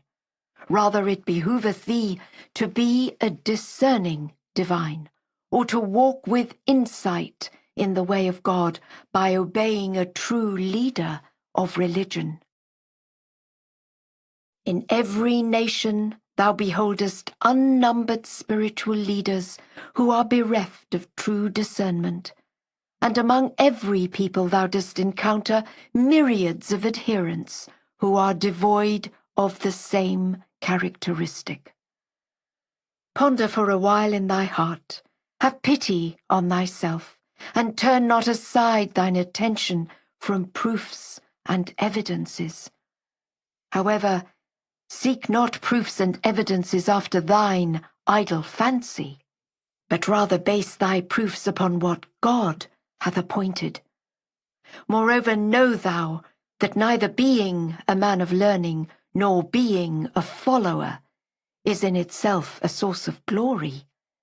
If thou art a man of learning, thy knowledge becometh an honour, and if thou art a follower, thine adherence unto leadership becometh an honour, only when these conform to the good pleasure of God. And beware lest thou regard as an idle fancy the good pleasure of God. It is the same as the good pleasure of his messenger. Consider the followers of Jesus. They were eagerly seeking the good pleasure of God, yet none of them attained the good pleasure of his apostle, which is identical with God's good pleasure, except such as embraced his faith. Thy letter hath been perused. Were the truth of this revelation to be fully demonstrated with elaborate proofs, all the scrolls that exist in the heaven and on the earth would be insufficient to contain them. However, the substance and essence of the subject is this, that there can be no doubt that from everlasting God hath been invested with the independent sovereignty of his exalted being, and unto everlasting he will remain inaccessible in the transcendent majesty of his holy essence. No creature hath ever recognized him as befitteth his recognition, nor hath any created being ever praised him as is worthy of his praise. He is exalted above every name and is sanctified from every comparison. Through him all things are made known, while too lofty is his reality to be known through anyone but him. The process of his creation hath had no beginning and can have no end, otherwise it would necessitate the cessation of his celestial grace. God hath raised up prophets and revealed books as numerous as the creatures of the world, and will continue to do so to everlasting. If thou art sailing upon the sea of God's names, which are reflected in all things, know thou that he is exalted and sanctified from being known through his creatures or being described by his servants. Everything thou beholdest hath been called into being through the operation of his will. How can such a created thing, therefore, be indicative of his essential oneness? God's existence in itself testifieth to his own oneness, while every created thing by its very nature beareth evidence that it hath been fashioned by God. Such is the proof of consummate wisdom in the estimation of those who sail the ocean of divine truth. If, however, thou art sailing upon the sea of creation, know thou that the first remembrance, which is the primal will of God, may be likened unto the sun. God hath created him through the potency of his might, and he hath from the beginning that hath no beginning caused him to be manifested in every dispensation through the compelling power of his behest. And God will, to the end that knoweth no end, continue to manifest him according to the good pleasure of his invincible purpose. And know thou that he indeed resembleth the sun, Were the risings of the sun to continue till the end that hath no end, yet there hath not been nor ever will be more than one sun. And were its settings to endure for evermore, still there hath not been nor ever will be more than one sun. It is this primal will which appeareth resplendent in every prophet, and speaketh forth in every revealed book.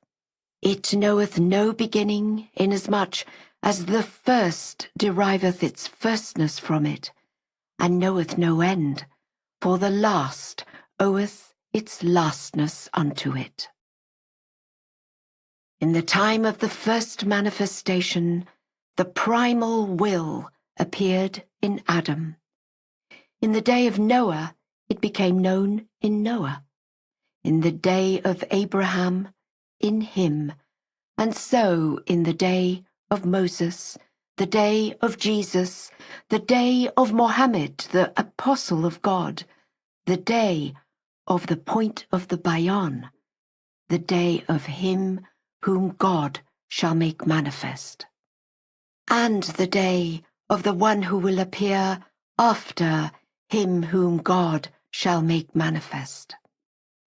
Hence, the inner meaning of the words uttered by the apostle of God, I am all the prophets, inasmuch as what shineth resplendent in each one of them hath been and will ever remain the one and the same Son. Excerpts from the Kitab Asma, the Book of Names. O ye that are invested with the Bayan, denounce ye not one another, ere the day-star of ancient eternity shineth forth above the horizon of his sublimity. We have created you from one tree, and have caused you to be as the leaves and fruit of the same tree, that haply ye may become a source of comfort to one another. Regard ye not others, save as ye regard your own selves, that no feeling of aversion may prevail amongst you, so as to shut you out from him whom God shall make manifest on the day of resurrection. It behoveth you all to be one indivisible people. Thus should ye return unto him whom God shall make manifest. Those who have deprived themselves of this resurrection by reason of their mutual hatreds, or by regarding themselves to be in the right and others in the wrong, were chastised on the day of resurrection by reason of such hatreds evinced during their night. Thus they deprived themselves of beholding the countenance of God, and this for no other reason than mutual denunciations. O ye that are invested with the Bayan, ye should perform such deeds as would please God your Lord, earning thereby the good pleasure of him whom God shall make manifest.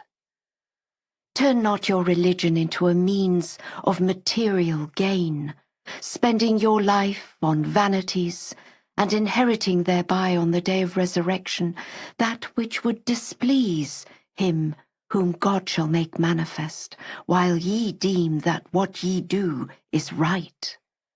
If, however, ye observe piety in your faith, God will surely nourish you from the treasuries of his heavenly grace. Be ye sincere in your allegiance to him whom God shall make manifest, for the sake of God your Lord, that perchance ye may, through devotion to his faith, be redeemed on the day of resurrection. Beware lest ye suffer one another to be wrapped in veils by reason of the disputes which may, during your night, arise among you as a result of the problems ye encounter, or in consideration of such matters as your loftiness or lowliness, your nearness or remoteness. Thus have we firmly exhorted you, a befitting exhortation indeed, that haply ye may cleave tenaciously unto it, and attain thereby salvation on the day of resurrection. The time is approaching when ye will be at peace with yourselves in your homes, and lo, him whom God shall make manifest will have appeared, and God wisheth you to return unto him, even as God called you into being through the primal point. However, all of you will seek guidance while pursuing the promptings of your own desires. Some of you are filled with pride by reason of your religion, others because of your learning. Ye will one and all cling unto some part of the Bayan as a means of self-glorification. God is sanctified from his servants, and no direct relationship ever existeth between him and any created thing, while ye have all arisen at his bidding. Verily, he is your Lord and your God, your Master and your King. He ordaineth your movements at his behest throughout the daytime and in the night season. Say, he whom God shall make manifest is indeed the primal veil of God. Above this veil ye can find nothing other than God, while beneath it ye can discern all things emanating from God. He is the unseen, the inaccessible, the most exalted, the best beloved.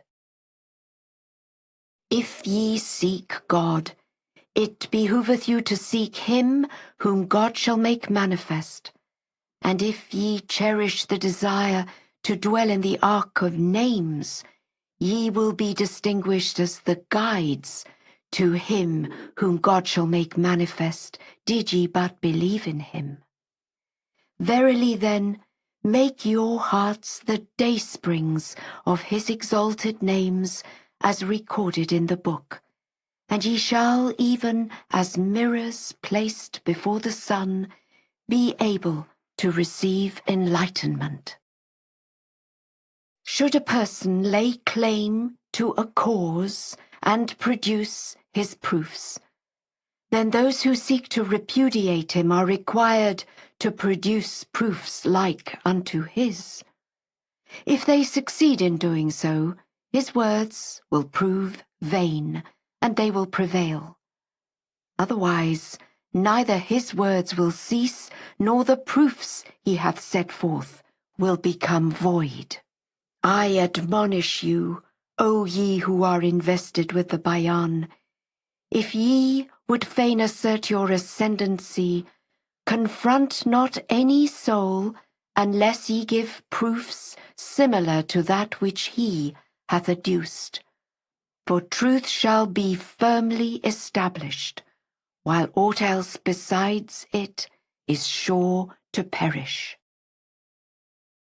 How numerous the people who engaged in contests with Mohammed, the Apostle of God, and were eventually reduced to naught, inasmuch as they were powerless to bring forth proofs similar to that which God had sent down unto him. Had they been abashed and modest, and had they realized the nature of the proofs wherewith he was invested, they would never have challenged him. But they regarded themselves as champions of their own religion. Therefore God laid hold on them according to their deserts, and vindicated the truth through the power of truth. This is what ye clearly perceive today in the Mohammedan revelation. Who is the man amongst you who can challenge the exalted thrones of reality in every dispensation, while all existence is wholly dependent upon them? Indeed, God hath wiped out all those who have opposed them from the beginning that hath no beginning until the present day, and hath conclusively demonstrated the truth through the power of truth. Verily he is the Almighty, the Omnipotent, the All-Powerful. O ye who are invested with the Bayan, be ye watchful on the day of resurrection, for on that day ye will firmly believe in the Varhead of the Bayan, though this, even as your past religion which proved of no avail, can in no wise benefit you, unless ye embrace the cause of him whom God shall make manifest, and believe in that which he ordaineth. Therefore take ye good heed, lest ye shut yourselves out from him, who is the fountainhead of all messengers and scriptures, while ye hold fast to parts of the teachings which have emanated from these sources. Consider how, at the time of the appearance of every revelation, those who open their hearts to the author of that revelation recognize the truth, while the hearts of those who fail to apprehend the truth are straitened by reason of their shutting themselves out from him. However, openness of heart is bestowed by God upon both parties alike. God desireth not to straiten the heart of anyone, be it even an ant, how much less the heart of a superior creature, except when he suffereth himself to be wrapped in veils. For God is the Creator of all things. Wert thou to open the heart of a single soul, by helping him to embrace the cause of him whom God shall make manifest, thine inmost being would be filled with the inspirations of that august name. It devolveth upon you, therefore, to perform this task in the days of resurrection, inasmuch as most people are helpless. And wert thou to open their hearts and dispel their doubts, they would gain admittance into the faith of God. Therefore manifest thou this attribute to the utmost of thine ability in the days of him whom God shall make manifest.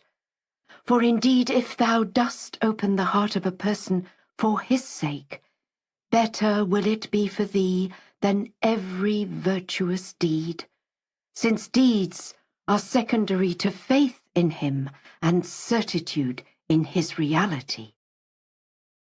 Take heed to carefully consider the words of every soul, then hold fast to the proofs which attest the truth. If ye fail to discover truth in a person's words, make them not the object of contention, inasmuch as ye have been forbidden in the Bayan to enter into idle disputation and controversy, that perchance on the day of resurrection ye may not engage in argumentation and dispute with him whom God shall make manifest. On the day of resurrection, when he whom God will make manifest cometh unto you, invested with conclusive proofs, ye shall hold his cause as being devoid of truth, whereas God hath uprised you in the Bayan, that no similarity existeth between the cause of him whom God will make manifest and the cause of others. How can anyone besides God reveal a verse such as to overwhelm all mankind? Say, great is God. Who else but him whom God will make manifest can spontaneously recite verses which proceed from his Lord, a feat that no mortal man can ever hope to accomplish. Truth can in no wise be confounded with aught else except itself. Would that ye might ponder his proof. Nor can error be confused with truth, if ye do but reflect upon the testimony of God, the true one. How great hath been the number of those who have falsely laid claim to a cause within Islam, and ye followed in their footsteps, without having witnessed a single proof. What evidence can ye then produce in the presence of your Lord, if ye do but meditate a while?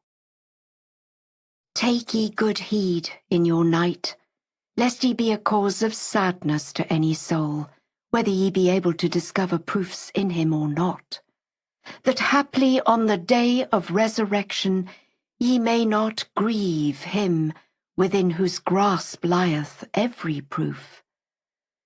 And when ye do not discern God's testimony in a person, he will verily fail in manifesting the power of truth, and God is sufficient to deal with him. Indeed, on no account should ye sadden any person. Surely God will put him to the proof and bring him to account. It behoveth you to cling to the testimony of your own faith, and to observe the ordinances laid down in the Bayan. You are like unto the man who layeth out an orchard, and planteth all kinds of fruit trees therein. When the time is at hand for him, the Lord, to come, ye will have taken possession of the orchard in his name, and when he doth come in person, ye will shut him out from it. Verily we planted the tree of the Quran, and provided its orchard with all kinds of fruit, whereof ye all have been partaking. Then when we came to take over that which we had planted, ye pretended not to know him who is the Lord thereof. Be ye not a cause of grief unto us, nor withhold us from this orchard which belongeth unto us, though independent are we of all that ye possess. Moreover, unto none of you shall we make this property lawful, were it even to the extent of a mustard seed. Verily, the reckoner are we. We have planted the garden of the Bayan in the name of him whom God will make manifest, and have granted you permission to live therein until the time of his manifestation. Then, from the moment the cause of him whom God will make manifest is inaugurated, we forbid you all the things ye hold as your own, unless ye may, by the leave of your Lord, be able to regain possession thereof. O ye unto whom the Bayan is given, be ye vigilant, lest in the days of him whom God shall make manifest, while ye consider yourselves as seeking God's pleasure, in reality ye persist in that which would only displease him, even as did those who lived in the days of the primal point, to whom it never occurred that they were seeking things which ran counter to that which God hath purposed. They shut themselves out as by a veil from God, and failed to observe that which he had desired for them to perform as true believers.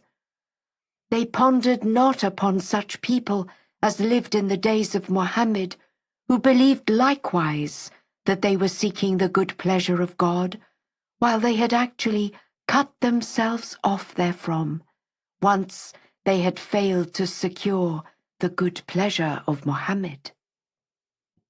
Nevertheless, they comprehended not. O ye who are invested with the Bayan, regard not yourselves as being like unto the people to whom the Quran or the Gospel or other scriptures of old were given, since at the time of his manifestation ye shall stray farther from God than did they.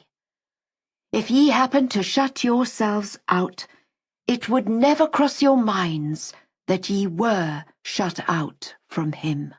It behoveth you to consider how the people unto whom the Quran was given were debarred from the truth. For indeed ye will act in a like manner, thinking that ye are doers of good. If ye perceive the degree of your deprivation of God, ye will wish to have perished from the face of the earth and to have sunk into oblivion. The day will come when ye will earnestly desire to know that which would meet with the good pleasure of God. But alas, ye shall find no path unto him. Ye, even as camels that wander aimlessly, will not find a pasture wherein ye may gather and unite upon a cause in which ye can assuredly believe. At that time, God shall cause the sun of truth to shine forth, and the oceans of his bounty and grace to surge, while ye will have chosen droplets of water as the object of your desire, and will have deprived yourselves of the plenteous waters in his oceans. If ye entertain any doubts in this matter, consider the people unto whom the gospel was given.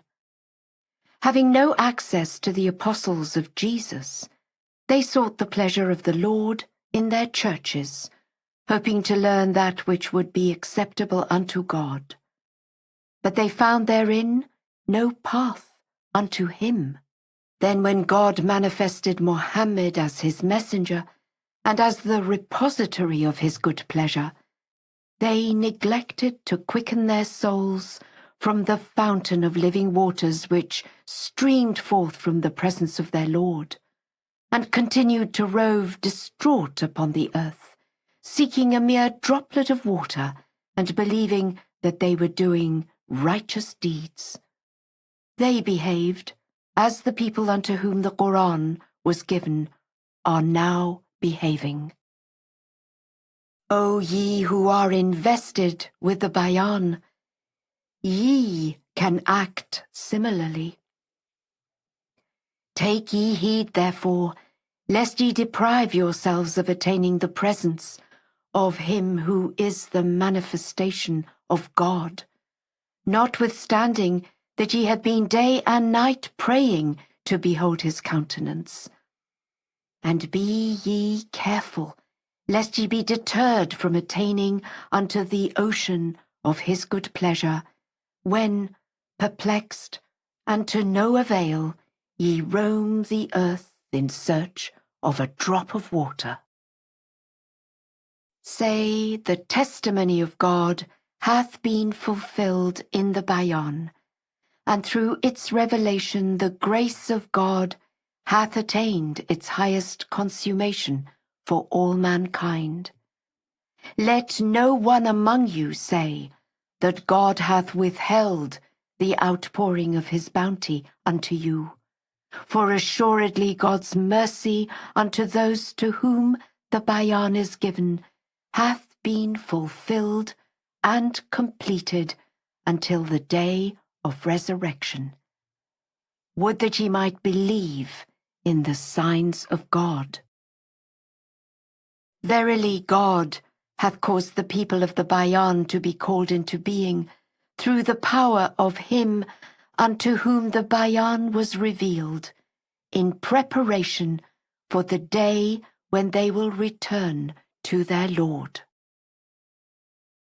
Indeed, those who will bear allegiance unto him whom God shall make manifest are the ones who have grasped the meaning of that which hath been revealed in the Bayan. They are indeed the sincere ones, while those who turn away from him at the time of his appearance will have utterly failed to comprehend a single letter of the Bayan, even though they profess belief and assurance in whatever is revealed in it, or observe its precepts. Say, every favorable and praiseworthy designation in the Bayan is but an allusion to those who recognize him whom God shall make manifest, and who believe with certainty in God and in his holy writings, while every unfavorable designation therein is meant to refer to such as repudiate him whom God shall make manifest, though they may act uprightly within the bounds laid down in the Bayan. Say, if ye embrace the truth on the day of resurrection, God will assuredly pardon you for your night, and will grant you forgiveness. As to those who have faithfully observed the ordinances in the Bayan, from the inception of its revelation until the day when him whom God shall make manifest will appear, these are indeed the companions of the paradise of his good pleasure, who will be glorified in the presence of God, and will dwell in the pavilions of his celestial garden.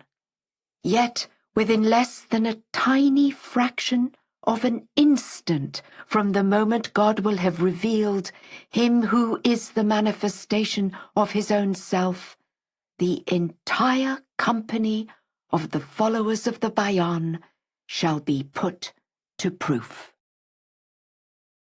Since thou hast faithfully obeyed the true religion of God in the past, it behoveth thee to follow his true religion hereafter, inasmuch as every religion proceedeth from God, the help in peril, the self-subsisting. He who hath revealed the Quran unto Muhammad, the apostle of God, ordaining in the faith of Islam that which was pleasing unto him, hath likewise revealed the Bayan, in the manner ye have been promised, unto him who is your Qa'im, your guide, your Mehdi, your Lord, him whom ye acclaim as the manifestation of God's most excellent titles. Verily, the equivalent of that which God revealed unto Muhammad during 23 years hath been revealed unto me within the space of 2 days and 2 nights. However, as ordained by God, no distinction is to be drawn between the two. He, in truth, hath power over all things. I swear by the life of him whom God shall make manifest. My revelation is indeed far more bewildering than that of Mohammed, the apostle of God, if thou dost but pause to reflect upon the days of God.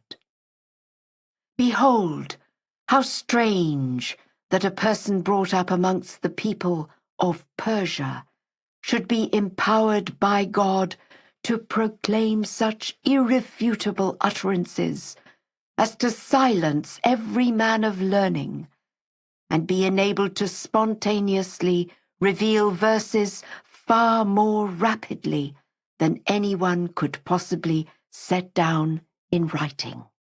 Verily no God is there but him, the help in peril, the self-subsisting. As to those who have debarred themselves from the revelation of God, they have indeed failed to understand the significance of a single letter of the Quran, nor have they obtained the slightest notion of the faith of Islam, Otherwise they would not have turned away from God, who hath brought them into being, who hath nurtured them, hath caused them to die, and hath proffered life unto them, by clinging to parts of their religion, thinking that they are doing righteous work for the sake of God. How numerous the verses which have been revealed concerning the grievous tests ye shall experience on the day of judgment, yet it appeareth that ye have never perused them. And how vast the number of revealed traditions regarding the trials which will overtake you on the day of our return, and yet ye seem never to have set your eyes upon them. Ye spend all your days contriving forms and rules for the principles of your faith, while that which profiteth you in all this is to comprehend the good pleasure of your Lord, and unitedly to become well acquainted with his supreme purpose. God hath made his own self known unto you, but ye have failed to recognize him. And the thing which will, on the day of judgment, turn you aside from God is the specious character of your deeds.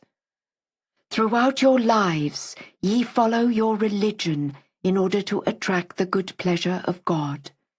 Yet on the last day ye shut yourselves out from God, and turn away from him who is your promised one. O ye who are invested with the Bayan, ye shall be put to proof, even as those unto whom the Quran was given. Have pity on yourselves, for ye shall witness the day when God will have revealed him who is the manifestation of his own self, invested with clear and irrefutable proofs, while ye will cling tenaciously to the words the witnesses of the Bayan have uttered. On that day ye will continue to rove distraught, even as camels seeking a drop of the water of life. God will cause oceans of living water to stream forth from the presence of him whom God shall make manifest, while ye will refuse to quench your thirst therefrom, notwithstanding that ye regard yourselves as the God-fearing witnesses of your faith. Nay, and yet again, nay, ye will go astray far beyond the peoples unto whom the gospel or the Quran or any other scripture was given. Take good heed to yourselves, inasmuch as the cause of God will come upon you at a time when you will all be entreating and tearfully imploring God for the advent of the day of his manifestation. Yet when he cometh, ye will tarry, and will fail to be of those who are well assured in his faith. Beware lest ye grieve him who is the supreme manifestation of your Lord. Verily, he can well afford to dispense with your allegiance unto him. Be ye careful, and bring not despondency upon any soul, for surely ye shall be put to proof. Say, he whom God shall make manifest will surely redeem the rights of those who truly believe in God and in his signs, for they are the ones who merit reward from his presence. Say, it is far from the glory of him whom God shall make manifest that anyone should in this wise make mention of his name, if ye ponder the cause of God in your hearts. Say, he shall vindicate the cause through the potency of his command, and shall bring to naught all perversion of truth by virtue of his behest. Verily God is potent over all things. If ye wish to distinguish truth from error, consider those who believe in him whom God shall make manifest, and those who disbelieve him at the time of his appearance. The former represent the essence of truth, as attested in the book of God, while the latter the essence of error, as attested in that same book. Fear ye God, that ye may not identify yourselves with aught but the truth, inasmuch as ye have been exalted in the Bayan for being recognized as the bearers of the name of him who is the eternal truth. Say, were he whom God shall make manifest, to pronounce a pious and truthful follower of the Bayan as false, it is incumbent upon you to submit to his decree, as this hath been affirmed by God in the Bayan. Verily, God is able to convert light into fire whenever he pleaseth. Surely he is potent over all things. And were he to declare a person whom ye regard alien to the truth as being akin thereto, err not by questioning his decision in your fancies, for he who is the sovereign truth createth things through the power of his behest. Verily God transmuteth fire into light as he willeth, and indeed potent is he over all things. Consider ye how the truth shone forth as truth in the first day, and how error became manifest as error. So likewise shall ye distinguish them from each other on the day of resurrection. Ponder upon the people unto whom the gospel was given. Their religious leaders were considered as the true guides of the gospel. Yet when they shut themselves out from Muhammad, the apostle of God, they turned into guides of error, notwithstanding that all their lives they had faithfully observed the precepts of their religion in order to attain unto paradise. Then when God made paradise known unto them, they would not enter therein. Those unto whom the Quran is given have wrought likewise. They performed their acts of devotion for the sake of God, hoping that he might enable them to join the righteous in paradise. However, when the gates of paradise were flung open to their faces, they declined to enter.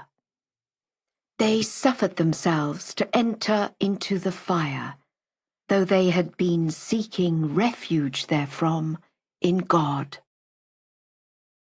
Say, verily, the criterion by which truth is distinguished from error shall not appear until the day of resurrection.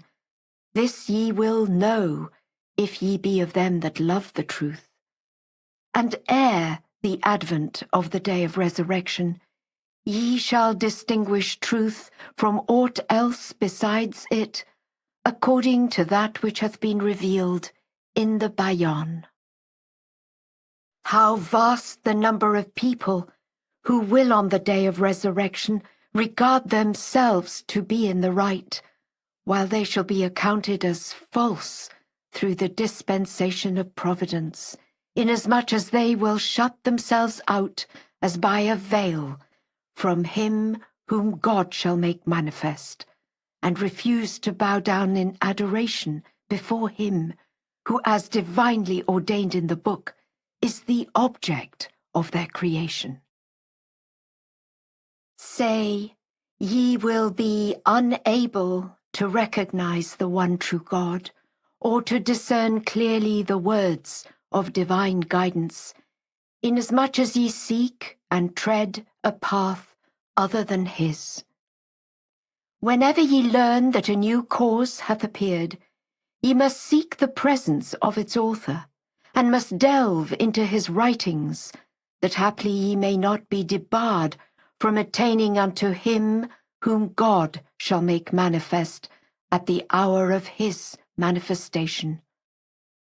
Wert thou to walk in the way of truth, as handed down by them that are endowed with the knowledge of the inmost reality, God thy Lord will surely redeem thee on the day of resurrection. Verily he is potent over all things. In the Bayan, God hath forbidden everyone to pronounce judgment against any soul, lest he may pass sentence upon God, his Lord, while regarding himself to be of the righteous, inasmuch as no one knoweth how the cause of God will begin or end. O ye who are invested with the Bayan, should ye be apprised of a person laying claim to a cause and revealing verses which to outward seeming are unlikely to have been revealed by anyone else save God, the help in peril, the self-subsisting, do not pass sentence against him, lest ye may inadvertently pass sentence against him whom God shall make manifest. Say, he whom God shall make manifest is but one of you. He will make himself known unto you on the day of resurrection. Ye shall know God when the manifestation of his own self is made known unto you, that perchance ye may not stray far from his path. Verily God will raise up him whom God shall make manifest, and after him whomsoever he willeth, even as he hath raised up prophets before the point of the Bayan. He in truth hath power over all things. Verily, on the first day we flung open the gates of paradise unto all the peoples of the world, and exclaimed, O all ye created things, strive to gain admittance into paradise, since ye have during all your lives held fast unto virtuous deeds, in order to attain unto it. Surely all men yearn to enter therein, but alas, they are unable to do so, by reason of that which their hands have wrought. Shouldst thou, however, gain a true understanding of God in thine heart of hearts, ere he hath manifested himself, thou wouldst be able to recognize him visible and resplendent when he unveileth himself before the eyes of all men. Say, by reason of your remembering him whom God shall make manifest, and by extolling his name, God will cause your hearts to be dilated with joy. And do ye not wish your hearts to be in such a blissful state? Indeed, the hearts of them that truly believe in him whom God shall make manifest are vaster than the expanse of heaven and earth and whatever is between them. God hath left no hindrance in their hearts, were it but the size of a mustard seed. He will cheer their hearts, their spirits, their souls, and their bodies, and their days of prosperity or adversity, through the exaltation of the name of him who is the supreme testimony of God, and the promotion of the word of him who is the dayspring of the glory of their Creator. Verily these are souls who take delight in the remembrance of God, who dilates their hearts through the effulgence of the light of knowledge and wisdom. They seek naught but God, and are oft engaged in giving praise unto him. They desire naught except whatever he desireth, and stand ready to do his bidding. Their hearts are mirrors reflecting whatsoever he, whom God shall make manifest, willeth. Thus God will cheer the hearts of those who truly believe in him and in his signs, and who are well assured of the life to come. Say, the life to come is none other than the days associated with the coming of him whom God will make manifest. Reduce not the ordinances of God to fanciful imaginations of your own. Rather, observe all the things which God hath created at his behest, with the eye of the Spirit, even as ye see things with the eyes of your bodies. The divine revelation associated with the advent of him who is your promised Mehdi hath proved far more wondrous than the revelation wherewith Mohammed, the apostle of God, was invested. Would that ye might ponder. Verily, God raised up Mohammed, the apostle of God, from among the people of Arabia after he had reached 40 years of age, a fact which every one of you affirmeth and upholdeth, while your Redeemer was raised up by God at the age of 24, amidst people none of whom can speak or understand a single word of Arabic. Thus God layeth bare the glory of his cause, and demonstrateth the truth through the potency of his revealed word. He is indeed the powerful, the omnipotent, the help in peril, the best beloved. Say, verily God hath caused all created things to enter beneath the shade of the tree of affirmation, except those who are endowed with the faculty of understanding. Theirs is the choice, either to believe in God their Lord and put their whole trust in him, or to shut themselves out from him and refuse to believe with certitude in his signs. These two groups sail upon two seas, the sea of affirmation and the sea of negation.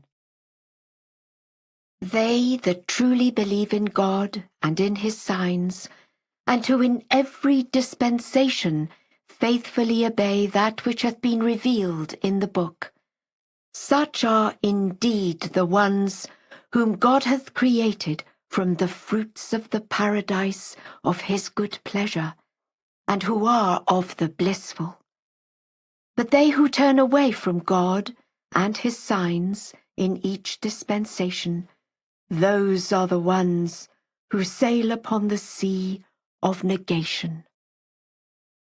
God hath, through the potency of his behest, ordained for himself the task of ensuring the ascendancy of the sea of affirmation and of bringing to naught the sea of negation through the power of his might.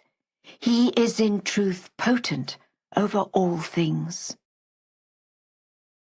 Verily, it is incumbent upon you to recognize your Lord at the time of his manifestation, that haply ye may not enter into negation, and that ere a prophet is raised by God, ye may find yourselves securely established upon the sea of affirmation. For if a prophet cometh to you from God, and ye fail to walk in his way, God will thereupon transform your light into fire. Take heed, then, that perchance ye may, through the grace of God and his signs, be enabled to redeem your souls. Say, God shall of a truth cause your hearts to be given to perversity, if ye fail to recognize him whom God shall make manifest.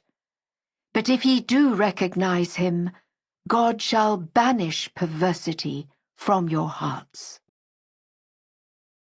That day whereon ye were by God's will initiated into the Bayan, did any of you know who were the letters of the living, or the witnesses, or the testimonies, or what were the names of the believers?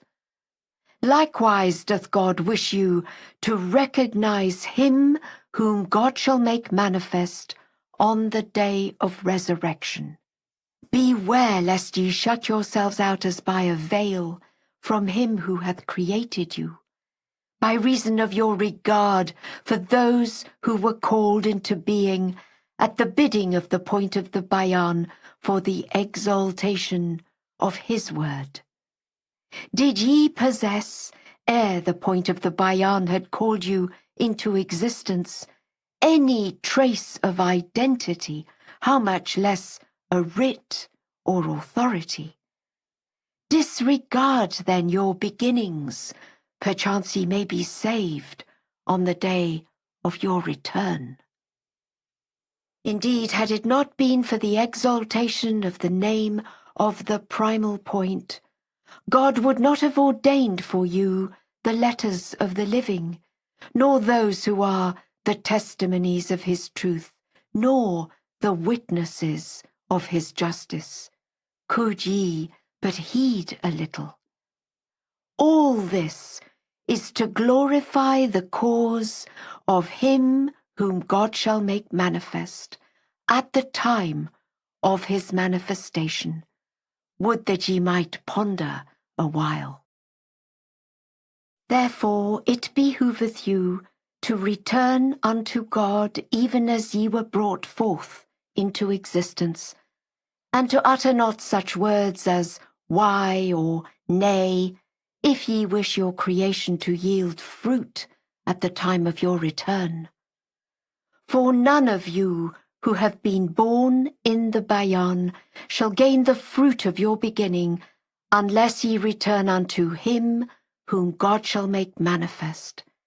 He it is who caused your beginning to proceed from God, and your return to be unto him, did ye but know.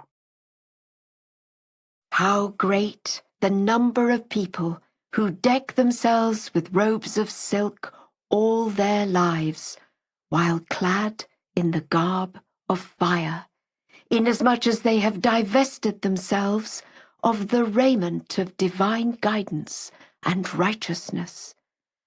And how numerous are those who wear clothes made of cotton or coarse wool throughout their lives, and yet by reason of their being endowed with the vesture of divine guidance and righteousness, are truly attired with the raiment of paradise, and take delight in the good pleasure of God. Indeed, it would be better in the sight of God were ye to combine the two, adorning yourselves with the raiment of divine guidance and righteousness, and wearing exquisite silk, if ye can afford to do so. If not, at least act ye not unrighteously, but rather observe piety and virtue.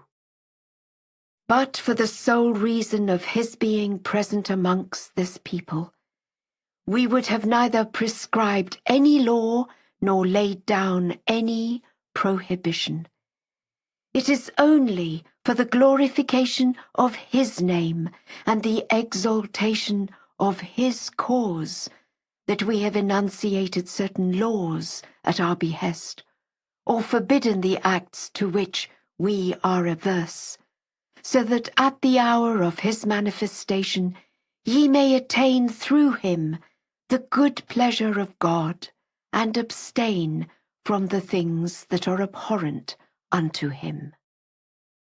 Say verily, the good pleasure of him whom God shall make manifest is the good pleasure of God, while the displeasure of him whom God shall make manifest is none other than the displeasure of God. Avoid ye his displeasure, and flee for refuge unto his good pleasure. Say, the living guides to his good pleasure are such as truly believe in him, and are well assured in their faith, while the living testimonies of his displeasure are those who, when they hear the verses of God sent forth from his presence, or read the divine words revealed by him, do not instantly embrace the faith and attain unto certitude. Excerpts from various writings. Say, God is the Lord, and all are worshippers unto him. Say, God is the true one, and all pay homage unto him. This is God your Lord, and unto him shall ye return. Is there any doubt concerning God? He hath created you and all things. The Lord of all worlds is he. Say, verily, any one follower of this faith can, by the leave of God, prevail over all who dwell in heaven and earth, and in whatever lieth between them. For indeed this is, beyond the shadow of a doubt, the one true faith. Therefore fear ye not, neither be ye grieved. Say, God hath, according to that which is revealed in the book, taken upon himself the task of ensuring the ascendancy of any one of the followers of the truth over and above 100 other souls, and the supremacy of 100 believers over 1,000 non-believers, and the domination of 1,000 of the faithful over all the peoples and kindreds of the earth. Inasmuch as God calleth into being whatsoever he willeth by virtue of his behest, verily he is potent over all things. Say, the power of God is in the hearts of those who believe in the unity of God, and bear witness that no God is there but him, while the hearts of them that associate partners with God are impotent, devoid of life on this earth, for assuredly they are dead. The day is approaching when God will render the hosts of truth victorious, and he will purge the whole earth in such wise that within the compass of his knowledge not a single soul shall remain unless he truly believeth in God, worshippeth none other God but him, boweth down by day and by night in his adoration, and is reckoned among such as are well assured. Say, God indeed is the sovereign truth, who is manifestly supreme over his servants. He is the help in peril, the self-subsisting. God testifieth that there is none other God but him. His are the kingdoms in the heavens and on the earth, and all that is between them. He is exalted above the comprehension of all things, and is inscrutable to the mind of every created being. None shall be able to fathom the oneness of his being, or to unravel the nature of his existence. No peer or likeness, no similitude or equal can ever be joined with him. Yield ye praise then unto him, and glorify him, and bear ye witness to the sanctity and oneness of his being, and magnify his might and majesty with wondrous glorification.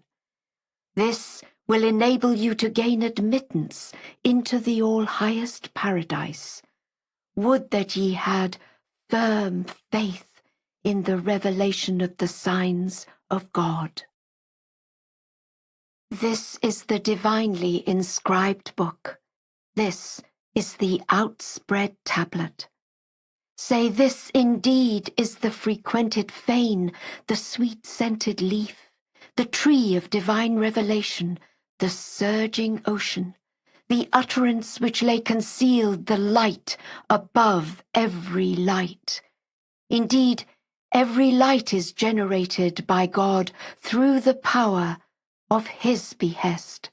He of a truth is the light in the kingdom of heaven and earth and whatever is between them. Through the radiance of His light, God imparteth illumination to your hearts, and maketh firm your steps, that perchance ye may yield praise unto Him. Say, this of a certainty is the garden of repose, the loftiest point of adoration, the tree beyond which there is no passing, the blessed lote tree, the most mighty sign, the most beauteous countenance, and the most comely face. From the beginning that hath no beginning, all men have bowed in adoration before Him whom God shall make manifest, and will continue to do so until the end that hath no end. How strange, then, that at the time of His appearance ye should pay homage by day and night unto that which the point of the Bayan hath enjoined upon you, and yet fail to worship Him whom God shall make manifest. Consecrate thou, O my God, the whole of this tree unto Him, that from it may be revealed all the fruits created by God within it, for Him through whom God hath willed to reveal all that He pleaseth. By thy glory, I have not wished that this tree should ever bear any branch, leaf, or fruit that would fail to bow down before Him on the day of His revelation, or refuse to laud thee through Him, as beseemeth the glory of His all-glorious revelation, and the sublimity of His most sublime concealment. And shouldst thou behold, O my God, any branch, leaf, or fruit upon me that hath failed to bow down before Him on the day of His revelation, cut it off, O my God, from that tree, for it is not of me, nor shall it return unto me.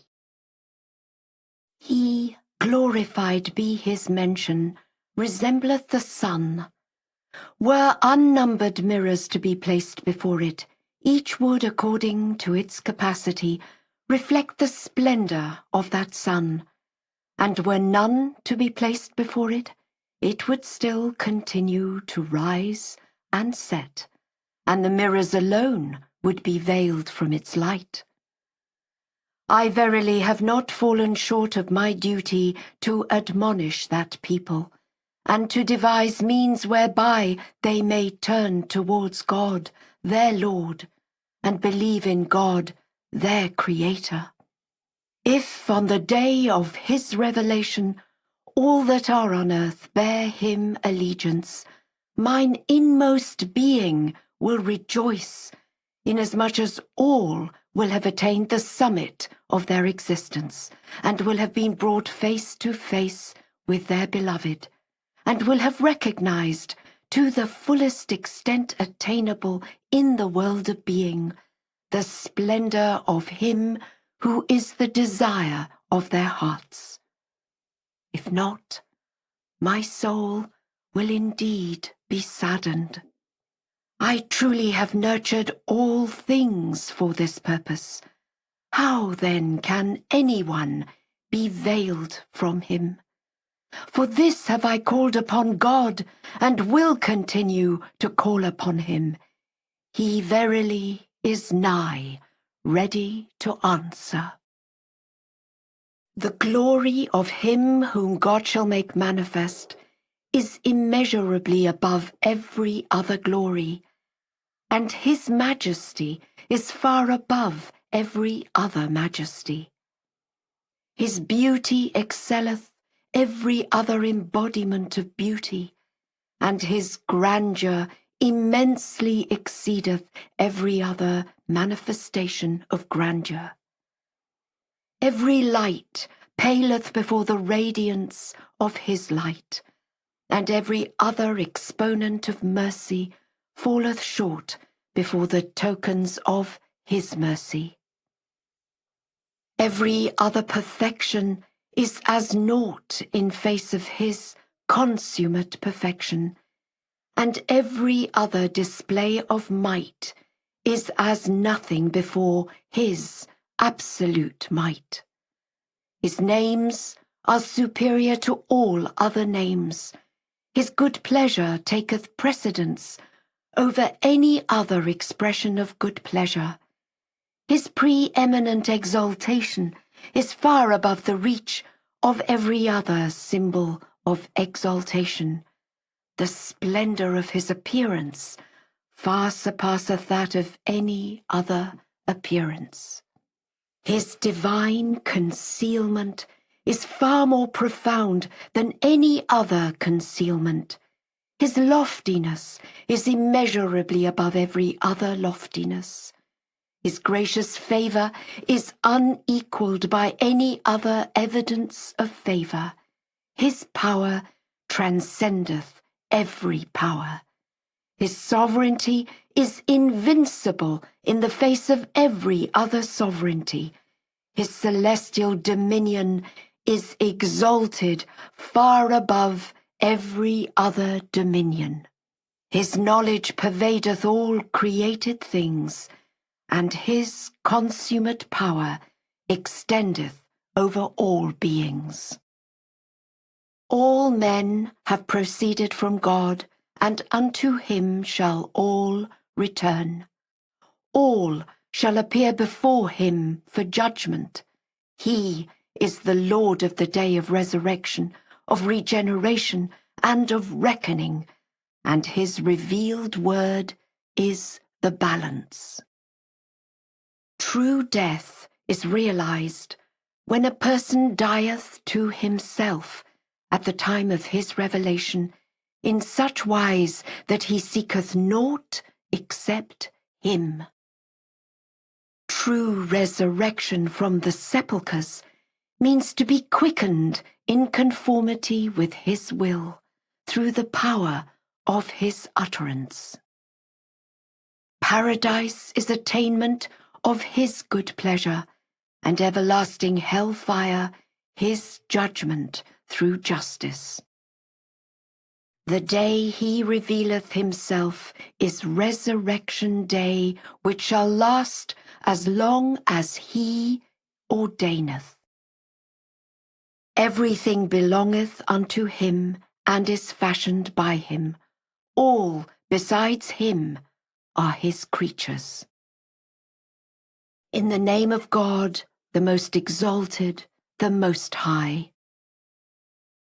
Verily I am God. No God is there but me, and aught except me is but my creation. Say, worship me then, O ye my creatures.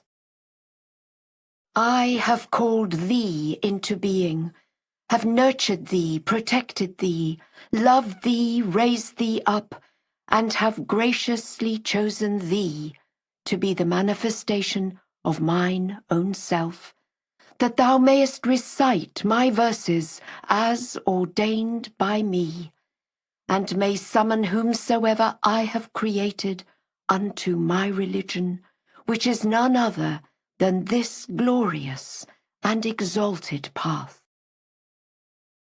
I have fashioned all created things for thy sake, and I have by virtue of my will set thee sovereign ruler over all mankind. Moreover, I have decreed that whoso embraceth my religion shall believe in my unity, and I have linked this belief with remembrance of thee, and after thee the remembrance of such as thou hast by my leave caused to be the letters of the living, and of whatever hath been revealed from my religion in the Bayan. This indeed is what will enable the sincere among my servants to gain admittance into the celestial paradise.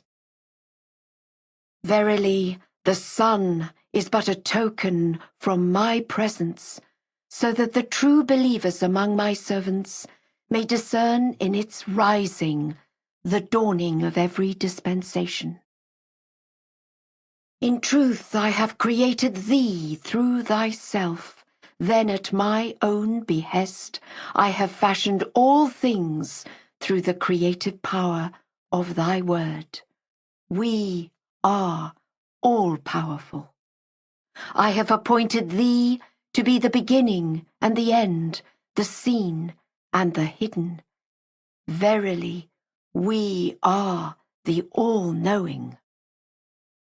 No one hath been or will ever be invested with prophethood other than thee, nor hath any sacred book been or will be revealed unto anyone except thee. Such is the decree ordained by him who is the all-encompassing, the best beloved.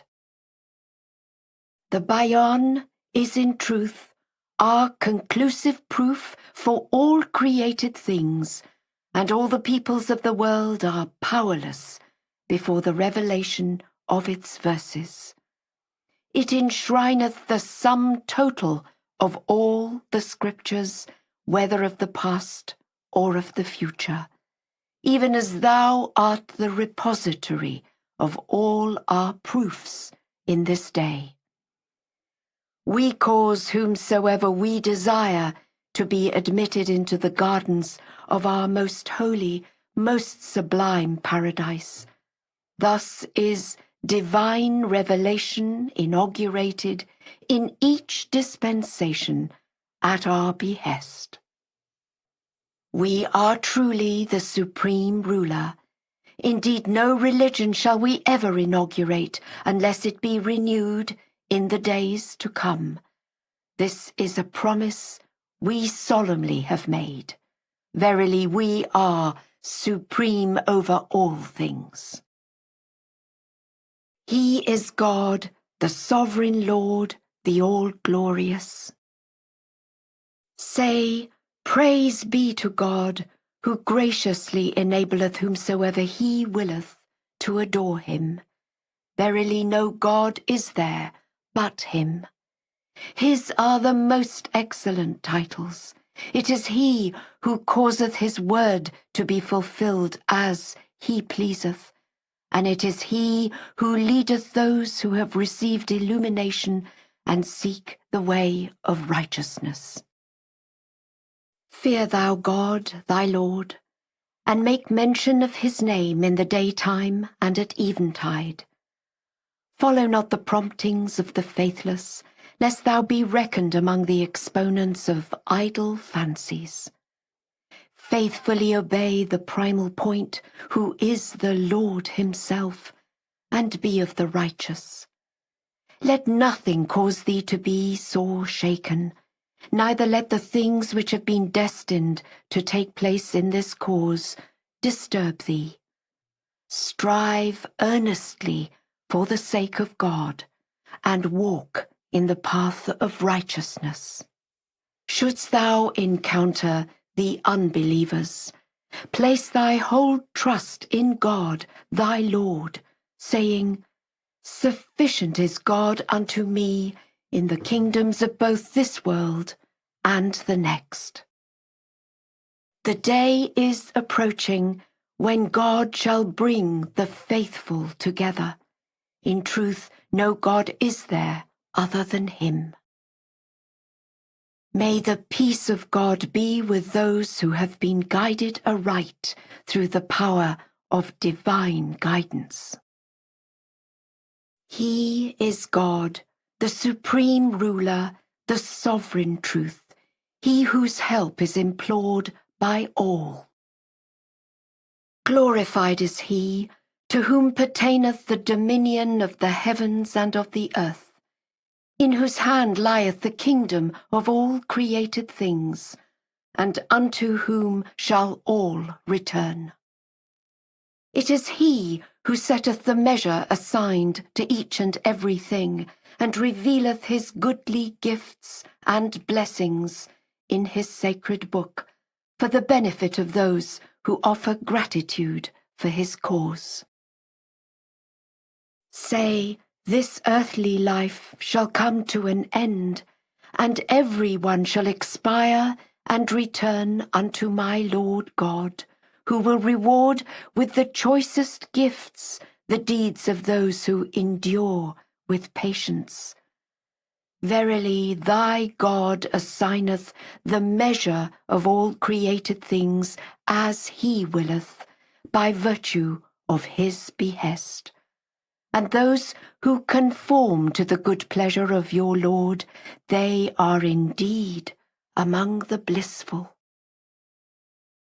Thy Lord hath never raised up a prophet in the past who failed to summon the people to his Lord, and today is truly similar to the times of old, were ye to ponder over the verses revealed by God. When God sent forth his prophet Mohammed, on that day the termination of the prophetic cycle was foreordained in the knowledge of God. Yea, that promise hath indeed come true, and the decree of God hath been accomplished as he hath ordained. Assuredly, we are today living in the days of God. These are the glorious days, on the like of which the sun hath never risen in the past. These are the days which the people in bygone times eagerly expected. What hath then befallen you, that ye are fast asleep? These are the days wherein God hath caused the day-star of truth to shine resplendent. What hath then caused you to keep your silence? These are the appointed days which ye have been yearningly awaiting in the past, the days of the advent of divine justice. Render ye thanks unto God, O ye concourse of believers. Let not the deeds of those who reject the truth shut you out as by a veil. Such people have warrant over your bodies only, and God hath not reposed in them power over your spirits, your souls, and your hearts. Fear ye God, that haply it may be well with you. All things have been created for your sakes, and for the sake of naught else hath your creation been ordained. Fear ye God, and take heed, lest forms and apparels debar you from recognizing him. Render ye thanksgiving unto God, that perchance he may deal mercifully with you. This mortal life is sure to perish. Its pleasures are bound to fade away, and ere long ye shall return unto God, distressed with pangs of remorse, for presently ye shall be roused from your slumber, and ye shall soon find yourselves in the presence of God, and will be asked of your doings. Say, how dare ye flagrantly deny the verses sent down from the heaven of justice, yet ye read the books of God revealed in the past? How do ye repudiate the meeting with your Lord, which was appointed with you aforetime, and fail in this day to heed his warning? Indeed, by adhering to forms and by following the promptings of your selfish desires, ye have deprived yourselves of the good pleasure of your Lord, except those whom their Lord hath endowed with knowledge, and who in this day render thanks unto him for the bounty of being identified with the true faith of God. Therefore announce ye the message unto those who manifest virtue, and teach them the ways of the one true God, that haply they may comprehend. Withhold thy tongue from uttering that which might grieve thee, and beseech God for mercy. Verily he is fully cognizant of the righteous, for he is with such of his servants as truly believe in him, and he is not unaware of the actions of the mischief makers, inasmuch as nothing whatever in the heavens or on the earth can escape his knowledge. These verses, clear and conclusive, are a token of the mercy of thy Lord, and a source of guidance for all mankind. They are a light unto those who believe in them, and a fire of afflictive torment for those who turn away and reject them. O thou who art the chosen one among women, he is God, glorified is the splendor of his light. The verses in this tablet are revealed for the one who hath believed in the signs of her Lord, and is reckoned among such as are wholly devoted unto him. Bear thou witness that verily no God is there but him, who is both my Lord and thine, and that no other God besides him existeth. He is the bountiful, the almighty. Yield thee thanks unto God, for he hath graciously aided thee in this day, revealed for thee the clear verses of this tablet, and hath numbered thee among such women as have believed in the signs of God, have taken him as their guardian, and are of the grateful.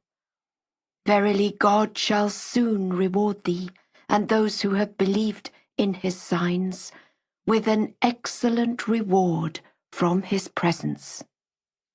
Assuredly no God is there other than him, the all-possessing, the most generous. The revelations of his bounty pervade all created things. He is the merciful, the compassionate. God testifieth that there is none other God but him, the Almighty, the best beloved. Fix your gaze upon him whom God shall make manifest in the day of resurrection. Then firmly believe in that which is sent down by him. Say, God hath undisputed triumph over every victorious one. There is no one in heaven or earth, or in whatever lieth between them, who can frustrate the transcendent supremacy of his triumph. He calleth into being whatsoever he willeth through the potency of his behest. Verily God is the mightiest sustainer, the helper, and the defender. When the day star of Baha will shine resplendent above the horizon of eternity, it is incumbent upon you to present yourselves before his throne. Beware lest ye be seated in his presence or ask questions without his leave. Fear ye God, O concourse of the mirrors. Beg ye of him the wondrous tokens of his favour, that he may graciously reveal for you whatever he willeth and desireth, inasmuch as on that day all the revelations of divine bounty shall circle around the seat of his glory and emanate from his presence, could ye but understand it. It behoveth you to remain silent before his throne, for indeed of all the things which have been created between heaven and earth, nothing on that day will be deemed more fitting than the observance of silence. Moreover, take ye good heed not to be reckoned among those of the past who were invested with knowledge, yet by reason of their learning waxed proud before God, the transcendent, the self-subsisting, inasmuch as on that day it is he who is the all-knowing, the omniscient, the source of all knowledge, far above such as are endued with learning. And it is he who is the potent, the all-compelling, the Lord of power in the face of those who wield power. And it is he who is the mighty, the most august, the most glorious, before such as display glory. And on that day it is he who is the lofty, the all-highest, the source of exaltation far above those who are elevated in rank. And it is he who is the Almighty, the source of glory and grandeur, far above the pomp of the mighty. And it is he who is the omnipotent, the supreme ruler, the Lord of judgment, transcending all such as are invested with authority. And it is he who is the generous, the most benevolent, the essence of bounty, who standeth supreme in the face of such as show benevolence. And it is he who is the ordainer and the supreme wielder of authority and power, inconceivably high above those who hold earthly dominion. And it is he who is the most excellent, the unsurpassed, the preeminent in the face of every man of accomplishment. Ye have one and all been called into being to seek his presence and to attain that exalted and glorious station. Indeed, he will send down from the heaven of his mercy that which will benefit you, and whatever is graciously vouchsafed by him shall enable you to dispense with all mankind. Verily, on that day, the learning of the learned shall prove of no avail, neither the accomplishments of the exponents of knowledge, nor the pomp of the highly honoured, nor the power of the mighty, nor the remembrance of the devout, nor the deeds of the righteous, nor the genuflection of the kneeling worshipper, nor his prostration or turning towards the Qibla, nor the honour of the honoured, nor the kinship of the highly born, nor the nobility of those of noble descent, nor the discourse of the eloquent, nor the titles of the prominent. None of these shall be of any avail unto them, inasmuch as all these, and whatever else ye have known or comprehended, were created by his word of command, be, and it is.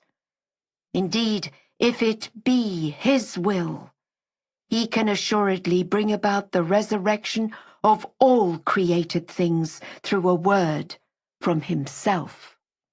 He is in truth, over and above all this, the all-powerful, the almighty, the omnipotent. Beware, O concourse of mirrors, lest on that day titles make you vainglorious. Know ye of a certainty that ye, together with all those who stand above you or below you, have been created for that day. Fear ye God, and commit not that which would grieve his heart, nor be of them that have gone astray. Perchance he will appear invested with the power of truth, while ye are fast asleep on your couches. Or his messengers will bring glorious and resplendent tablets from him, while ye turn away disdainfully from him. Pronounce sentence against him, such sentence as ye would never pass on yourselves, and say, This is not from God, the all-subduing, the self-existent. Glory be unto thee, O my God. Thou art well aware that I have proclaimed thy word, and have not failed in the mission thou didst enjoin upon me. I entreat thee to guard the people of the Bayan on that day, in order that they may not pronounce censure against thee, nor contend with thy signs. Protect them then, O my God, through the power of thy might, which pervadeth all mankind. He is the Almighty. Glory be unto him who is the Lord of all that are in the heavens and on the earth. He is the all-wise, the all-informed. It is he who calleth into being whatsoever he willeth at his behest.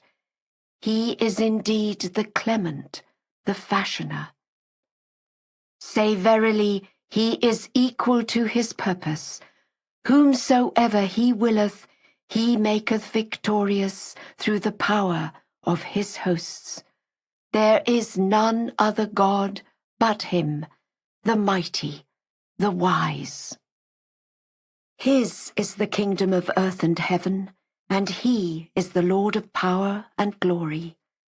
Such as have believed in God and in his signs are indeed the followers of truth, and shall abide in the gardens of delight, while those who have disbelieved in God and have rejected that which he hath revealed, these shall be the inmates of the fire, wherein they shall remain forever. Say, most people have openly repudiated God, and have followed the rebellious wicked doers. Such people resemble those who have gone before them, upholding every hostile oppressor. Verily no God is there but God. His is the kingdom of heaven and earth, and he is the clement, the all-knowing. God testifieth that there is no God but him, and he who speaketh at the bidding of his Lord is but the first to worship him. He is the peerless Creator, who hath created the heavens and the earth, and whatsoever lieth between them, and all do his bidding. He is the one whose grace hath encompassed all that are in the heavens, on earth, or elsewhere, and every one abideth by his behest.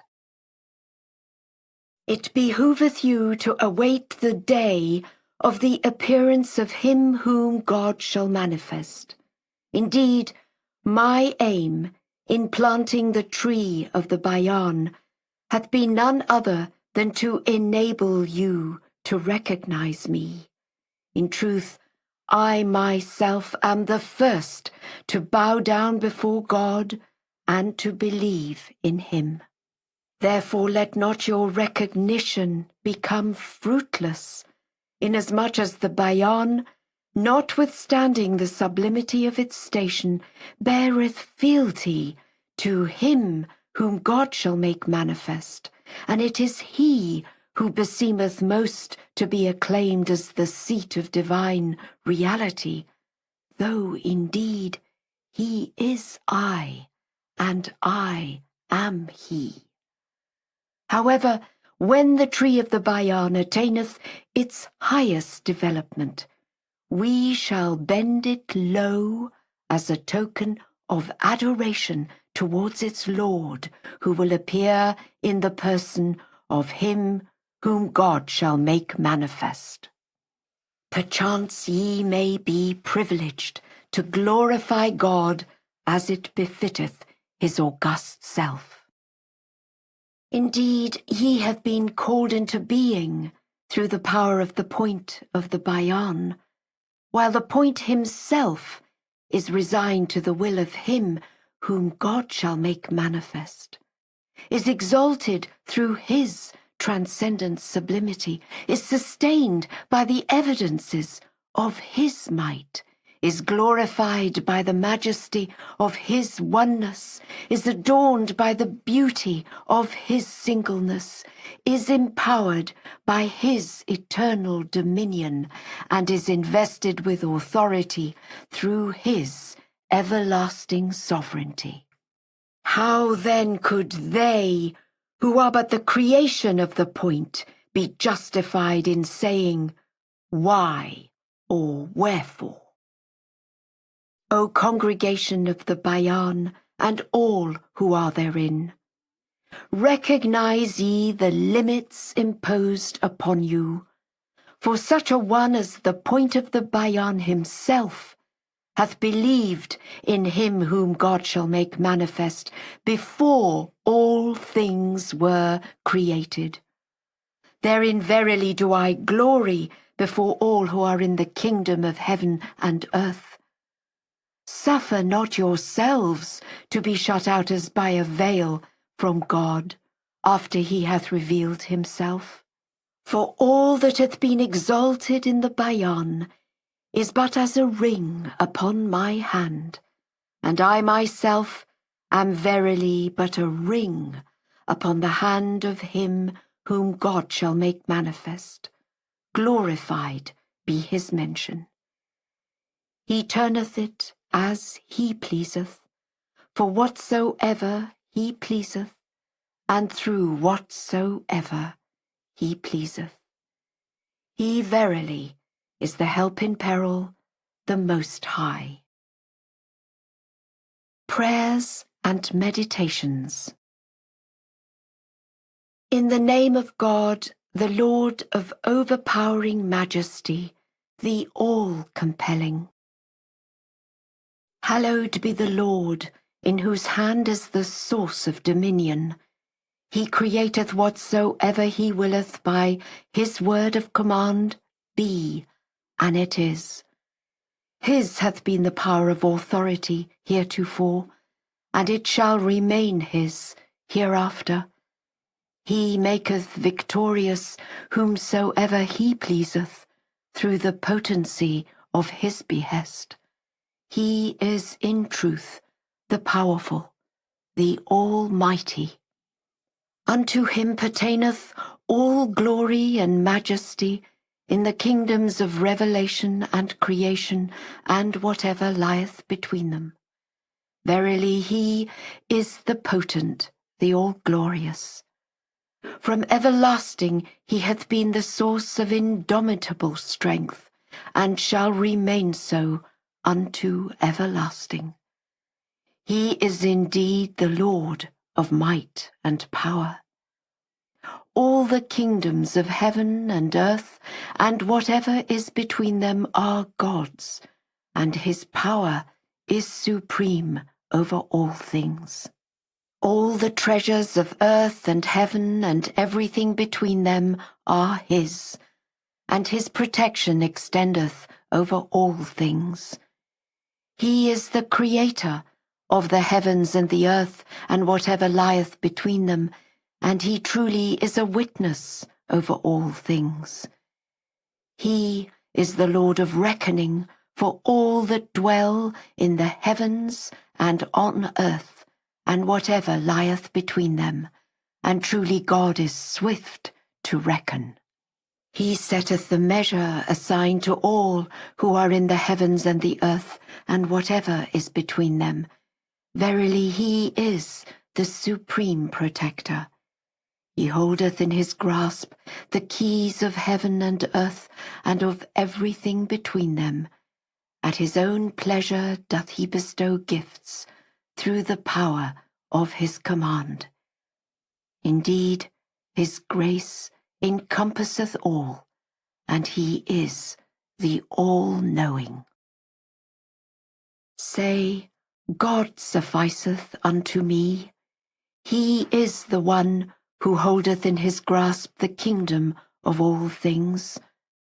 Through the power of his hosts of heaven and earth, and whatever lieth between them, he protecteth whomsoever among his servants he willeth. God in truth keepeth watch over all things. Immeasurably exalted art thou, O Lord. Protect us from what lieth in front of us and behind us, above our heads, on our right, on our left, below our feet, and every other side to which we are exposed. Verily thy protection over all things is unfailing. Send down thy blessings, O my God, upon the tree of the Bayan, upon its root and its branch, its boughs, its leaves, its fruits, and upon whatsoever it beareth or sheltereth. Cause this tree, then, to be made into a magnificent scroll, to be offered to the presence of him whom thou wilt make manifest on the day of judgment, that he may graciously allow the entire company of the followers of the Bayan to be restored to life, and that he may, through his bounty, inaugurate a new creation. Indeed, all are but paupers in the face of thy tender mercy, and lowly servants before the tokens of thy loving kindness. I beg of thee by thy bounty, O my God, and by the outpourings of thy mercy and bestowals, O my Lord, and by the evidences of thy heavenly favours and grace, O my best beloved, to watch over him whom God shall make manifest, that no trace of despondency may ever touch him. Immeasurably glorified and exalted art thou. How can I make mention of thee, O thou the beloved of the entire creation? And how can I acknowledge thy claim, O thou before whom every created thing standeth in awe? The loftiest station to which human perception can soar, and the utmost height which the minds and souls of men can scale, are but signs created through the potency of thy command, and tokens manifested through the power of thy revelation. Far be it from thy glory that anyone other than thee should make mention of thee, or should attempt to voice thy praise. The very essence of every reality beareth witness to its debarment from the precincts of the court of thy nearness, and the quintessence of every being testifieth to its failure to attain thy holy presence. Immeasurably glorified and exalted art thou. That which alone beseemeth thee is the befitting mention made by thine own self, and that only which is worthy of thee is the anthem of praise voiced by thine own essence. Through the revelation of thy grace, O Lord, thou didst call me into being on a night such as this, and lo, I am now lonely and forsaken in a mountain.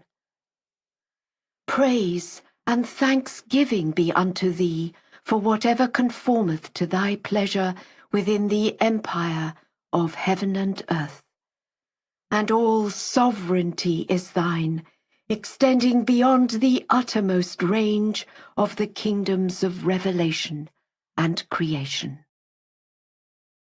Thou didst create me, O Lord, through thy gracious favour, and didst protect me through thy bounty in the darkness of the womb, and didst nourish me through thy loving kindness with life-giving blood. After having fashioned me in a most comely form through thy tender providence, and having perfected my creation through thine excellent handiwork, and breathed thy spirit into my body through thine infinite mercy, and by the revelation of thy transcendent unity, thou didst cause me to issue forth from the world of concealment into the visible world, naked, ignorant of all things, and powerless to achieve aught. Thou didst then nourish me with refreshing milk, and didst rear me in the arms of my parents with manifest compassion, until thou didst graciously acquaint me with the realities of thy revelation, and apprised me of the straight path of thy faith, as set forth in thy book. And when I attained full maturity, thou didst cause me to bear allegiance unto thine inaccessible remembrance, and enabled me to advance towards the designated station where thou didst educate me through the subtle operations of thy handiwork, and didst nurture me in that land with thy most gracious gifts. When that which had been preordained in thy book came to pass, thou didst cause me through thy kindness to reach thy holy precincts, and didst suffer me through thy tender mercy to dwell within the court of fellowship, until I discerned therein that which I witnessed of the clear tokens of thy mercifulness, the compelling evidences of thy oneness, the effulgent splendours of thy majesty, the source of thy supreme singleness, the heights of thy transcendent sovereignty, the signs of thy peerlessness, the manifestations of thine exalted glory, the retreats of thy sanctity, and whatsoever is inscrutable to all but thee. Verily I am thy servant, O my God, and thy poor one, and thy suppliant, and thy wretched creature. I have arrived at thy gate, seeking thy shelter. I have found no contentment save in thy love, no exaltation except in thy remembrance, no eagerness but in obedience to thee, no joy save in thy nearness, and no tranquillity except in reunion with thee. Notwithstanding that I am conscious that all created things are debarred from thy sublime essence, and the entire creation is denied access to thine inmost being. Whenever I attempt to approach thee, I perceive nothing in myself but the tokens of thy grace, and behold naught in my being but the revelations of thy loving kindness. How can one who is but thy creature seek reunion with thee and attain unto thy presence, whereas no created thing can ever be associated with thee, nor can aught comprehend thee? How is it possible for a lowly servant to recognize thee and to extol thy praise, notwithstanding that thou hast destined for him the revelations of thy dominion and the wondrous testimonies of thy sovereignty. Thus every created thing beareth witness that it is debarred from the sanctuary of thy presence by reason of the limitations imposed upon its inner reality. It is undisputed, however, that the influence of thine attraction hath everlastingly been inherent in the realities of thy handiwork, although that which beseemeth the hallowed court of thy providence is exalted beyond the attainment of the entire creation.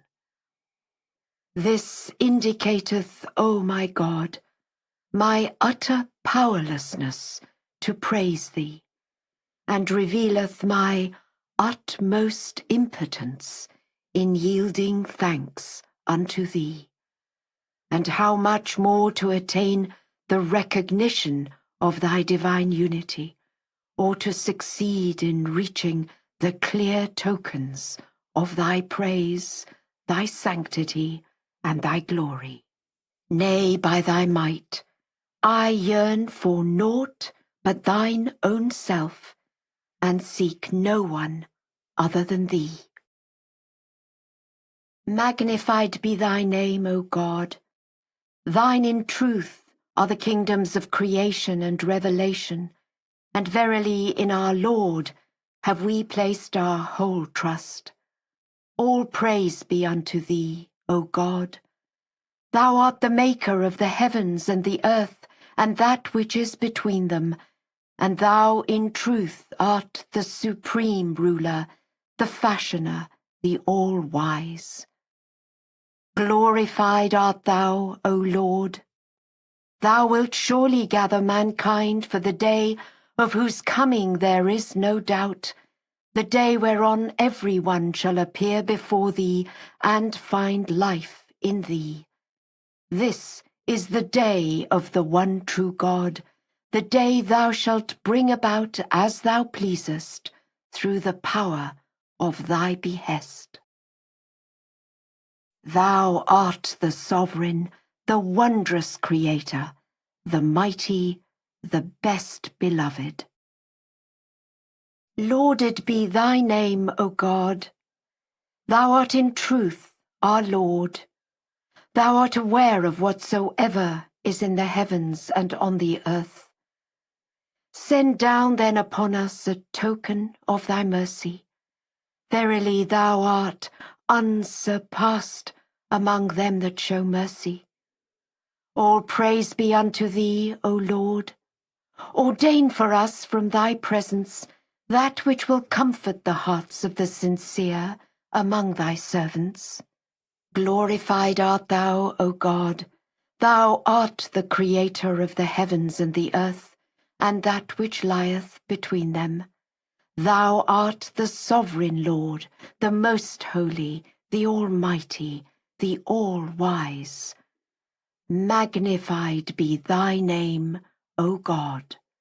Send down upon them who have believed in God and in his signs a mighty succor from thy presence, such as to enable them to prevail over the generality of mankind. Glory be unto thee, O God. How can I make mention of thee while thou art sanctified from the praise of all mankind? Magnified be thy name, O God. Thou art the King, the eternal truth. Thou knowest what is in the heavens and on the earth, and unto thee must all return. Thou hast sent down thy divinely ordained revelation according to a clear measure. Praised art thou, O Lord. At thy behest thou dost render victorious whomsoever thou willest, through the hosts of heaven and earth, and whatsoever existeth between them. Thou art the sovereign, the eternal truth, the Lord of invincible might. Glorified art thou, O Lord. Thou forgivest at all times the sins of such among thy servants as implore thy pardon. Wash away my sins, and the sins of those who seek thy forgiveness at dawn, who pray to thee in the daytime and in the night season, who yearn after naught save God, who offer up whatsoever God hath graciously bestowed upon them, who celebrate thy praise at morn and eventide, and who are not remiss in their duties. Praise be unto thee, O Lord. Forgive us our sins, have mercy upon us, and enable us to return unto thee. Suffer us not to rely on aught else besides thee, and vouchsafe unto us through thy bounty that which thou lovest and desirest, and well beseemeth thee. Exalt the station of them that have truly believed, and forgive them with thy gracious forgiveness. Verily thou art the help in peril, the self-subsisting. O God our Lord, protect us through thy grace from whatsoever may be repugnant unto thee, and vouchsafe unto us that which well beseemeth thee. Give us more out of thy bounty, and bless us. Pardon us for the things we have done, and wash away our sins, and forgive us with thy gracious forgiveness. Verily thou art the most exalted, the self-subsisting. Thy loving providence hath encompassed all created things in the heavens and on the earth, and thy forgiveness hath surpassed the whole creation. Thine is sovereignty. In thy hand are the kingdoms of creation and revelation. In thy right hand thou holdest all created things, and within thy grasp are the assigned measures of forgiveness. Thou forgivest whomsoever among thy servants thou pleasest. Verily thou art the ever-forgiving, the all-loving. Nothing whatsoever escapeth thy knowledge, and naught is there which is hidden from thee. O God our Lord, protect us through the potency of thy might. Enable us to enter thy wondrous surging ocean, and grant us that which well befitteth thee. Thou art the sovereign ruler, the mighty doer, the exalted, the all-loving. Glory be unto thee, O Lord my God. Nothing whatsoever escapeth thy knowledge, nor is there anything that could slip from thy grasp, or anything that could thwart thy purpose, whether in the heavens or on the earth, of the past or of the future. Thou seest paradise and the inmates thereof. Thou beholdest the realm below and the dwellers thereof. All are but thy servants, and are held within thy grasp. O Lord, render victorious thy forbearing servants in thy days, by granting them a befitting victory, inasmuch as they have sought martyrdom in thy path. Send down upon them that which will bring comfort to their minds, will rejoice their inner beings, will impart assurance to their hearts and tranquility to their bodies, and will enable their souls to ascend to the presence of God the most exalted, and to attain the supreme paradise, and such retreats of glory as thou hast destined for men of true knowledge and virtue. Verily, thou knowest all things, while we are but thy servants, thy thralls, thy bondsmen, and thy poor ones. No Lord but thee do we invoke, O God our Lord. Nor do we implore blessings or grace from any one but thee, O thou who art the God of mercy unto this world and the next. We are but the embodiments of poverty, of nothingness, of helplessness, and of perdition, while thy whole being betokeneth wealth, independence, glory, majesty, and boundless grace.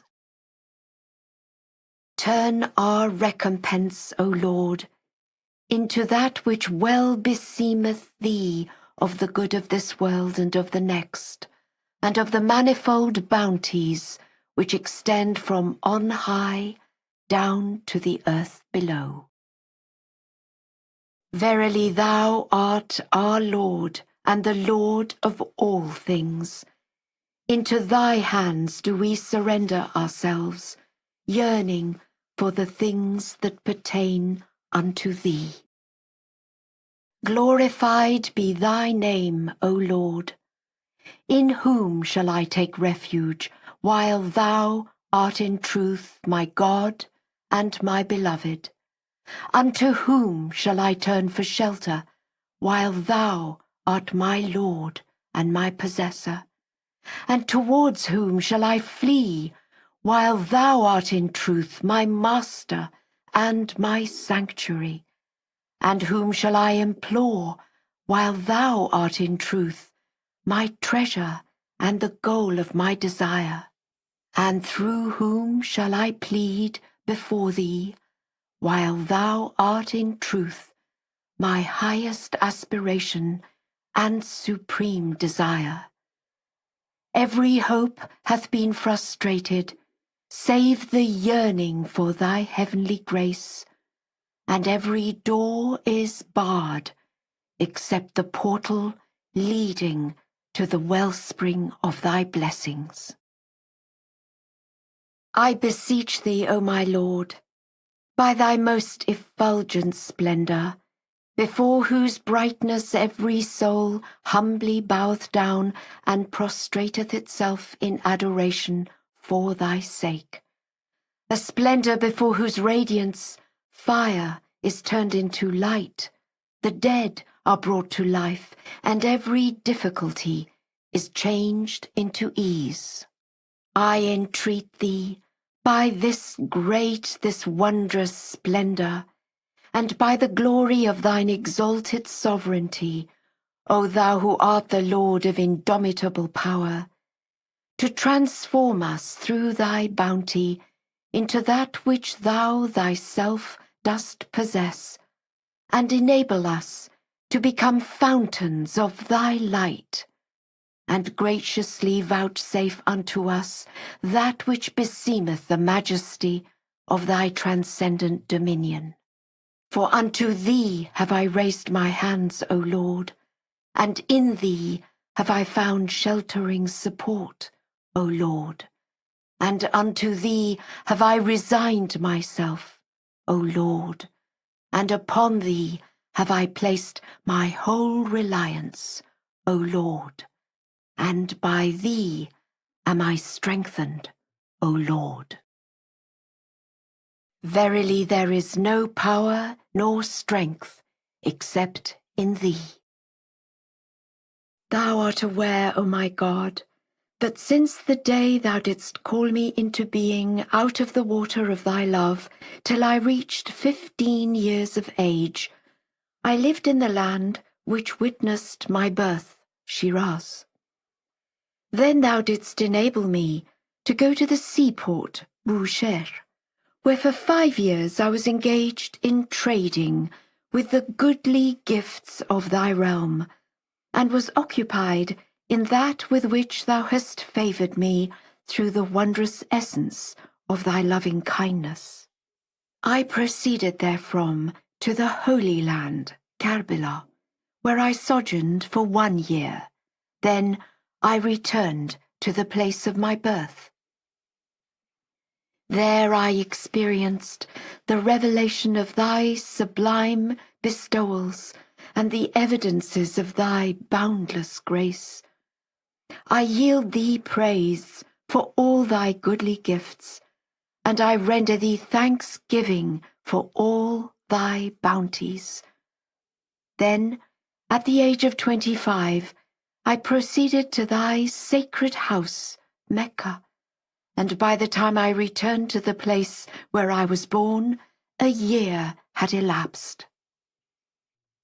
There I tarried patiently in the path of thy love, and beheld the evidences of thy manifold bounties and of thy loving kindness, until thou didst ordain for me to set out in thy direction and to migrate to thy presence. Thus I departed therefrom by thy leave, spending 6 months in the land of Sod, Esfahan, and 7 months in the first mountain, Marku, where thou didst rain down upon me that which beseemeth the glory of thy heavenly blessings, and befitteth the sublimity of thy gracious gifts and favours. Now in my 30th year thou beholdest me, O my God, in this grievous mountain, Chehriq, where I have dwelt for 1 whole year. Praise be unto thee, O my Lord, for all times heretofore and hereafter. And thanks be unto thee, O my God, under all conditions, whether of the past or the future. The gifts thou hast bestowed upon me have reached their fullest measure, and the blessings thou hast vouchsafed unto me have attained their consummation. Nor do I now witness but the manifold evidences of thy grace and loving kindness, thy bounty and gracious favours, thy generosity and loftiness, thy sovereignty and might, thy splendour and thy glory, and that which befitteth the holy court of thy transcendent dominion and majesty, and beseemeth the glorious precincts of thine eternity and exaltation. I am aware, O Lord, that my trespasses have covered my face with shame in thy presence, and have burdened my back before thee, have intervened between me and thy beauteous countenance, have compassed me from every direction, and have hindered me on all sides from gaining access unto the revelations of thy celestial power. O Lord, if thou forgivest me not, who is there then to grant pardon?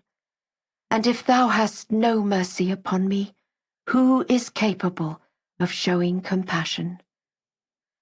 Glory be unto thee, thou didst create me when I was non-existent, and thou didst nourish me while I was devoid of any understanding.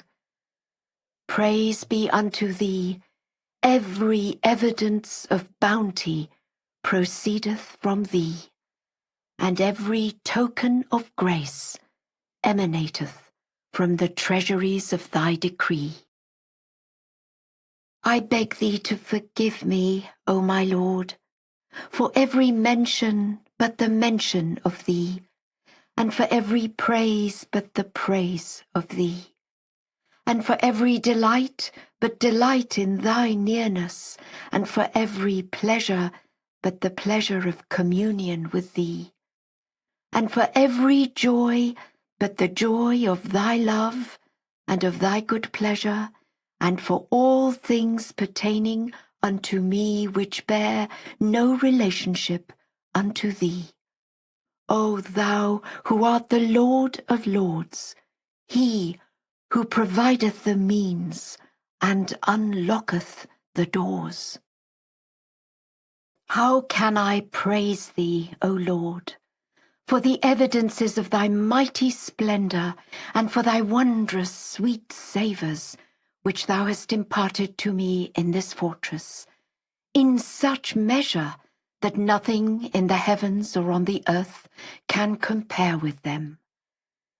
Thou hast watched over me in the heart of this mountain, where I am compassed by mountains on all sides. One hangeth above me, others stand on my right and my left, and yet another riseth in front of me. Glory be unto thee, no God is there but thee. How often have I seen rocks from the mountain hurtling down upon me, and thou didst protect me therefrom, and preserved me within the stronghold of thy divine unity. Glorified and exalted art thou, and praise be unto thee for whatsoever thou lovest and desirest, and thanks be unto thee for that which thou hast decreed and preordained. From time immemorial thy tender mercy hath been sent down, and the process of thy creation hath been and ever is ceaseless. Thy handiwork is unlike the work of anyone besides thee, and thy goodly gifts are unparalleled by the gifts of anyone other than thyself. Praised be unto thee, O my beloved, and magnified be thy name. Ever since the hour I set foot upon this fortress, till the moment I shall have departed therefrom, I behold thee established upon thy seat of glory and majesty, sending down upon me the manifold tokens of thy bountiful favour and grace. Thou beholdest that my dwelling place is but the heart of the mountains, and thou discernest naught in my person except the evidences of abasement and loneliness. Lauded be thy name.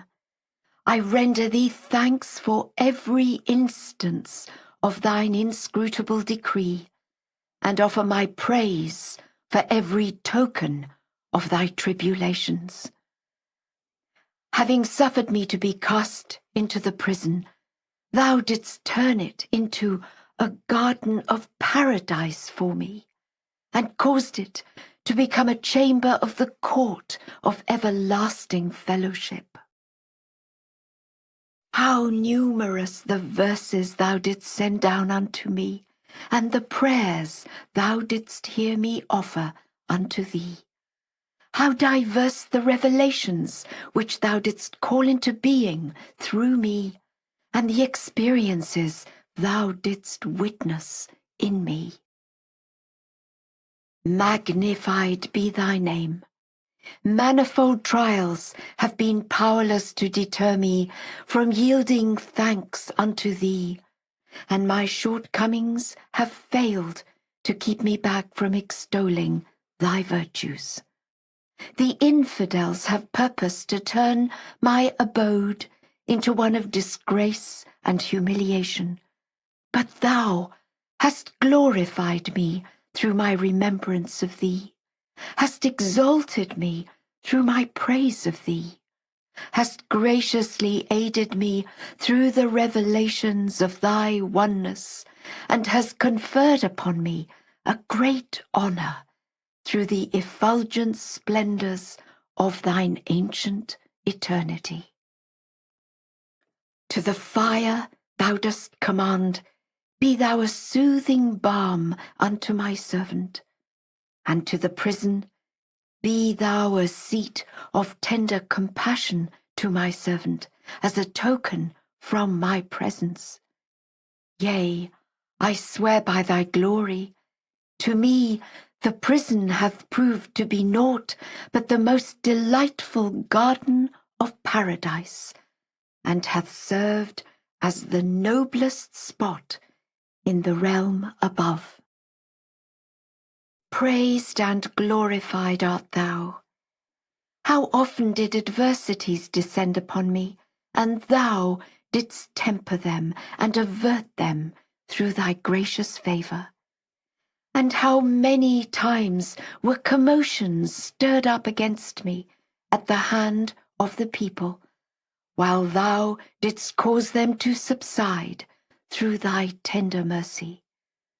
How numerous the occasions when the Nimrods kindled fires wherewith to burn me, but thou didst make them balm for me. And how manifold the instances when the infidels decreed my humiliation, and thou didst turn them into marks of honour for me.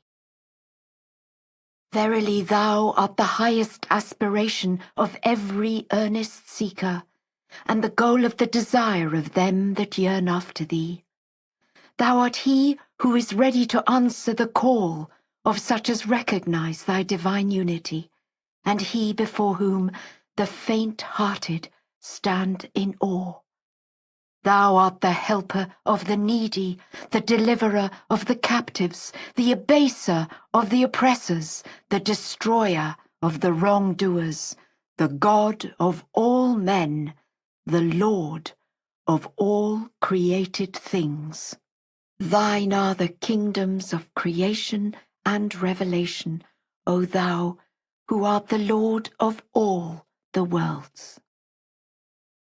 O all-sufficient one, thou dost suffice me in every hardship that may descend upon me, and in every affliction that may wax great before me.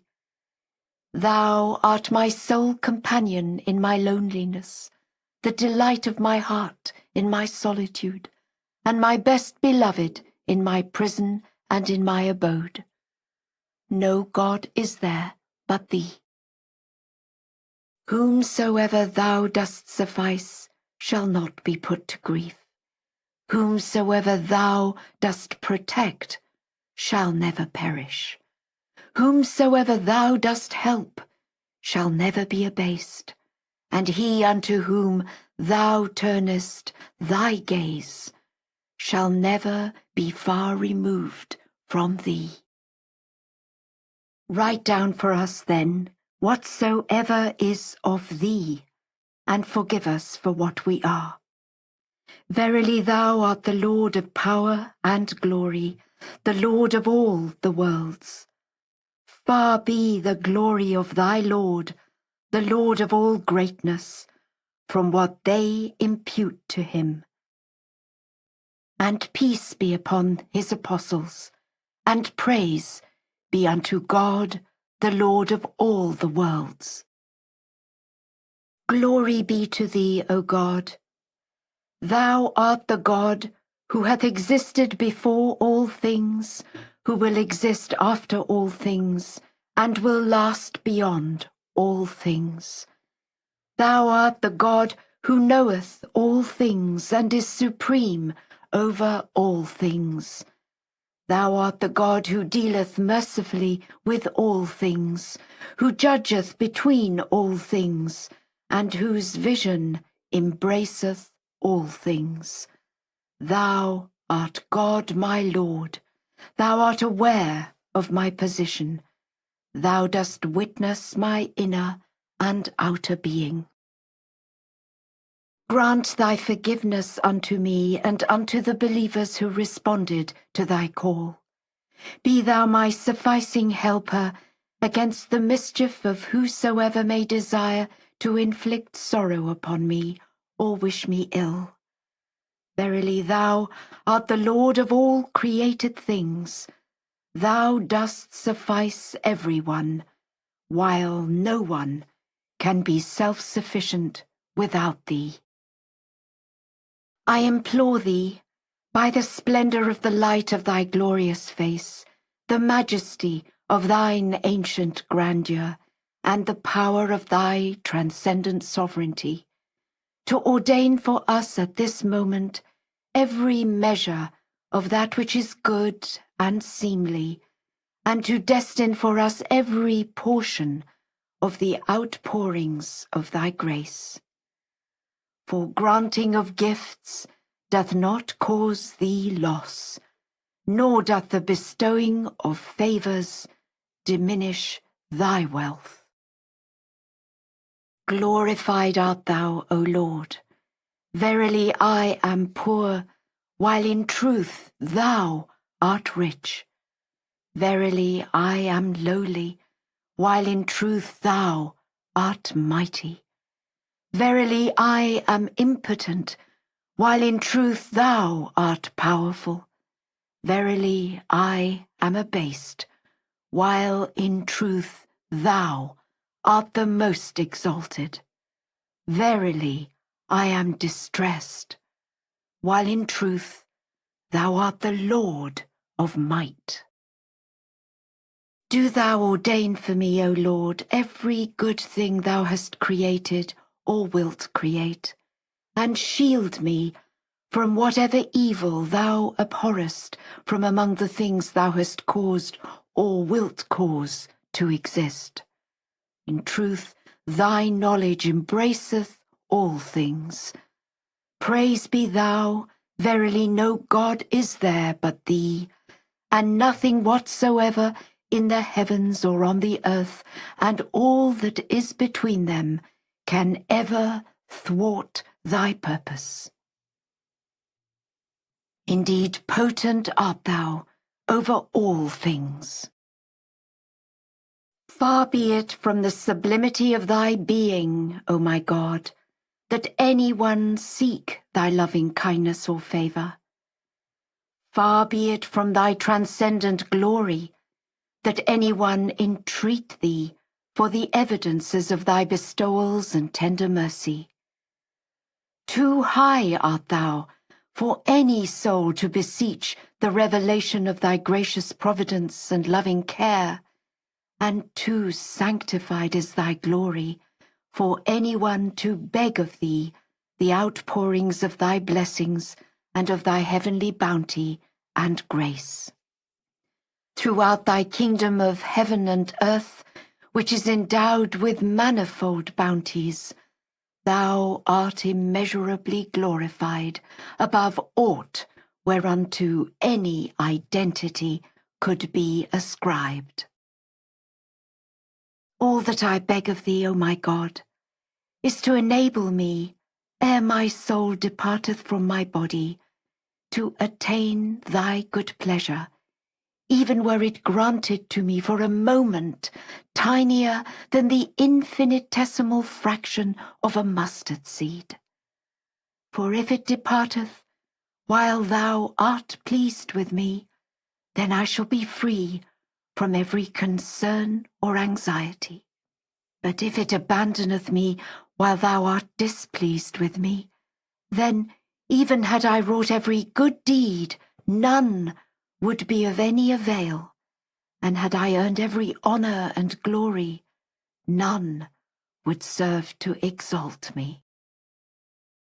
I earnestly beseech thee then, O my God, to graciously bestow thy good pleasure upon me, when thou dost cause me to ascend unto thee, and make me appear before thy holy presence, inasmuch as thou hast from everlasting been the God of immense bounty unto the people of thy realm, and the Lord of most excellent gifts to all that dwell in the exalted heaven of thine omnipotence. How numerous the souls raised to life, who were exposed to dire humiliation in thy path, for exalting thy word and for glorifying thy divine unity. How profuse the blood that hath been shed for the sake of thy faith, to vindicate the authenticity of thy divine mission, and to celebrate thy praise. How vast the possessions that were wrongfully seized in the path of thy love, in order to affirm the loftiness of thy sanctity and to extol thy glorious name. How many the feet that have trodden upon the dust in order to magnify thy holy word and to extol thy glory.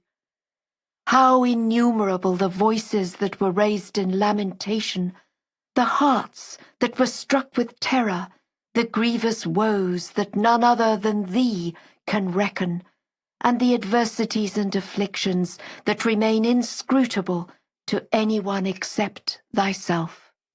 All this to establish, O my God, the loftiness of thy sanctity, and to demonstrate the transcendent character of thy glory.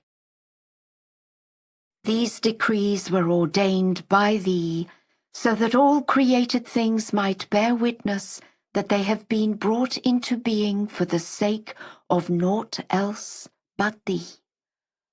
Thou hast withheld from them the things that bring tranquillity to their hearts, that they might know of a certainty that whatever is associated with thy holy being is far superior to and exalted above aught else that would satisfy them, inasmuch as thine indomitable power pervadeth all things, and nothing can ever frustrate it. Indeed, thou hast caused these momentous happenings to come to pass, that those who are endued with perception may readily recognize that they were ordained by thee to demonstrate the loftiness of thy divine unity, and to affirm the exaltation of thy sanctity. Glory be unto thee, O Lord. Although thou mayest cause a person to be destitute of all earthly possessions, and from the beginning of his life until his ascension unto thee, he may be reduced to poverty through the operation of thy decree. Yet wert thou to have brought him forth from the tree of thy love, such a bounty would indeed be far better for him than all the things thou hast created in heaven and earth and whatsoever lieth between them, inasmuch as he will inherit the heavenly home through the revelation of thy favours, and will partake of the goodly gifts thou hast provided therein. For the things which are with thee are inexhaustible. This indeed is thy blessing, which according to the good pleasure of thy will thou dost bestow on those who tread the path of thy love. How numerous the souls who in former times were put to death for thy sake, and in whose names all men now pride themselves, and how vast the number of those whom thou didst enable to acquire earthly fortunes, and who amassed them while they were deprived of thy truth, and who in this day have passed into oblivion. Theirs is a grievous chastisement and a dire punishment.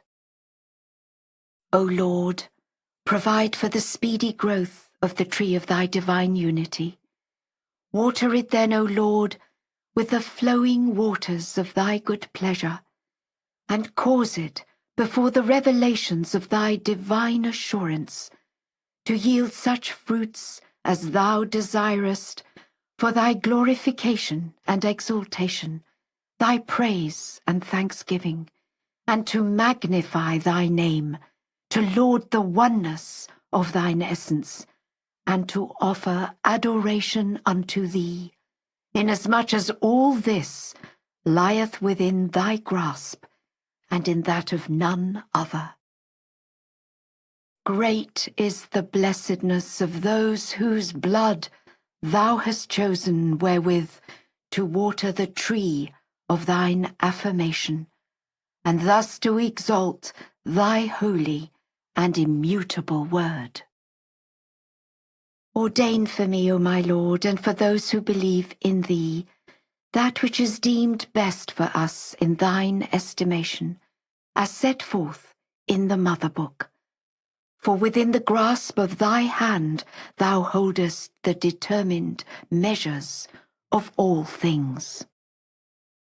Thy goodly gifts are unceasingly showered upon such as cherish thy love, and the wondrous tokens of thy heavenly bounties are amply bestowed on those who recognize thy divine unity. We commit unto thy care whatsoever thou hast destined for us, and implore thee to grant us all the good that thy knowledge embraceth. Protect me, O my Lord, from every evil that thine omniscience perceiveth, inasmuch as there is no power nor strength but in thee, no triumph is forthcoming save from thy presence, and it is thine alone to command. Whatever God hath willed hath been, and that which he hath not willed shall not be. There is no power nor strength except in God, the most exalted, the most mighty. O Lord, enable all the peoples of the earth to gain admittance into the paradise of thy faith, so that no created being may remain beyond the bounds of thy good pleasure.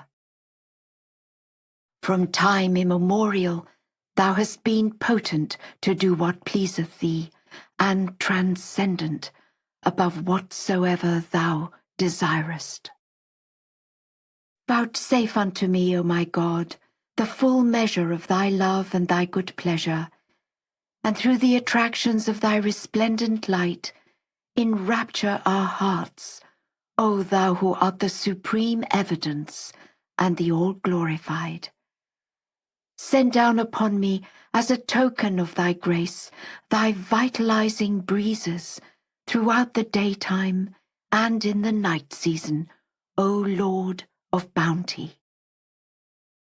No deed have I done, O my God, to merit beholding thy face, and I know of a certainty that were I to live as long as the world lasts, I would fail to accomplish any deed such as to deserve this favor, inasmuch as the station of a servant shall ever fall short of access to thy holy precincts, unless thy bounty should reach me, and thy tender mercy pervade me, and thy loving kindness encompass me. All praise be unto thee, O thou besides whom there is none other God. Graciously enable me to ascend unto thee, to be granted the honor of dwelling in thy nearness, and to have communion with thee alone. No God is there but thee. Indeed, shouldst thou desire to confer blessing upon a servant, thou wouldst blot out from the realm of his heart every mention or disposition except thine own mention. And shouldst thou ordain evil for a servant, by reason of that which his hands have unjustly wrought before thy face, thou wouldst test him with the benefits of this world and of the next, that he might become preoccupied therewith, and forget thy remembrance. Glory be unto thee, O Lord, thou who hast brought into being all created things through the power of thy behest. O Lord, assist those who have renounced all else but thee, and grant them a mighty victory. Send down upon them, O Lord, the concourse of the angels in heaven and earth and all that is between, to aid thy servants, to succor and strengthen them, to enable them to achieve success, to sustain them, to invest them with glory, to confer upon them honor and exaltation, to enrich them and to make them triumphant with a wondrous triumph. Thou art their Lord, the Lord of the heavens and the earth, the Lord of all the worlds. Strengthen this faith, O Lord, through the power of these servants, and cause them to prevail over all the peoples of the world. For they of a truth are thy servants, who have detached themselves from aught else but thee, and thou verily art the protector of true believers. Grant thou, O Lord, that their hearts may, through allegiance to this thine inviolable faith, grow stronger than anything else in the heavens and on earth and in whatsoever is between them. And strengthen, O Lord, their hands with the tokens of thy wondrous power, that they may manifest thy power before the gaze of all mankind. O Lord, unto thee I repair for refuge, and toward all thy signs I set my heart. O Lord, whether travelling or at home, and in my occupation or in my work, I place my whole trust in thee. Grant me then thy sufficing help, so as to make me independent of all things, O thou who art unsurpassed in thy mercy. Bestow upon me my portion, O Lord, as thou pleasest, and cause me to be satisfied with whatsoever thou hast ordained for me. Thine is the absolute authority to command. O Lord, thou art the remover of every anguish and the dispeller of every affliction. Thou art he who banisheth every sorrow and setteth free every slave, the Redeemer of every soul.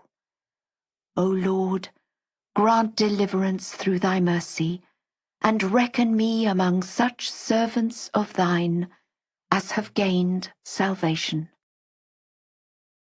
Throughout eternity thou hast been, O my Lord, and wilt ever remain, the one true God, while all else save thee are needy and poor. Having clung tenaciously to thy cord, O my God, I have detached myself from all mankind, and having set my face towards the habitation of thy tender mercy, I have turned away from all created things. Graciously inspire me, O my God, through thy grace and bounty, thy glory and majesty, and thy dominion and grandeur. For no one mighty and all-knowing can I find beside thee. Protect me, O my God, through the potency of thy transcendent and all-sufficing glory, and by the hosts of the heavens and the earth, inasmuch as in no one can I wholly place my trust but in thee, and no refuge is there but thee. Thou art God, my Lord. Thou knowest my needs, thou seest my state, and art well aware of what hath befallen me by reason of thy decree, and of the earthly sufferings I have endured by thy leave, and as a token of thy bounty and favour. The glory of glories and the most resplendent light rest upon thee, O my God. Thy majesty is so transcendent that no human imagination can reach it, and thy consummate power is so sublime that the birds of men's hearts and minds can never attain its heights. All beings acknowledge their powerlessness to praise thee as beseemeth thy station. Immeasurably exalted art thou. No one can glorify thy being or fathom the evidences of thy bounty as it exists in thine inmost essence, since thou alone knowest thyself as thou art in thyself. I yield praise unto thee, O Lord our God, for the bounty of having called into being the realm of creation and invention, a praise which shineth resplendent through the potency of thine inspiration, which none other but thee can befittingly appraise. I glorify thee moreover, and render thee thanks as beseemeth thine awe-inspiring presence, and the glory of thine overpowering majesty, for this sublime blessing, this wondrous sign, which is manifest in thy kingdoms of revelation and creation. All glory be unto thee. Immeasurably exalted is that which beseemeth thee. Verily no one hath ever adequately grasped the loftiness of thy station, nor hath anyone except thee recognized thee as beseemeth thee. Thou art manifest through the outpourings of thy bounty, while no one besides thee can fathom the sublimity of thy revelation. Magnified be thy name. Hath aught else save thee any independent existence, so as to be capable of hinting at thy nature? And doth any one but thee possess any trace of identity wherewith I could recognize thee? All that is known owes its renown to the splendor of thy name, the most manifest, and every object is deeply stirred by the vibrating influence emanating from thine invincible will. Thou art nearer unto all things than all things. Lauded and glorified art thou. Too exalted is thy loftiness for the hands of such as are endued with understanding to reach unto thee, and too profound is thy fathomless depth for the rivers of men's minds and perceptions to flow out therefrom. In the name of God, the compassionate, the merciful. All praise be unto God, who was ever existent ere created things were called into being, when there was no one else besides him. He is the one who hath been ever abiding, while no element of his creation did yet exist. Indeed, the souls of them that are endued with understanding fail to comprehend the least manifestation of his attributes, and the minds of those who have acknowledged his unity are unable to perceive the most insignificant token of his omnipotence. Sanctified art thou, O Lord my God. The tongues of men fall short in extolling thy glorious handiwork. How much more then would they falter in lauding the majesty of thy transcendent power?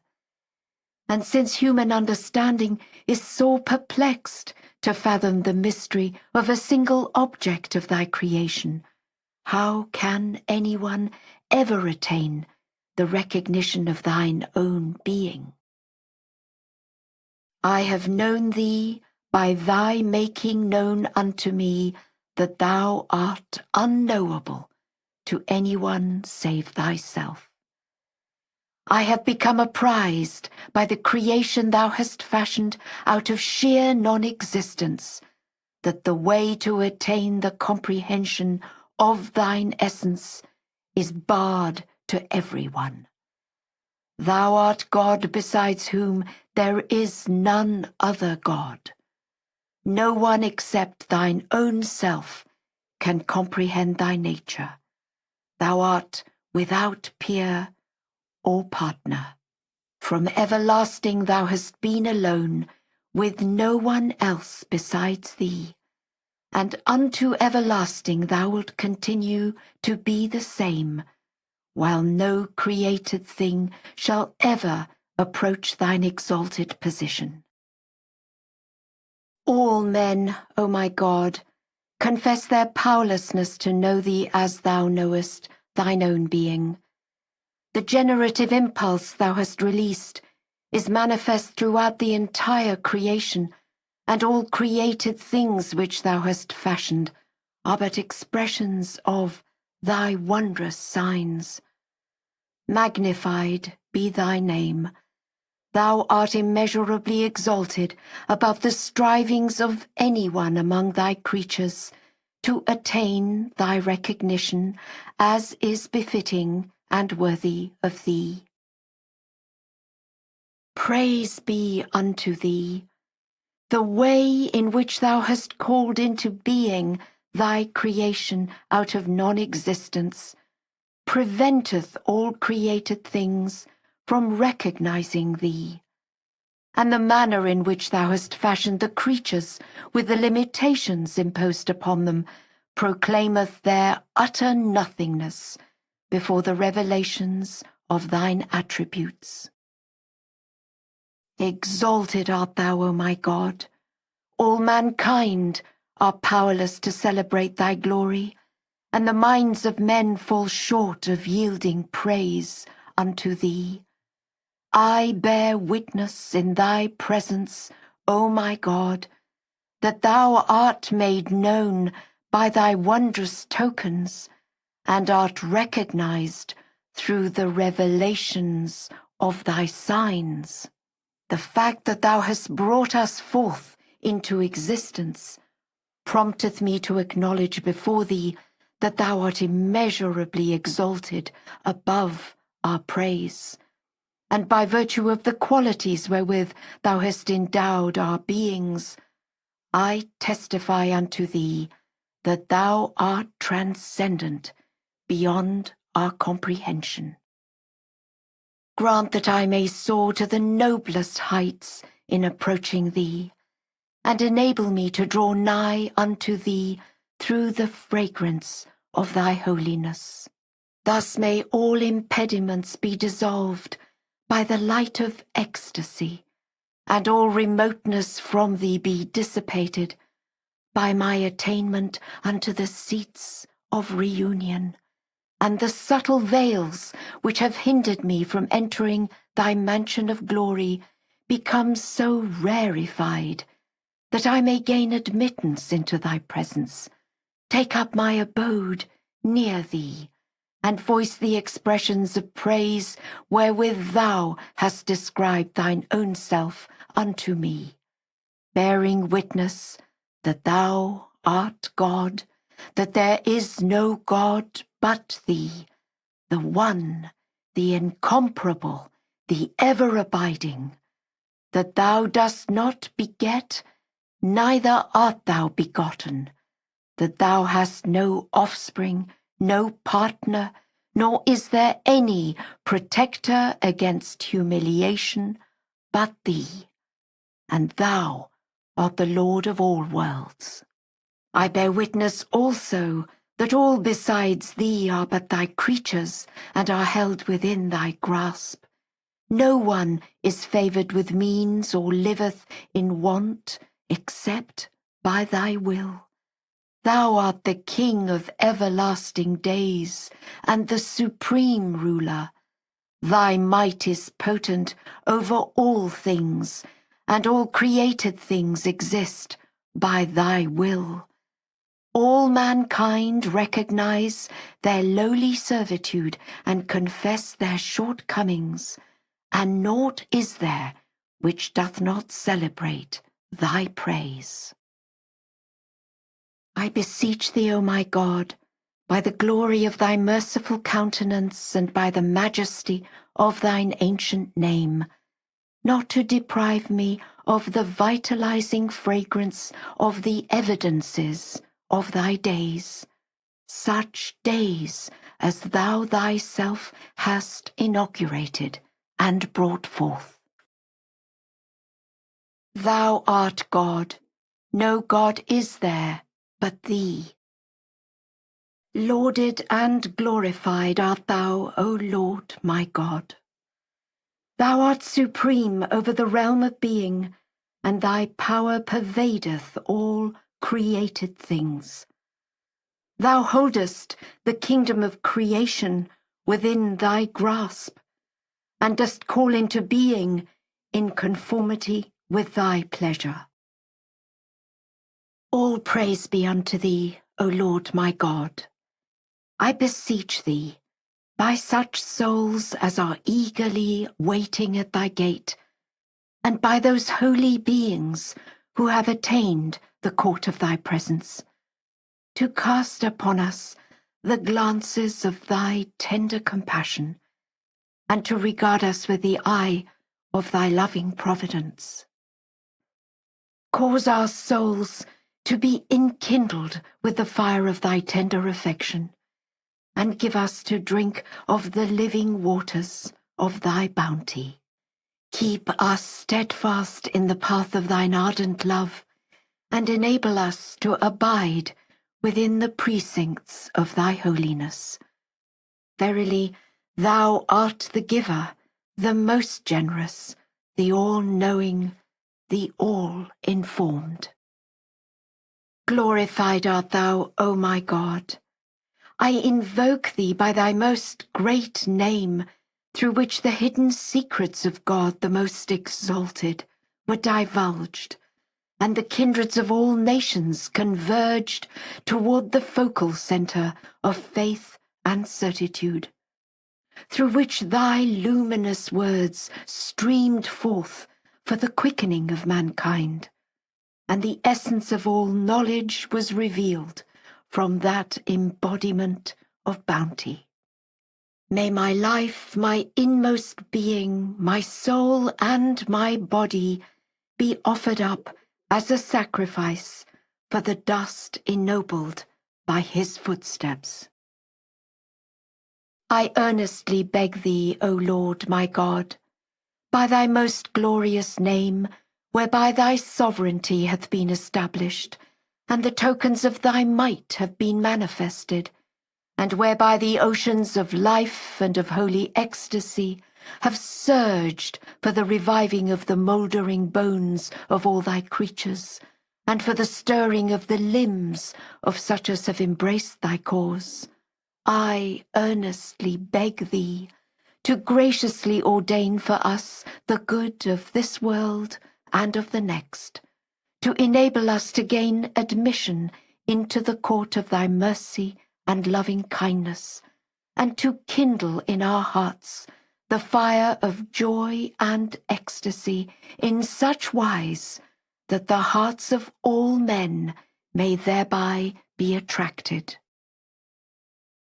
Verily thou art the all-powerful, the protector, the almighty, the self-subsisting. Glory be unto thee, O Lord my God. I beg thee to forgive me and those who support thy faith. Verily thou art the sovereign Lord, the forgiver, the most generous. O my God, enable such servants of thine as are deprived of knowledge to be admitted into thy cause. For once they learn of thee, they bear witness to the truth of the day of judgment, and do not dispute the revelations of thy bounty. Send down upon them the tokens of thy grace, and grant them wherever they reside a liberal share of that which thou hast ordained for the pious among thy servants. Thou art in truth the supreme ruler, the all-bounteous, the most benevolent. O my God, let the outpourings of thy bounty and blessings descend upon homes whose inmates have embraced thy faith, as a token of thy grace, and as a mark of loving kindness from thy presence. Verily, unsurpassed art thou in granting forgiveness. Should thy bounty be withheld from anyone, how could he be reckoned among the followers of the faith in thy day? Bless me, O my God, and those who will believe in thy signs on the appointed day, and such as cherish my love in their hearts, a love which thou dost instill into them. Verily, thou art the Lord of righteousness, the most exalted. Immeasurably exalted art thou, O my God, above the endeavours of all beings and created things to praise thee and recognize thee. No creature can ever comprehend thee as beseemeth the reality of thy holy being, and no servant can ever worship thee as is worthy of thine unknowable essence. Praise be unto thee. Too high is thine exalted self for any illusions proceeding from thy creatures ever to gain access unto thy presence. Whenever, O my God, I soared into thy holy atmosphere and attained the inmost spirit of prayerfulness unto thee, I was led to recognize that thou art inaccessible, and that no mention of thee can ever reach thy transcendent court. Therefore, I turn towards thy loved ones, they upon whom thou hast graciously conferred thine own station, that they might manifest thy love and thy true knowledge. Bless them then, O my God, with every distinction and goodly gift which thy knowledge may reckon within the domain of thy power. O my God, my Lord, and my Master, I swear by thy might and glory that thou alone and no one else besides thee art the ultimate desire of all men, and that thou alone and none other save thee art the object of adoration. O my God, the paths of thine inaccessible glory have prompted me to voice these words, and the ways of thine unattainable heights have guided me to make these allusions. Exalted art thou, O my God. The evidences of thy revelation are too manifest for me to need to refer to aught else save thyself, and the love I cherish for thee is far sweeter to my taste than the knowledge of all things, and freeth me from the need to seek anyone's knowledge other than thine. All praise be unto thee, O my Lord. I verily believe in thee as thou art in thyself. And of thee as thou art in thyself, I beg forgiveness for myself and on behalf of all mankind.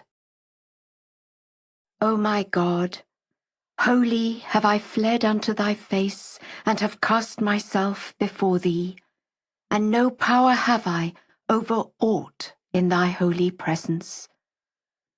Shouldst thou chastise me with thy might, thou wouldst assuredly be just in thy decree. And wert thou to bestow every goodly gift on me, thou wouldst indeed be most generous and bountiful. Verily thou art independent of all the peoples of the world. I have sought reunion with thee, O my Master, yet have I failed to attain thereto, save through the knowledge of detachment from aught save thee. I have yearned for thy love, but fail to find it except in renouncing everything other than thyself.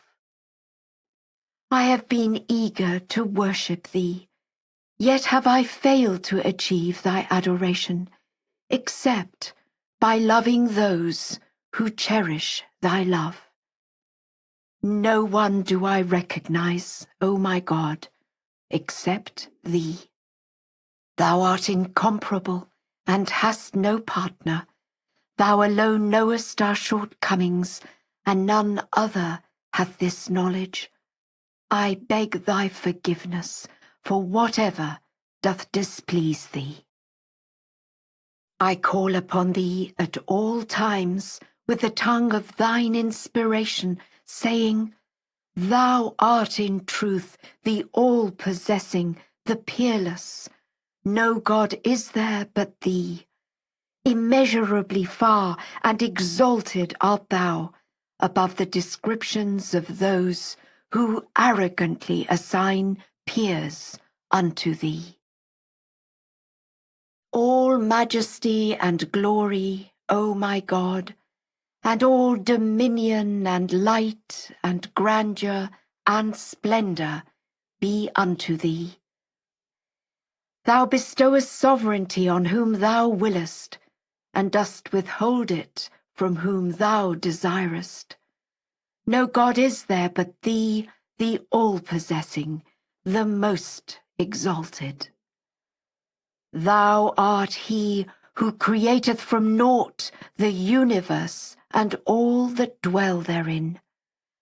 There is nothing worthy of thee except thyself, while all else but thee are as outcasts in thy holy presence, and are as nothing when compared to the glory of thine own being.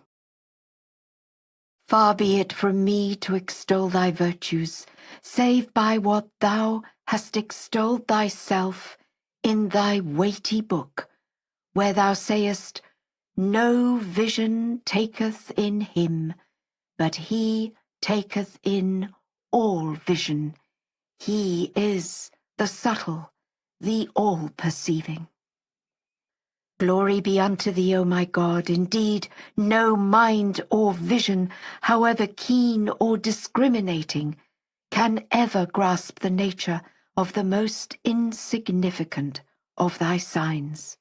Verily thou art God. No God is there besides thee. I bear witness that thou thyself alone art the sole expression of thine attributes, that the praise of no one besides thee can ever attain to thy holy court, nor can thine attributes ever be fathomed by anyone other than thyself. Glory be unto thee.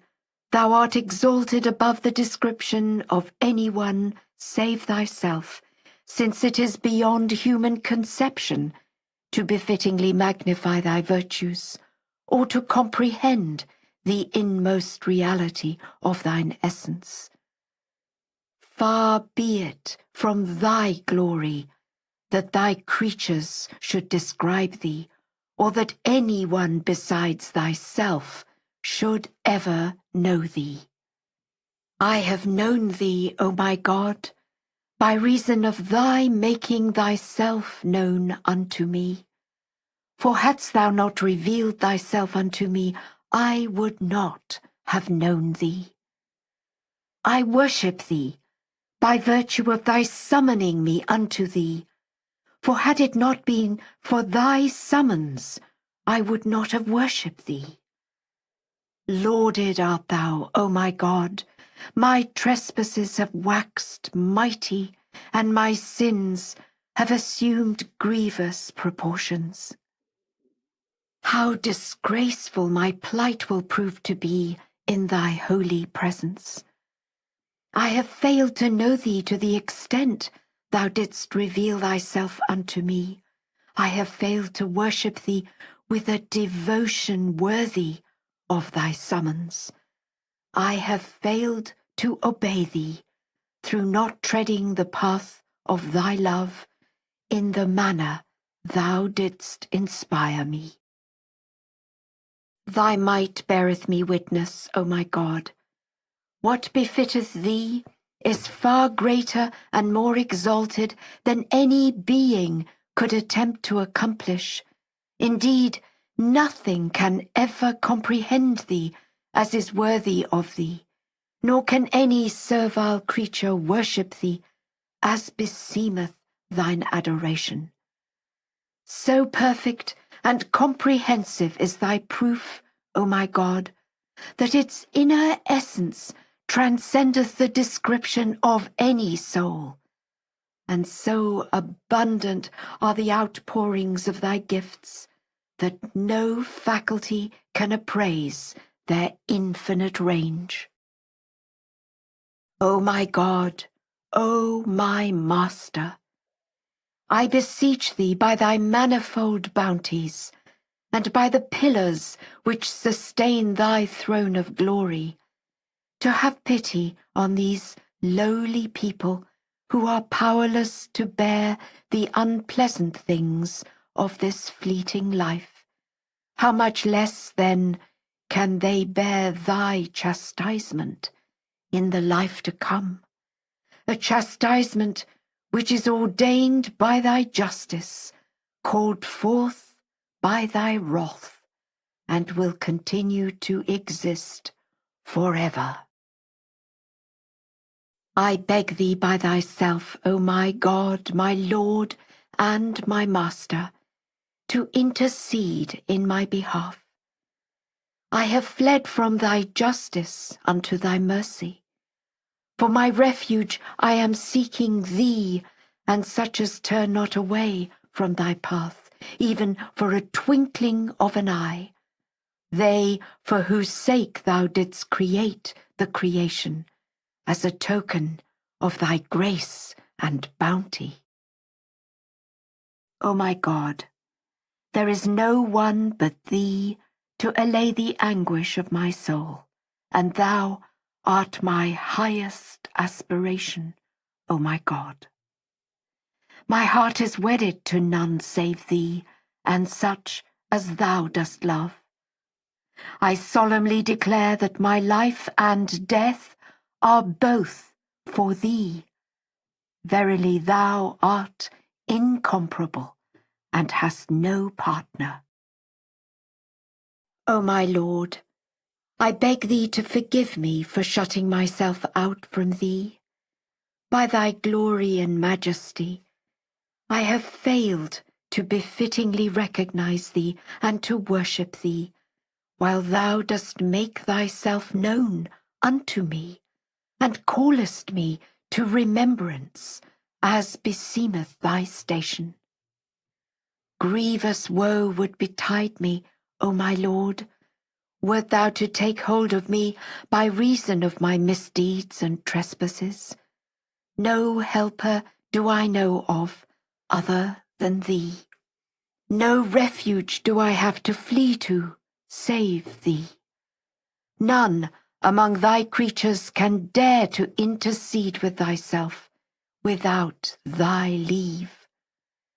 I hold fast to thy love before thy court, and according to thy bidding I earnestly pray unto thee, as befitteth thy glory. I beg thee to heed my call, as thou hast promised me. Verily thou art God, no God is there but thee. Alone and unaided, thou art independent of all created things. Neither can the devotion of thy lovers profit thee, nor the evil doings of the faithless harm thee. Verily, thou art my God, he who will never fail in his promise. O my God, I beseech thee by the evidences of thy favour, to let me draw nigh to the sublime heights of thy holy presence, and protect me from inclining myself toward the subtle illusions of aught else but thee. Guide my steps, O my God, unto that which is acceptable and pleasing to thee. Shield me through thy might from the fury of thy wrath and chastisement, and hold me back from entering habitations not desired by thee. O my God, I have failed to know thee as is worthy of thy glory, and I have failed to fear thee as befitteth my station. How can I make mention of thee when I am in this condition? And how can I set my face towards thee when I have fallen short of my duty in worshipping thee? Thou didst not call me into being to demonstrate the potency of thy might, which is unmistakably manifest and evident, for thou art God who everlastingly existed when there was naught. Rather, thou didst create us through thy transcendent power, that a bare mention may be graciously made of us before the resplendent manifestation of thy remembrance. I have no knowledge of thee, O my God, but that which thou hast taught me, whereby I might recognize thyself. A knowledge which reflecteth only my failure and sinfulness. Here am I, then, O my God, wholly consecrated unto thee, willing to do what thou desirest. Humbly I cast myself before the revelations of thy mercy, confessing that thou art God, no God is there but thee, and that thou art incomparable, hast no partner, and naught is there like thee. Unto this thou thyself bearest witness, as well becometh thy glory. He is God, the sovereign ruler, the ever-living, he whose help all men implore. Lauded and glorified art thou, O Lord. Both the world of existence and the souls of men bear witness that thou art transcendent above the revelations of thy handiwork, and the bearers of thy names and attributes proclaim that thou art immeasurably exalted above such praise as the dwellers of the dominions of creation and invention may render unto thee. All appearances and realities indicate the oneness of thine essence, and all evidences and signs reflect the truth that thou art God, and there is no peer or partner for thee throughout the kingdoms of heaven and earth. Immensely high and sanctified art thou, O Lord. Thy divine being testifieth that thou art inscrutable to all that dwell in thy realm of existence, and thine inmost essence proclaimeth that thou art far above the description of those who reveal thy glory. The signs which the sanctified essences reveal, and the words which the exalted realities express, and the illusions manifested by the ethereal entities all proclaim that thou art immeasurably exalted above the reach of the embodiments of the realm of being, and all solemnly affirm that thou art immensely high above the description of such as are wrapped in the veils of fancy. Praise be unto thee, O Lord.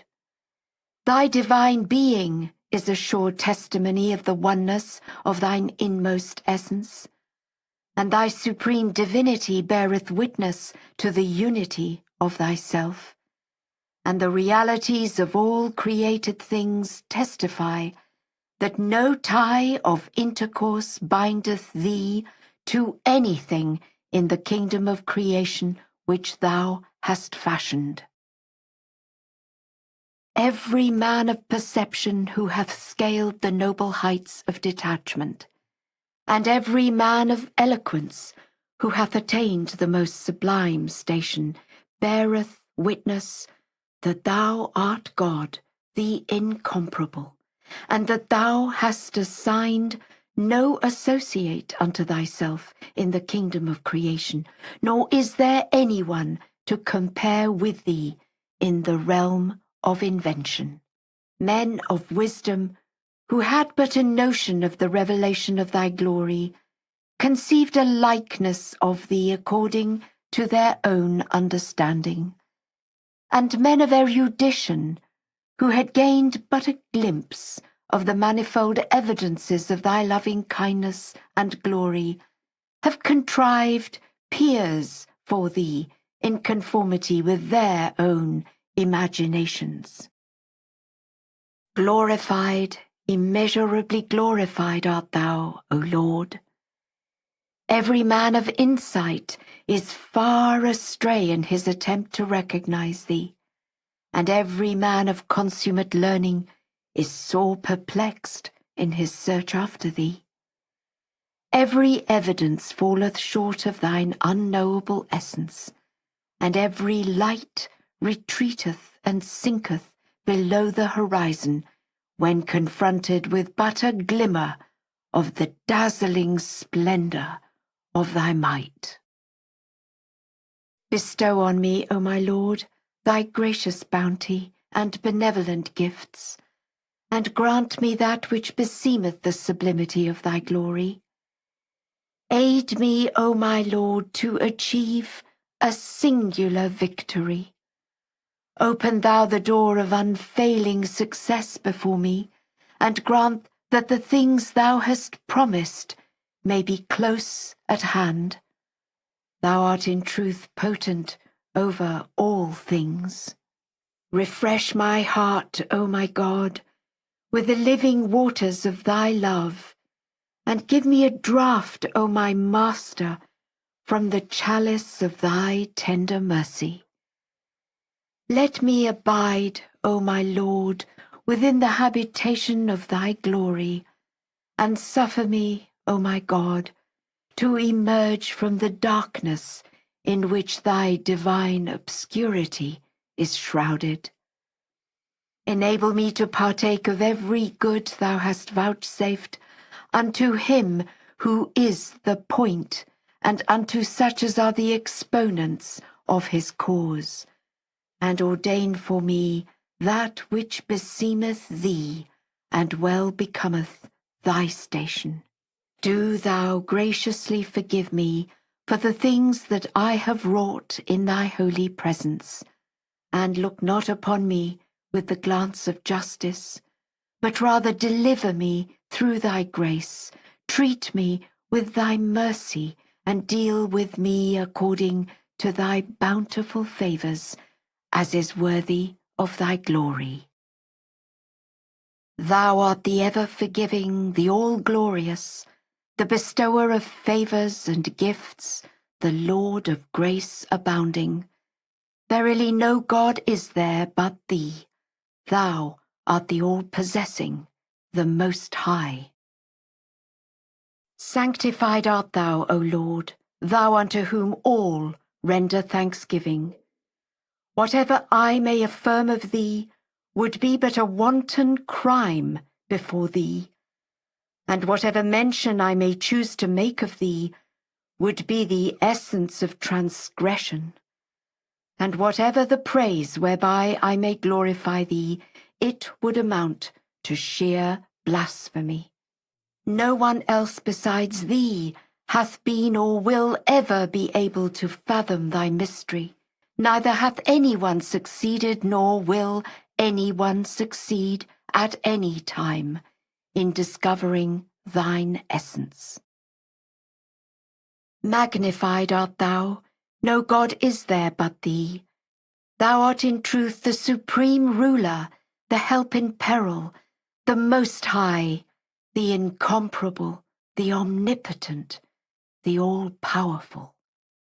Verily thou art mighty in thy prowess, the Lord of transcendent glory and majesty.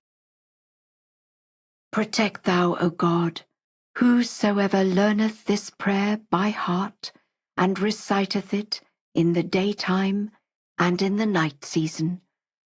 Verily thou art God, the Lord of creation, the all-sufficing. Thou art faithful to thy promise, and doest whatsoever thou pleasest. Thou art the one who holdeth in his hands the dominions of earth and heaven. Verily thou art the Almighty, the inaccessible, the help in peril, the all-compelling. O my God, my Lord, and my Master, I have detached myself from my kindred, and have sought through thee to become independent of all that dwell on earth, and ever ready to receive that which is praiseworthy in thy sight.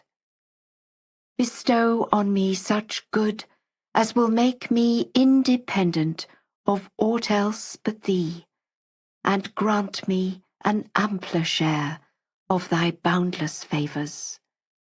Verily thou art the Lord of grace abounding. I adjure thee by thy might, O my God. Let no harm beset me in times of tests, and in moments of heedlessness guide my steps aright through thine inspiration. Thou art God, potent art thou to do what thou desirest. No one can withstand thy will or thwart thy purpose. I beg thy forgiveness, O my God, and implore pardon after the manner thou wishest thy servants to direct themselves to thee. I beg of thee to wash away our sins as befitteth thy lordship, and to forgive me, my parents, and those who in thy estimation have entered the abode of thy love, in a manner which is worthy of thy transcendent sovereignty, and well beseemeth the glory of thy celestial power. O my God, thou hast inspired my soul to offer its supplication to thee, and but for thee I would not call upon thee. Lauded and glorified art thou. I yield thee praise inasmuch as thou didst reveal thyself unto me, and I beg thee to forgive me, since I have fallen short in my duty to know thee, and have failed to walk in the path of thy love. Lauded be thy name, O Lord our God. Thou art in truth the knower of things unseen. Ordain for us such good as thine all-embracing knowledge can measure. Thou art the sovereign Lord, the Almighty, the best beloved. All praise be unto thee, O Lord. We shall seek thy grace on the appointed day, and shall put our whole reliance in thee, who art our Lord. Glorified art thou, O God. Grant us that which is good and seemly, that we may be able to dispense with everything but thee. Verily, thou art the Lord of all worlds. O God, recompense those who endure patiently in thy days, and strengthen their hearts to walk undeviatingly in the path of truth. Grant then, O Lord, such goodly gifts as would enable them to gain admittance into thy blissful paradise. Exalted art thou, O Lord God. Let thy heavenly blessings descend upon homes whose inmates have believed in thee. Verily, unsurpassed art thou in sending down divine blessings. Send forth, O God, such hosts as would render thy faithful servants victorious. Thou dost fashion the created things through the power of thy decree as thou pleasest. Thou art in truth the sovereign, the creator, the all-wise. Say, God is indeed the maker of all things. He giveth sustenance in plenty to whomsoever he willeth. He is the creator, the source of all beings, the fashioner, the almighty, the maker, the all-wise. He is the bearer of the most excellent titles throughout the heavens and the earth, and whatever lieth between them. All do his bidding, and all the dwellers of earth and heaven celebrate his praise, and unto him shall all return.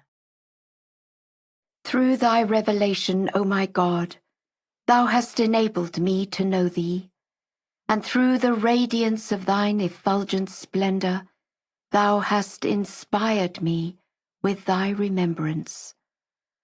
Thou art the one nearest to me, with naught else between thee and me, and thou art the one whose power nothing whatsoever can frustrate.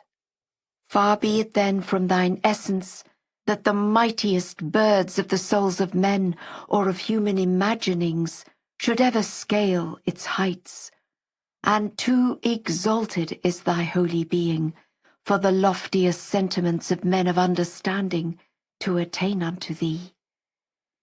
From everlasting no one hath comprehended thine own self, and unto everlasting thou shalt remain what thou hast been since time immemorial, with no one else besides thee.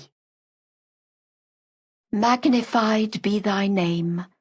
Thou art the best beloved, who hast enabled me to know thee, and thou art that all-renowned one, who hast graciously favoured me with thy love.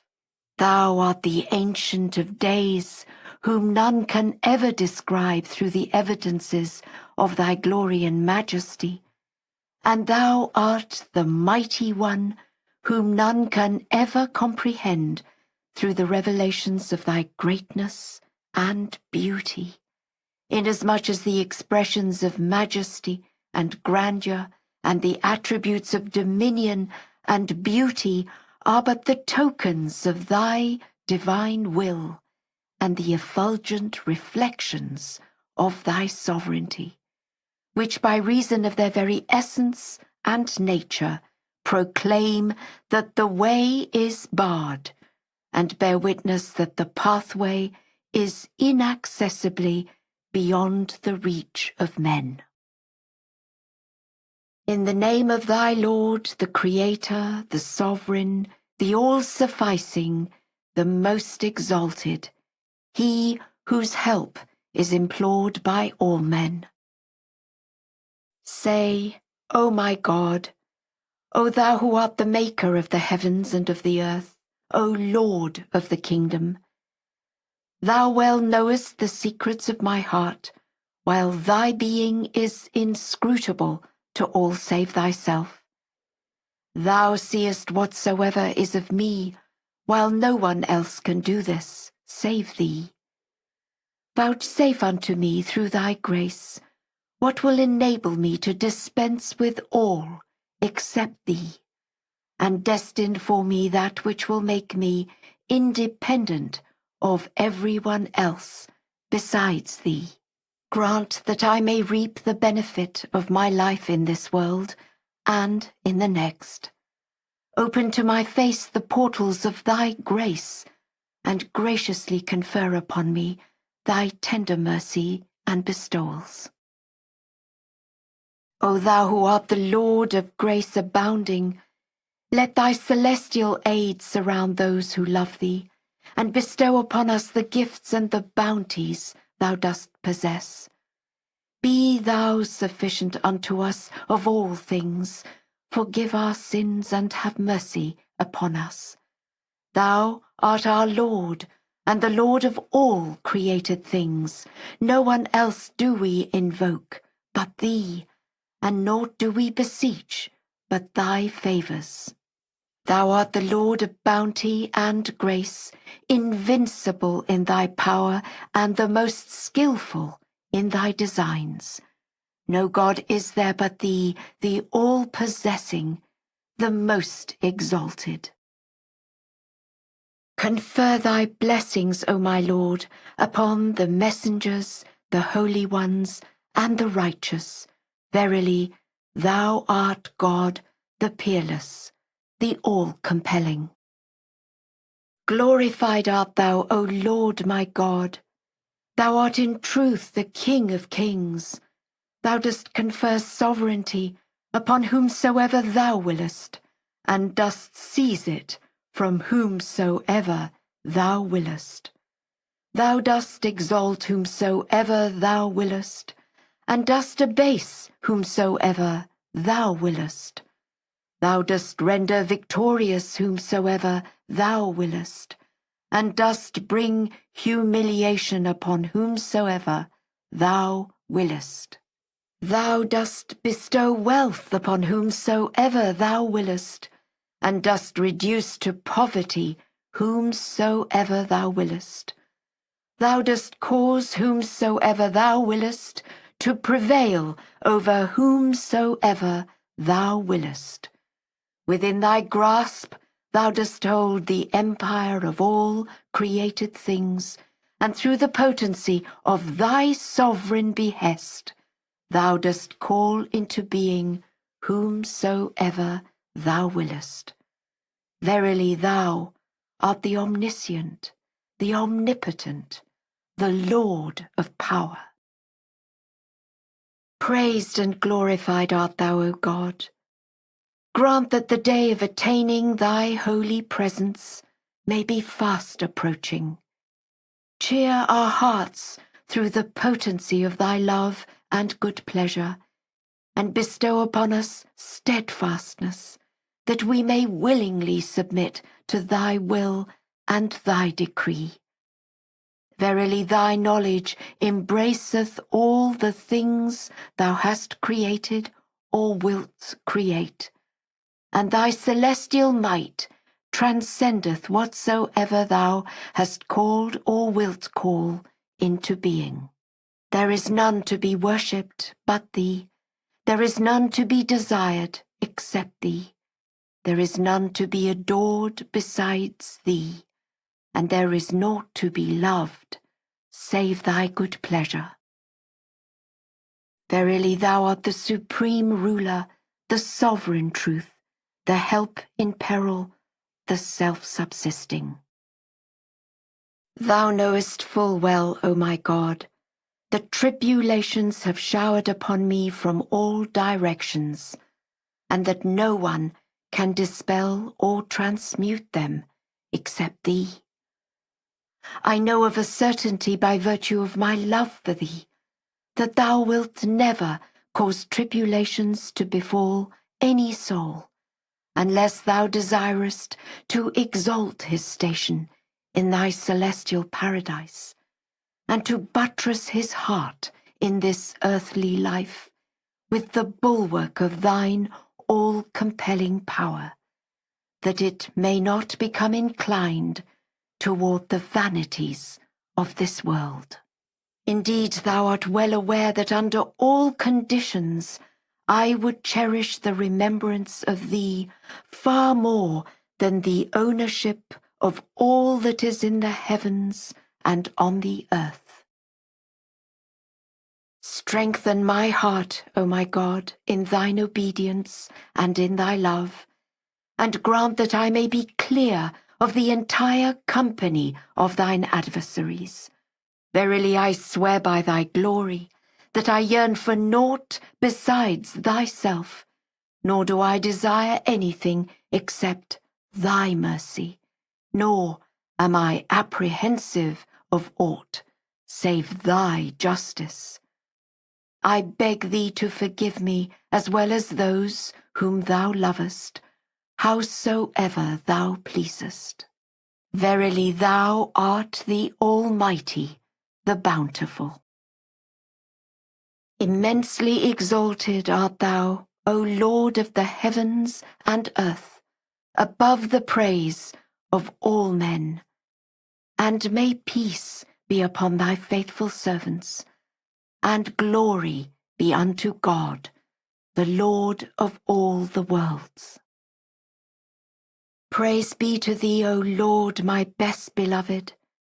Make me steadfast in thy cause, and grant that I may be reckoned among those who have not violated thy covenant, nor followed the gods of their own idle fancy. Enable me then to obtain a seat of truth in thy presence. Bestow upon me a token of thy mercy, and let me join with such of thy servants as shall have no fear, nor shall they be put to grief.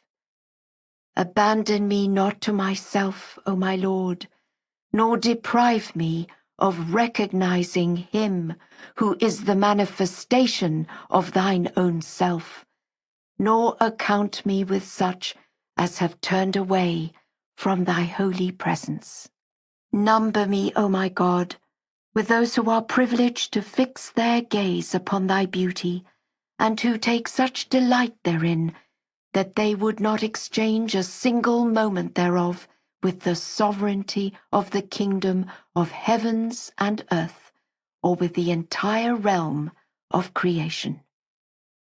Have mercy on me, O Lord, in these days, when the peoples of thine earth have erred grievously. Supply me then, O my God, with that which is good and seemly in thine estimation. Thou art verily the all-powerful, the gracious, the bountiful, the ever-forgiving. Grant, O my God, that I may not be reckoned among those whose ears are deaf, whose eyes are blind, whose tongues are speechless, and whose hearts have failed to comprehend. Deliver me, O Lord, from the fire of ignorance and of selfish desire. Suffer me to be admitted into the precincts of thy transcendent mercy, and send down upon me that which thou hast ordained for thy chosen ones. Potent art thou to do what thou willest. Verily thou art the help in peril, the self-subsisting.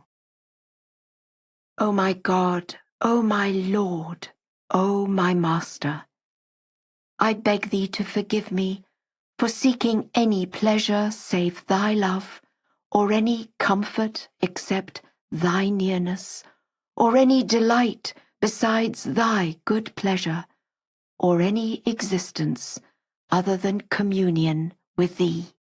Thou seest, O my Lord, my dwelling place in the heart of this mountain, and thou dost witness my forbearance.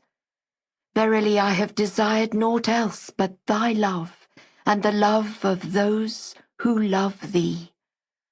How can I extol the effulgent beauty of thy lordship, conscious as I am of my nothingness before the habitation of thy glory?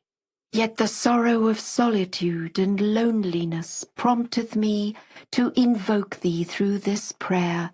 Perchance thy trusted servants may become aware of my lamentations, may supplicate unto thee on my behalf, and thou wouldst graciously answer their prayers as a token of thy grace and thy favour. I bear witness that there is no God but thee, inasmuch as thou art invested with sovereignty, grandeur, glory, and power, which no one among thy servants can visualize or comprehend. Indeed, thou shalt, by virtue of that which is inherent in thine essence, ever remain inscrutable unto all except thyself. Is there any remover of difficulties save God? Say, praised be God, he is God. All are his servants, and all abide by his bidding.